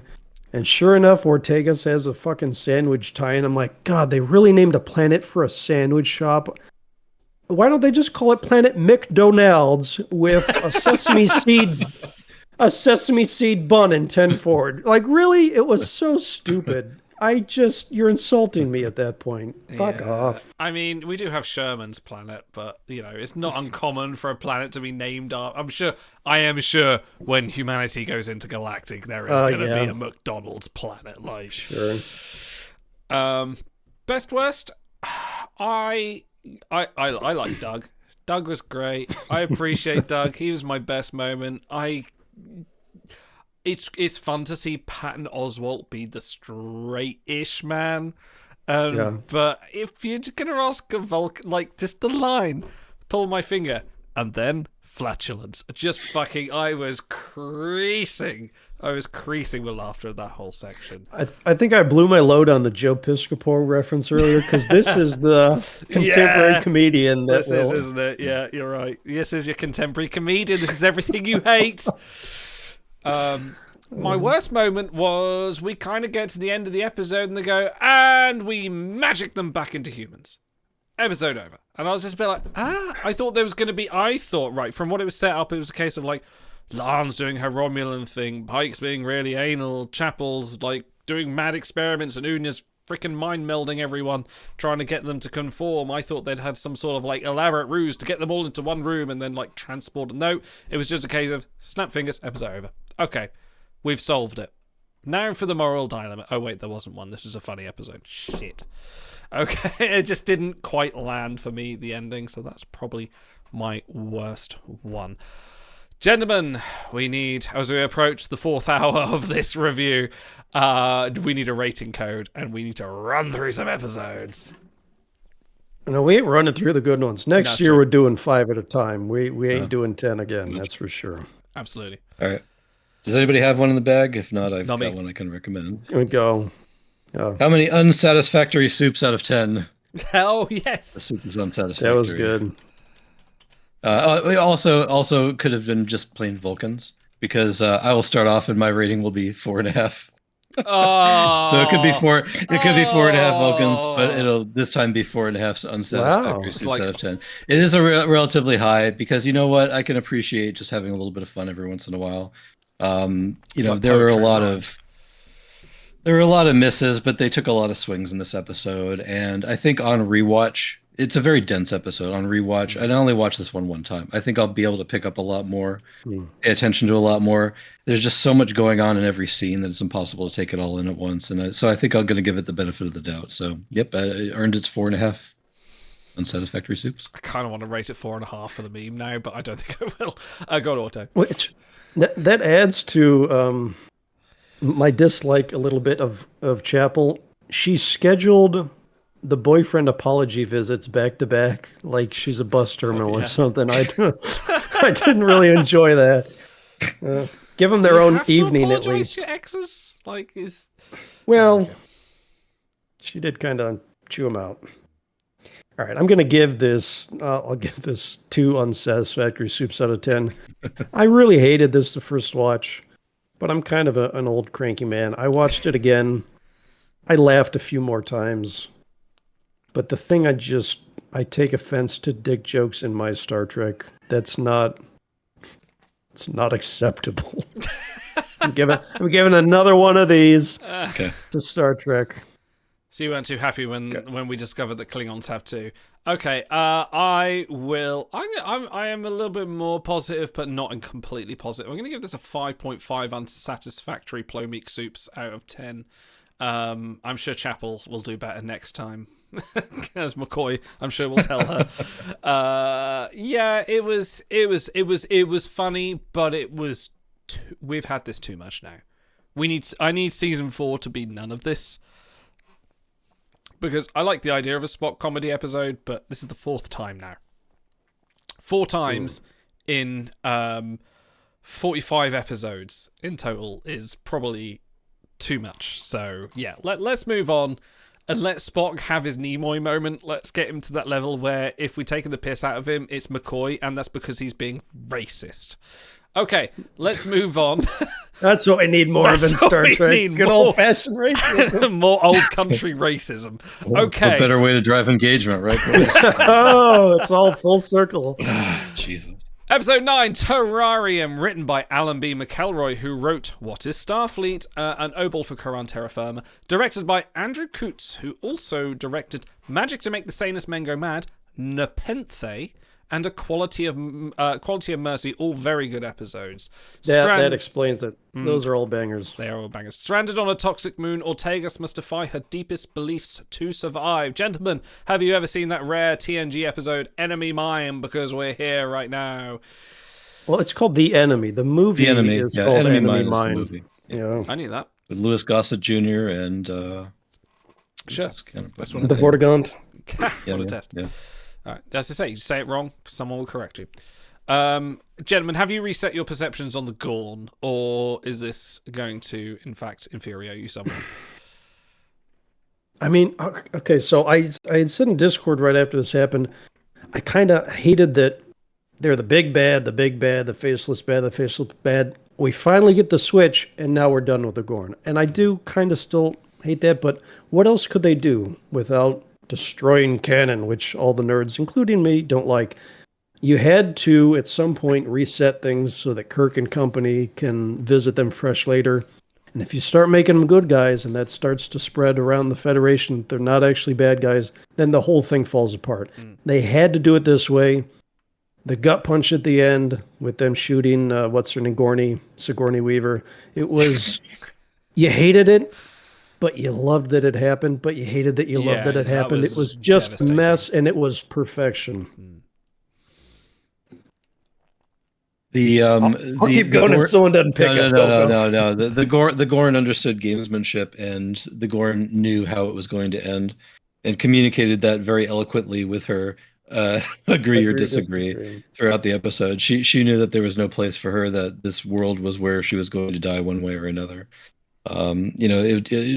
It really answers the question though that they really are smart, and maybe it's because she's separated from the hive mind. Maybe we have a Hugh type scenario here where she comes to some self-actualization as a result of being separated. And but there's such a sweetness to the end of this episode, but it comes on pretty quickly, and that's kind of the shame of it. That we finally get a strange new world, right? Even though we find out in the end it's revisiting a world that we're already familiar with, but really interesting with the orbital path and the sun causing cool. But they waste a lot of time at the top of the episode where you think it's going to be a lost episode, stranded on a desert island episode with Ortegas trying to figure things out on her own. And then she kind of gets the solution dropped into her lap. And really quickly, she has to come to, the realization that this is a friend, not a foe. And there's really not very much mystery or build up to it. It just kind of happens. I think the audience expects it to happen. So maybe the writers don't want to insult our intelligence. But it just. You sure about that? Yeah, I don't know. After the last episode, maybe. But anyways, so the relationship that she builds with Gorny Pants is unfortunately oh God, I just a little got bit. Sigourney Weaver. Oh God. Thank you. It took you that long. I just got that. I thought that was brilliant. Oh. Anyways, yeah, some quick thoughts, Idol. I want to hear from you though, before we turn it back over to Otto to gush some more. No, I actually really love this episode. The one thing that sort of gives me a bit of pause is I think it's just an ongoing narrative on the Gorn, and what we were discussing earlier with episode 1 is like, what are the Gorn? Are they a hive mind? Are they a conscious creature? And what we see from Sigourney here, or Sir Gorny, it's gotta be her name. That's so fucking good. Is like she just feels like a character, or like just another a Darmok situation almost. Like this is a fully actualized individual being of rather than like the Gorn we see in Hegemony Part 1, which is very much more feral creature, or like the little Gorn. Like it does tie in more with Arena that they are more a kind of sort of individual race, but kind of it's an alien thing. But I kind of also found that like the very sort of plot convenient, oh, so you understand what I'm saying, okay, because you've been studying your prey, was a little bit like, okay, we just need these two to communicate, but we just don't want them to sort of, universal translator's broken, or some things on that line of plots of convenience. They have to work together because that's how this trope goes, and it is a trope. Two enemies are thrust onto a planet to work together because they have to, and they work out the differences along the way, which is kind of, as much as the conceit of the episode was very good, like the desert planet, Ortega's kind of going, shit, I've got no food, oh, I have to make a water reclamator, and I have to search for food, and the bugs on the planet being hostile atmosphere, and the whole planet plunging into the atmosphere of a gas giant was so cool. I still found that the conceit of like her and a Gorn was just like, yeah, we've done this so many times. I felt that was kind of almost the detriment. And I'm not even just talking about Star Trek. It is a very common, going back to Greek mythology, of like the enemy of my enemy kind of phrase, or like opposite, the odd couple thrust into a situation that turns them into friends all along. And now you talk. Sorry, I ended on not on a definitive sentence there. That was my fault. So I'm looking something up, please. Okay, so I'll talk a little bit about the buildup we got here. So this is something that Star Trek has been doing really kind of low key, but they've been building up to their effect shots. They have been introducing absolutely fantastic visual effects in their episodes, but not throughout the entire episodes. They don't overwhelm it. They use it very strategically. And in this case, when Ortegas launches, she's got the blast shield down. We don't get to see anything of what she's experiencing except for I was a bit worried then. her impression. Oh no, are we going to get like right. a shuttlecraft Is this episode? cheaping out? Yeah. Is this cheaping out? Right. Which fine. But no, they saved it. They saved it. And then she gets on the surface and you get the desolation and the bleakness.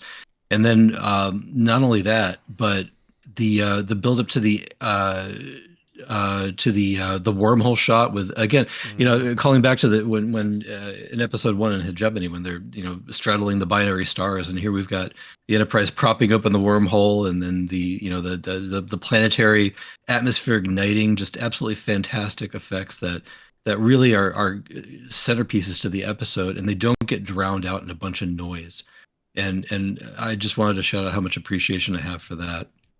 They use their budget very effectively. Yes. I do like just that basic concept, the ship holding it open. I mean, we see it in other stuff in Relics, whatever, Scotty holds the Dyson sphere, but it's such a basic concept, anyone can grasp it. If you have a sink drain, like, you get the concept of wedging something to hold it open. It, yeah. Mm-hmm. It makes sense. It's such an accessible thing. So another thing to shout out here too is the use. So I talked about the visual effects. How about the special effects, the practical effects? This episode is not CGI. All the Gorn that we've seen to date have been CGI. This episode uses puppetry, and we've shit on the potential puppet episode in season 4 a number of times. But this is done just as well as Lucasfilms did it with Yoda. It's very good. I saw a behind-the-scenes picture of the Gorn, and it's just sitting at a chair, twiddling its thumbs like that, like literally around his phone. They're just sitting there playing around with it. So it's got human hands, but the face and everything is all. Right, exactly. Yeah, it's all a puppet. It's all real. Ortegas gets to interact in real time. Yeah.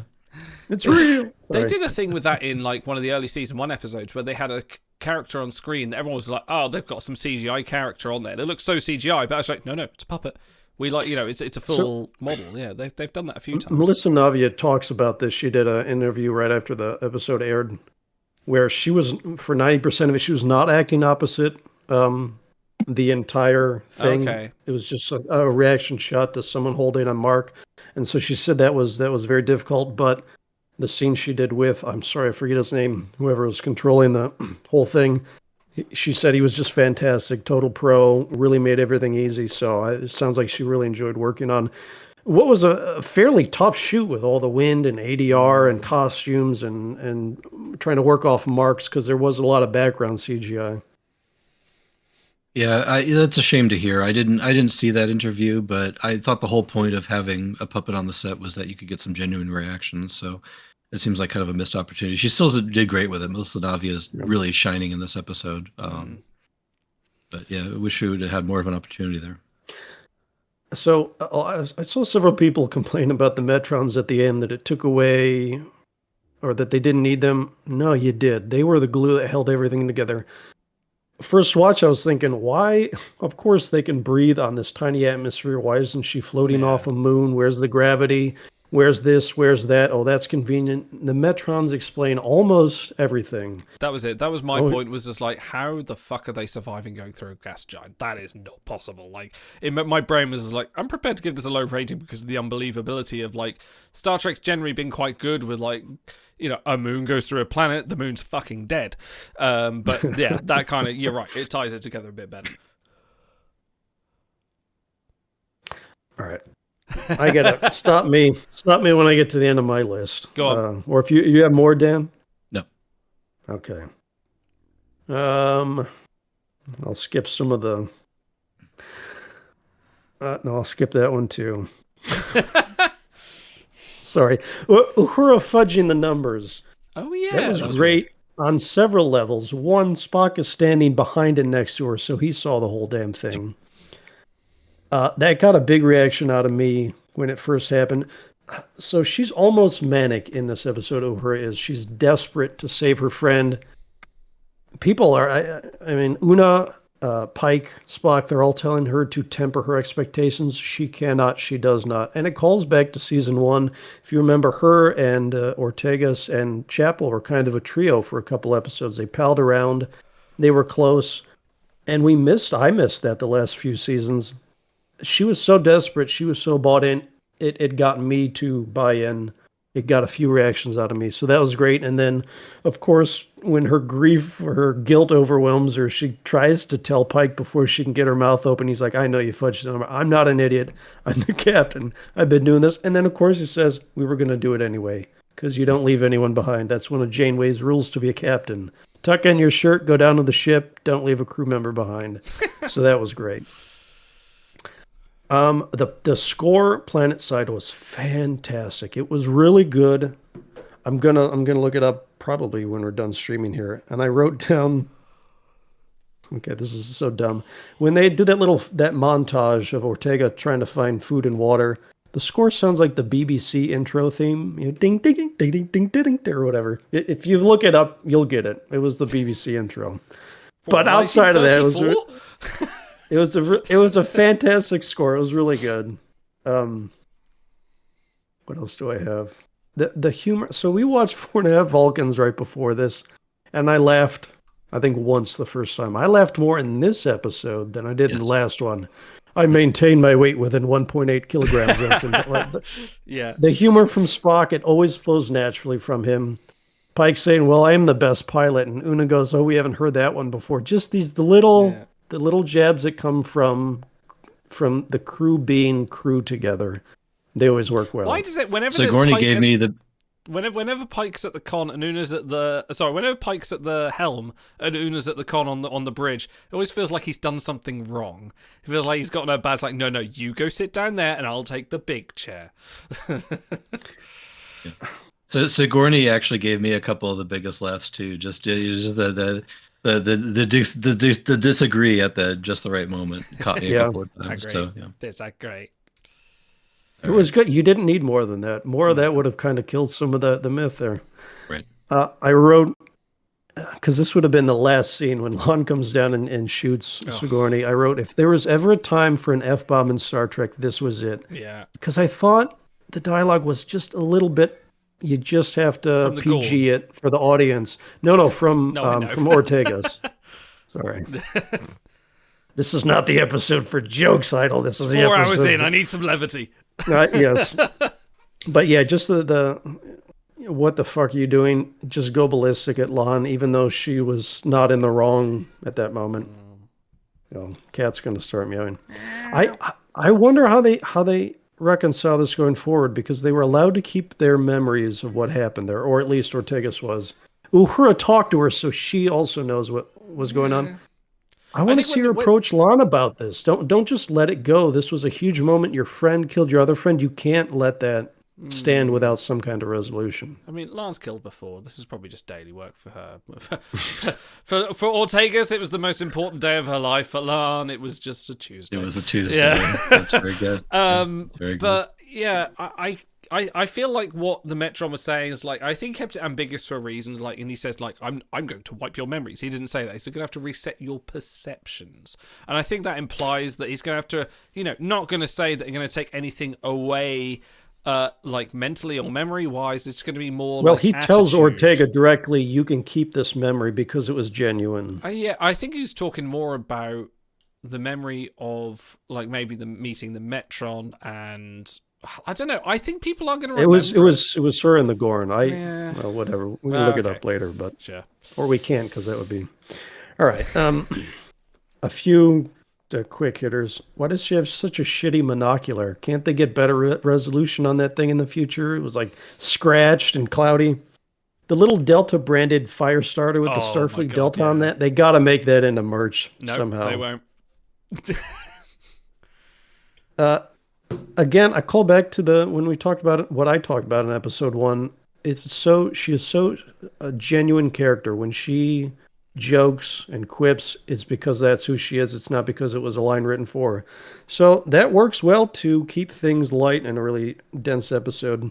When she's dressing the wound for the first time, she looks at this big creature and goes, "What the hell am I doing?" It was a good line read. That breaks things up. She calls it pit monster sushi. Like, just these little lines from her that humanize her and the Gorn at the same time. Great writing there. The progression to first do hand sign language before just plugging in the universal translator was a nice little step into getting to know each other. And one, I'll pull this from Arena, actually. Kirk, when he's recording his little log while he's fighting the Gorn, he says, "I have to fight to remember this is a highly intelligent creature." And I just wonder where the hell was the rest of these Gorn encounters in Strange New Worlds? Why did we have to wait till the end of season 3 for anyone to remember that these are highly intelligent creatures? Mm-hmm. Perhaps that's the reset perception that they take away. Well, yeah. Yeah. Maybe. Gentlemen, best and worst. Let's go with me. You know what? Yeah, I really did think that the best moment was Ortegas, like, throughout this episode. She needed an episode. We have been screaming for an Ortegas episode for 3 seasons now, and she finally got one, and it was a banger. Like, she carried it. Yeah, absolutely carried it. Melissa Navia is just brilliant. She is such a force of personality throughout this whole thing, and like the balance between her despair and her sort of Starfleet training to go like, right, what do I need? I need shelter, I need food, I need water. I need to be able to do these kind of things and able to survive on this planet, and hopefully someone will find me. And she was, her acting, Melissa Navia, through and through, was my MVP throughout this, everyone's fucking MVP throughout this entire episode. My worst moment was just again, we've just spoken about it, but the characterization of the Gorn being slightly inconsistent here compared to previous. And again, if this had been the Gorn we saw in Hegemony, then I'd have been okay with it, but we didn't. We saw a more feral Gorn, or we didn't seem to see that they knew anything. We didn't have that kind of, like, with Enemy, we knew what Romulans were like. We knew their social structure, we knew they knew things, and that Geordi could empathize with them on a level. Even with Darmok, Picard worked out that they were talking through memory and that. But this was a kind of a bit like the Gorn just went, yeah, I know what you're talking about, and then that worked out from there. And that just felt just a touch lazy for me. It was a bit more, I'd rather it had been a more feral Gorn, and she had the sort of, pulling the tooth out of the lion's paw moment, to when then she would heal it and the Gorn would go, actually, oh, maybe you're a friend, and act that way, rather than going like, yeah, I know you're not hostile. You tried to swipe at me a few times. I just threw you down and ate this bug creature instead. I mean, I really like Dan's idea of hive mind. I think that solves a lot of problems I have with, Yeah.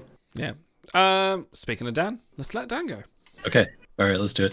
I don't really have a worst, so I'm going to present what would have been my worst moment, but it turns out to be my best moment.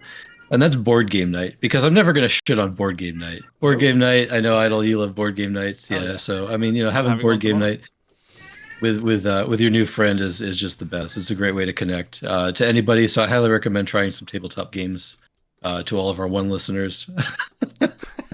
How dare you? And so on top of that, so the end of the episode, the final sting we get is that she's kept the game piece that she pretended to eat, which was the role of the Gorn's game. And so I think, okay, right, kind of silly, right? Taking the piss, but no, because some reptiles have a gizzard, and they will ingest stones to help them digest their food. So it's actually might make sense as a bit of world building that, you get to eat the stone and, kind of help you digest your food better, especially the nasty stuff, which is my best moment. Was when Ortegas has to bite into whatever awful gland has been thrown at her feet, and so she's working up to it, and she finally takes a bite, and there's white pus that squirts out the side of it. It's just the gooey nougat center, slimy yet satisfying. Absolutely the best moment. So I have a story about that. In the same interview, she talks about this. She says the prop team put together a sack filled with plum and mango puree and bits of cookie, like from Cookies and Cream, to give it some crunch. And they thought they were doing her a favor because she'd have to do some takes. She hates raw fruit, she says. And she was so repulsed by it, she almost retched for real. So it was... Okay, wow. So real reaction from her. That's great. Wonderful. Yeah. Who hates raw fruit? Anyway. All right. Also, go on. I was going to change. I'll put chess, as my worst. It was just a little bit out of place that she would have this, or not chess, but the other game, that she would have that all set up. I'm picking nits. I fucking love this episode. My best moment was the freeze frame at the end as they're beaming up. A beautiful visual. Yeah, that was good. And it hits it the right moment where they linger on that shot, and you get that that's the goosebumps moment. What is going on? You know something isn't right.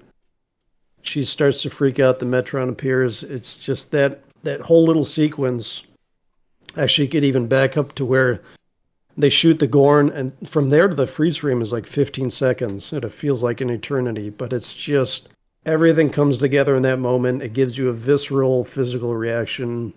Just perfect. So, wonderful. I mean, if I had a penny for every time I had a season of Strange New Worlds where a godlike entity came and interfered with the plot of my episode, I'd have 2 pennies. It's not a lot, but it's strange it happened twice. This worked. It did. Okay, we need a rating code, people. Go on, Otto. This is your baby. This is your favourite moment. Please give us with an unsatisfactory rating code, please. Very tiny. I mean, I'm sure a lot of people noticed it, but it took me 2 watches to realize. At the end, the little paper airplane that she makes is burning in the wreckage as they're hiding from this giant eruption. So I'll just go burning paper airplanes out of 10. I thought that was a poignant little detail. Fantastic. I'm going to give this a very solid 9 out of 10. Very enjoyable. Point docked for weirdly obscure, unexplained Gorn intelligence. But otherwise, just great all round. To the point where even like La'an coming in going, Gorn, die! Was actually completely on point and understandable. Like, that was like, you didn't want it to happen, but as soon as La'an's leading the away team, he's just thinking, yeah, that Gorn's dead. And that's tragic, but yeah, goddamn. Dan. This is the easiest 10 I think I've ever had to assign. Yes. Absolutely. This is everything I want out of Star Haven't Trek. had a 10 yet, so wow. It's tight cast, no Kirk, just everything focused on 11. everything focused on what really matters the most. They flipped the script on a classic episode, and instead of it being just a throwaway, they made it a classic. This is absolutely earned the best possible score.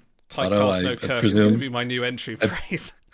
I presume we'll be raising the average with you as well. It's a 10, man. No, it's a 10. Even the most innocuous quiet moments where they're just learning to interact, you're like, this is what Star Trek is about. You're meeting a new race. You're meeting an enemy. Enemy of my enemy. Disagree. Friend, agree. It's like, yes, this is what we want. We don't want to be fucking fighting them for 3 seasons. They're not the Borg. Like, even the Borg get more characterization than the Gorn did in the first 3 years. So, yeah, just absolutely what you want from Star Trek. Banger. Great on Navia for carrying it. Just banger after banger after. No, not in this season, but look at this beat out. And Mbenga kills Klingon episodes for me. Yeah. That's how good it was. It was can't get higher so it praise. doesn't count. Okay. Final episode, home, 4 gentlemen. hours and 10 minutes in. Jesus Christ. I genuinely It's didn't gonna think kill me. I didn't think we were going to go this long. New life and new civilizations when an ancient evil Dan's last resurfaces. appearance. Pike faces a Sorry, guys. life-altering choice to stop it. Written by third Dana Horgan of the show. And Davey Perez as well, who did Under the Cloak of War and Through the Lens of Time. Directed by Maja Vravillo, who did Children of the Comet and Hegemony Part 1. Dana Gamble returns, but with a new mask. Which gave me massive Masaka vibes in this episode. And I wasn't generally expecting him to come back, but as soon as I saw him, I was just like, oh, we're doing Vesda. Okay. We're revisiting this.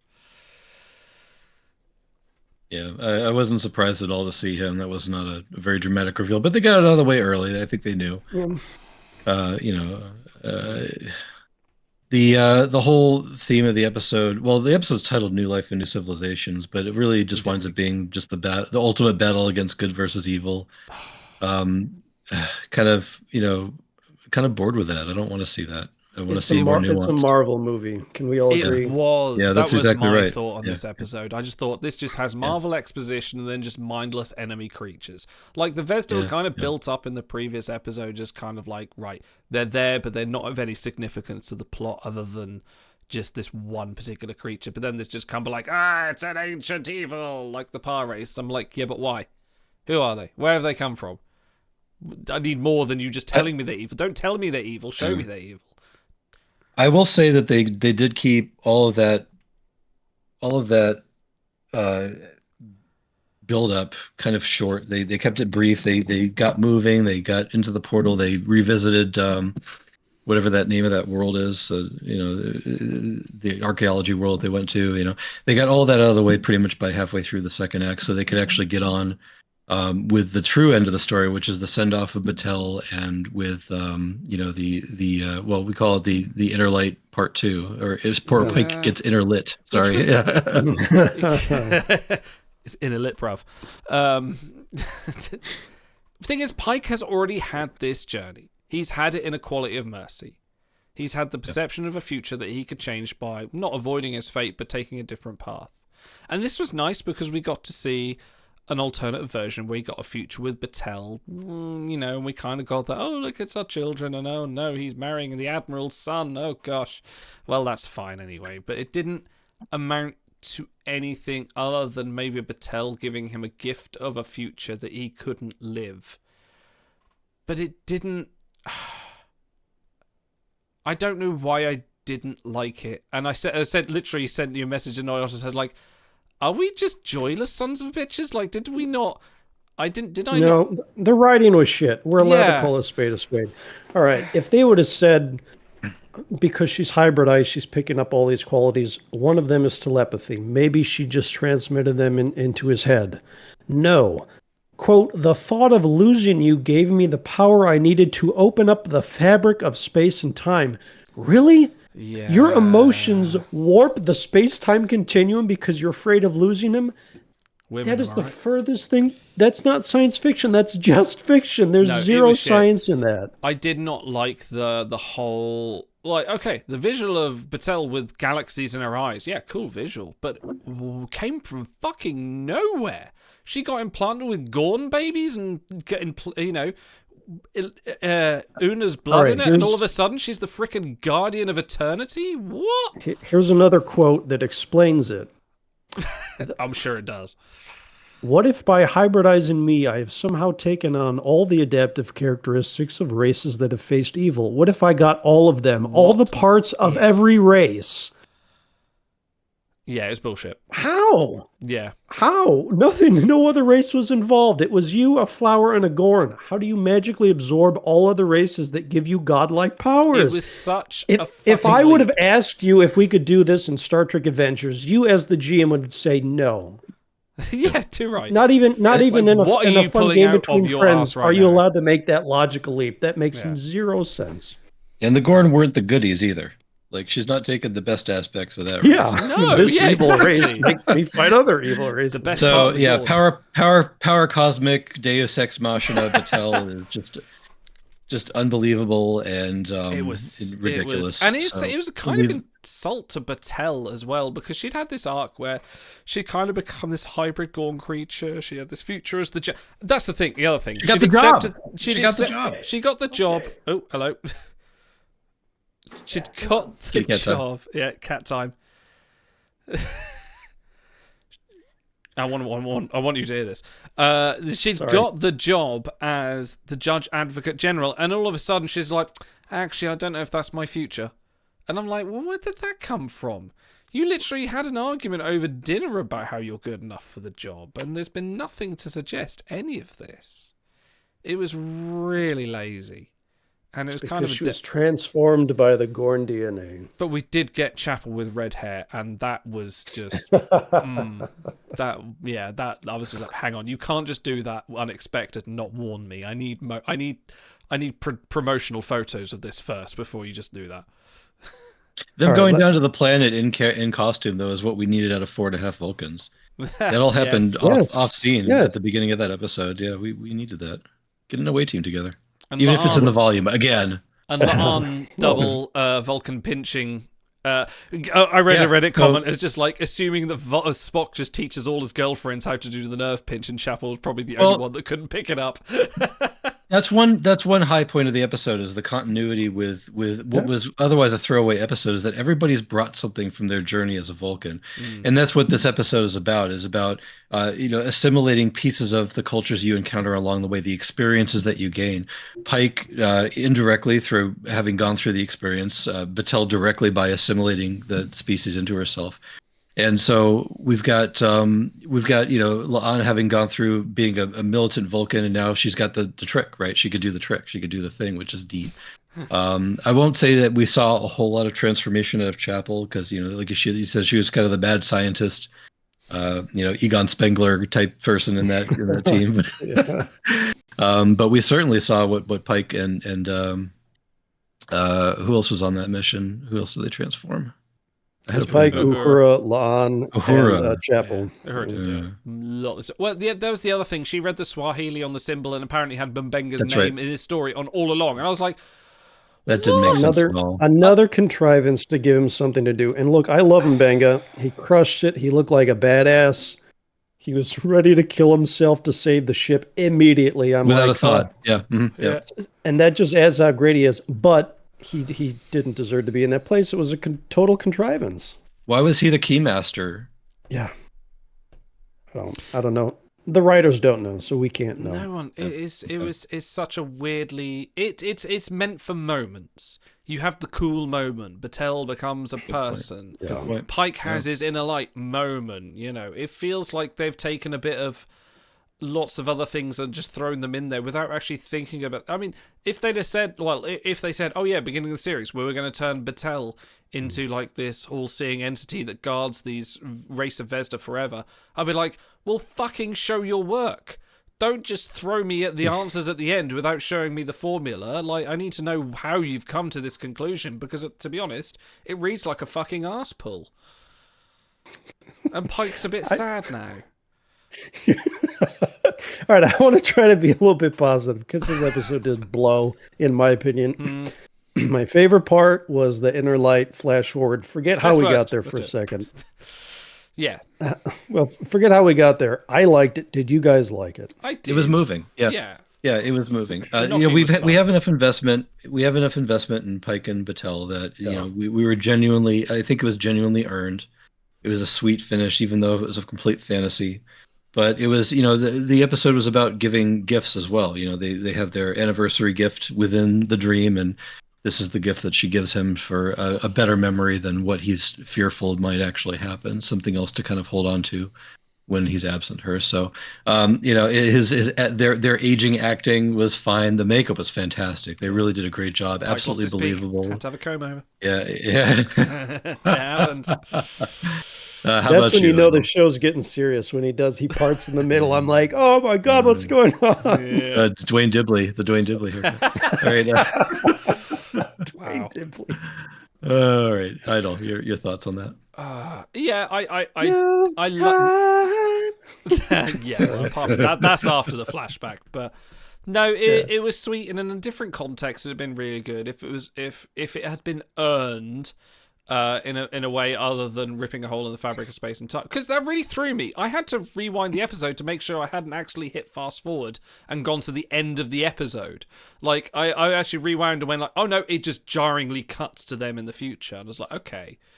And yeah, and it was nice. It was sweet. We see the children. We see him going. The shock of the knock at the door, and it turns out he's him there, and he's not died in the accident, and he's been given this alternate future, and the knocking continues, and unfortunately it is Ensign evil Gamble all along.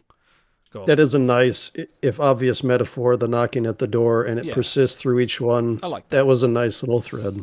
But it just didn't feel earned. It reminded me of the flash forward from the end of Discovery. Yeah. But so I think it was Henry Lanzemeyer or Kiva Goldsman again. They did an interview. They said that they hadn't been, they wrote this when they hadn't been renewed. So they were treating it like a series finale. Yeah, I got that. Which is even more dismaying to hear because this is what they think is acceptable for a series finale. No one really got a satisfying conclusion except for Pike. The rest were just like, and they were there as well. Yeah. That would be a big letdown for me if the series finale is anything like this. I mean, they know, at least they know now that season 5 is the end, so hopefully they can prepare something better. And the season 4 finale should be not as bad as. But yeah, you're right. If this was supposed to be the end of Strange New Worlds, shit, no, that would have gone down with, like, almost as bad as These Are the Voyagers. Like you say, Dan, New Life and New Civilizations, it's got nothing to do with the episode. Literally, aside from maybe the Vesda, but... This wouldn't have felt so rushed if they hadn't wasted all the time on sitcoms and on just making out with each other throughout the rest of the season. Just macking and smacking, that's all they were doing. All right. All right. Here's a non sequitur complaint. At the end, when they're doing all their cheesy lines, hit it and all that stuff, and they're about to fly to another planet, Uhura goes, "Hailing frequencies open, Captain." And I felt like Jim Carrey in The Truman Show, where I'm like, what the hell? Who are you talking to? We're not hailing anyone. There's no ships around. You're just saying cliched lines because it's the end of the episode. What? Yeah, that's... And I put a note in here, and like, this is... And again, just like stress, I like Discovery. But this is the most Discovery Strange New Worlds has felt. Because there's been a lot of, like, emotional high points over plot high points. It's a bit of like, let's say the phrase and smile, and then everything will be okay. Yeah. Are you comfortable now? No. I'm not going to blame the director. I'm going to blame the writers for this one. This just wasn't good. I didn't like Battelle becoming a supernatural being. Not because I didn't like her being a supernatural being, but just how they got there. It was just such an arse pull.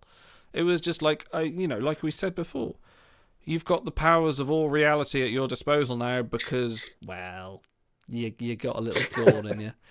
Why not? Damn, Mabenga's pretty good if he can pull that off in sick bay. It's like, damn, Benga, what's in your serum? You can't work for Starfleet anymore.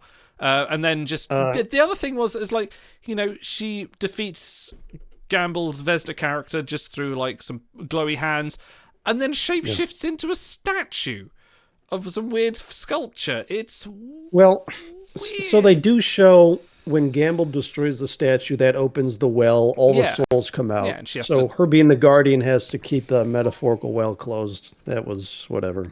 Everyone thought about photon torpedoes. Those worked against the Davidians. They were a temporal creature. Times Arrow, great episode. What's with you and Times Arrow, dude? Fucking It's love not Times that good Arrow. of an episode. Mr. It's really not Pickard. that good. All right, a good chunk of this episode also, shockingly, was Kirk again. Oh yeah, a big contrivance. Got a mind meld. He's the only person on the Farragut who matters. What did you guys think of that? Say, can Pike not message the captain of the Farragut? It's like you got. No. Oh, sorry, you've reached your first officer. The captain's not available right now. Please leave a message after the arrogant commander. Remember, her head's in a jar, so yeah, she's not being called right now. That's a good call, Dan. I will say that. I think there's actually a payoff to all of Spock's crazy relationships. And I think that payoff comes at the end of the episode when he finally realizes that his true relationship is actually the bromance. Yeah, I did like that. I thought that was fun. I think that science. He's married to science, Dan. I think that this is where he will be able to relinquish and turn more stoic and say, hey, all this drama is just not worth it. But this guy's gonna be my ride or die. So I kind of really appreciated that. I think they handled that part well.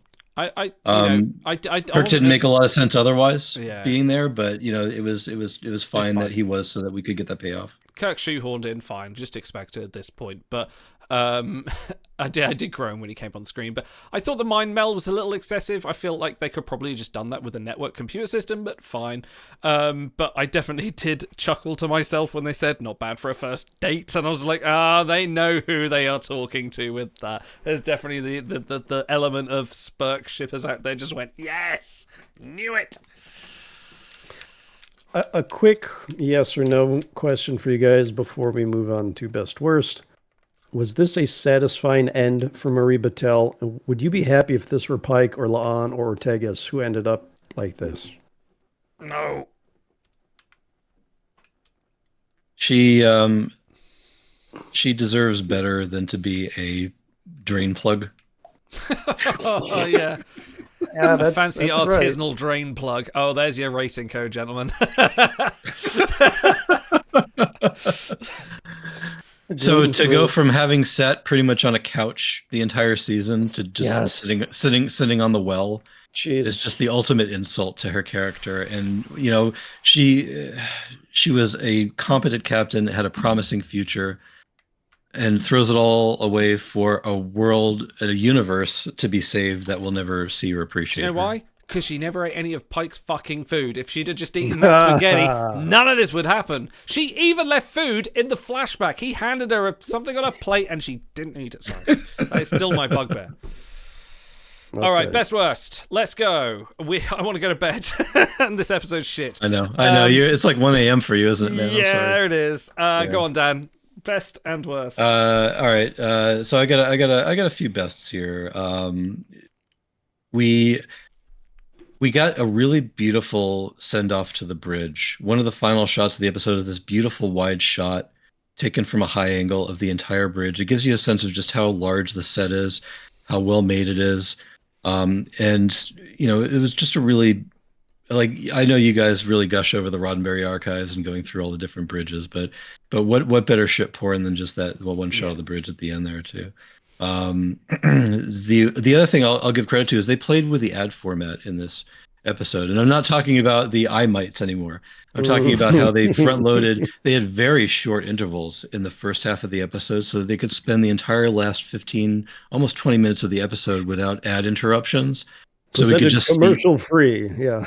I don't think the inner light portion would have been successful if they had broken to sell us laundry detergent again.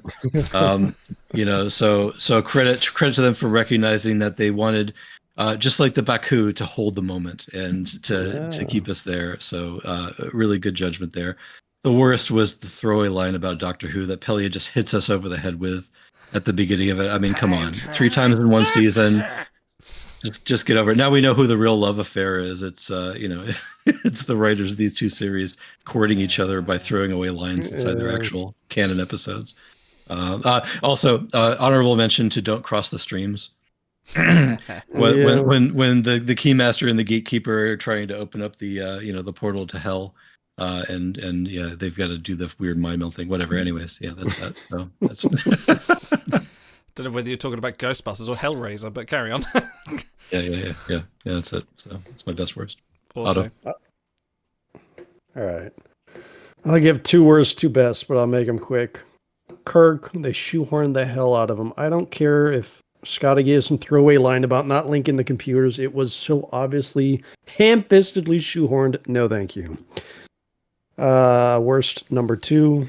No time. That ending sequence felt like the series finale of a CW drama around circa 2006. Not great. Best, number 1. When Pike comes onto the bridge at the end, he's just had his big future experience. It's quiet for 7, 8, 9 seconds. They show reaction shots. Ethan Peck breaks the silence with a line read that felt like he added about 20-30% awkwardness. Like he wasn't sure what to say, but he had to say something. And I might be reading into it, but I thought it was fantastic line read. And best number 2, the doggy curled up by old Marie as she was in bed. And then as Anson leaves to answer the door, he does the perfect old man shuffle. Just, this guy is a phenomenal actor. I'll say it again. I think that might not have been acting because he is now, 50 years old. But he just shuffled like someone who had been sitting for too long, and it was just the tiniest little perfect garnish. So good for him. Idol, best and worst. Sorry, I've already decided my rating code for this one. Okay, my best, you know what? The Inner Light section was pretty good. I think on a standalone, somewhere else that's more deserving, that would have been really touching and emotional. Would have been great for the season finale. Would have been really good for the possible futures of series. Pike. Yeah, the entire series would have been good to have like the possible futures to some tragic end, but wrong place, wrong time, wrong script, wrong writers. So yeah, that was probably my high point. The worst. I do have a second high point, and that is Chapel's red hair in this braids. Thank you.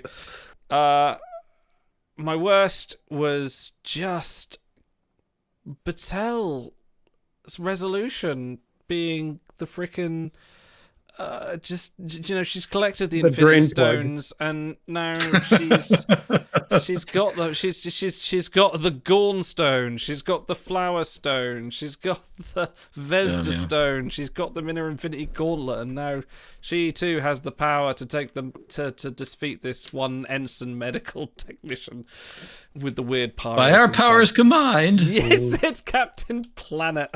Yes. All right. Heart, love, fire, Vesda. Oh, no, wait, you're not invited. Okay. All right, gentlemen, please. How many giant avant-garde drain plugs with the power cosmic out of 10 would you give this episode? Auto. I got to get my extra finger ready. If this were just some random fantasy movie, I'd still probably complain about how stupid the plot is, but I'd give it maybe a 7. Because it was kind of enjoyable. The costuming, as always, is great. Visuals, as always, is great. This was the worst, laziest science fiction I think I've ever watched, and that covers a lot of ground. I'm giving this one giant avant-garde drain plugs out of 10, and one more of these for the road. There we go. Pure one. Go, Dan. All right, yeah. I'm pretty low, but I'm going to give it a +1 for getting a proper Kirk and Spock scene. Also with Sam Kirk sitting down and just, kind of mending fences with his brother, which was also very sweet at the end. Yeah. I think the last half really kind of brought the average up a little bit for this episode, but the first half really was just batshit crazy.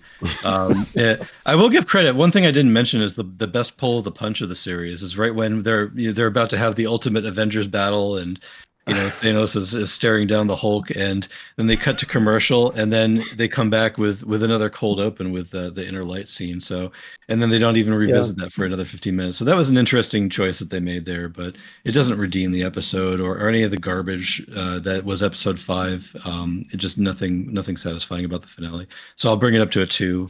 Avant-garde drain plugs of the power cosmic out of 10. I got to throw in one more nitpick.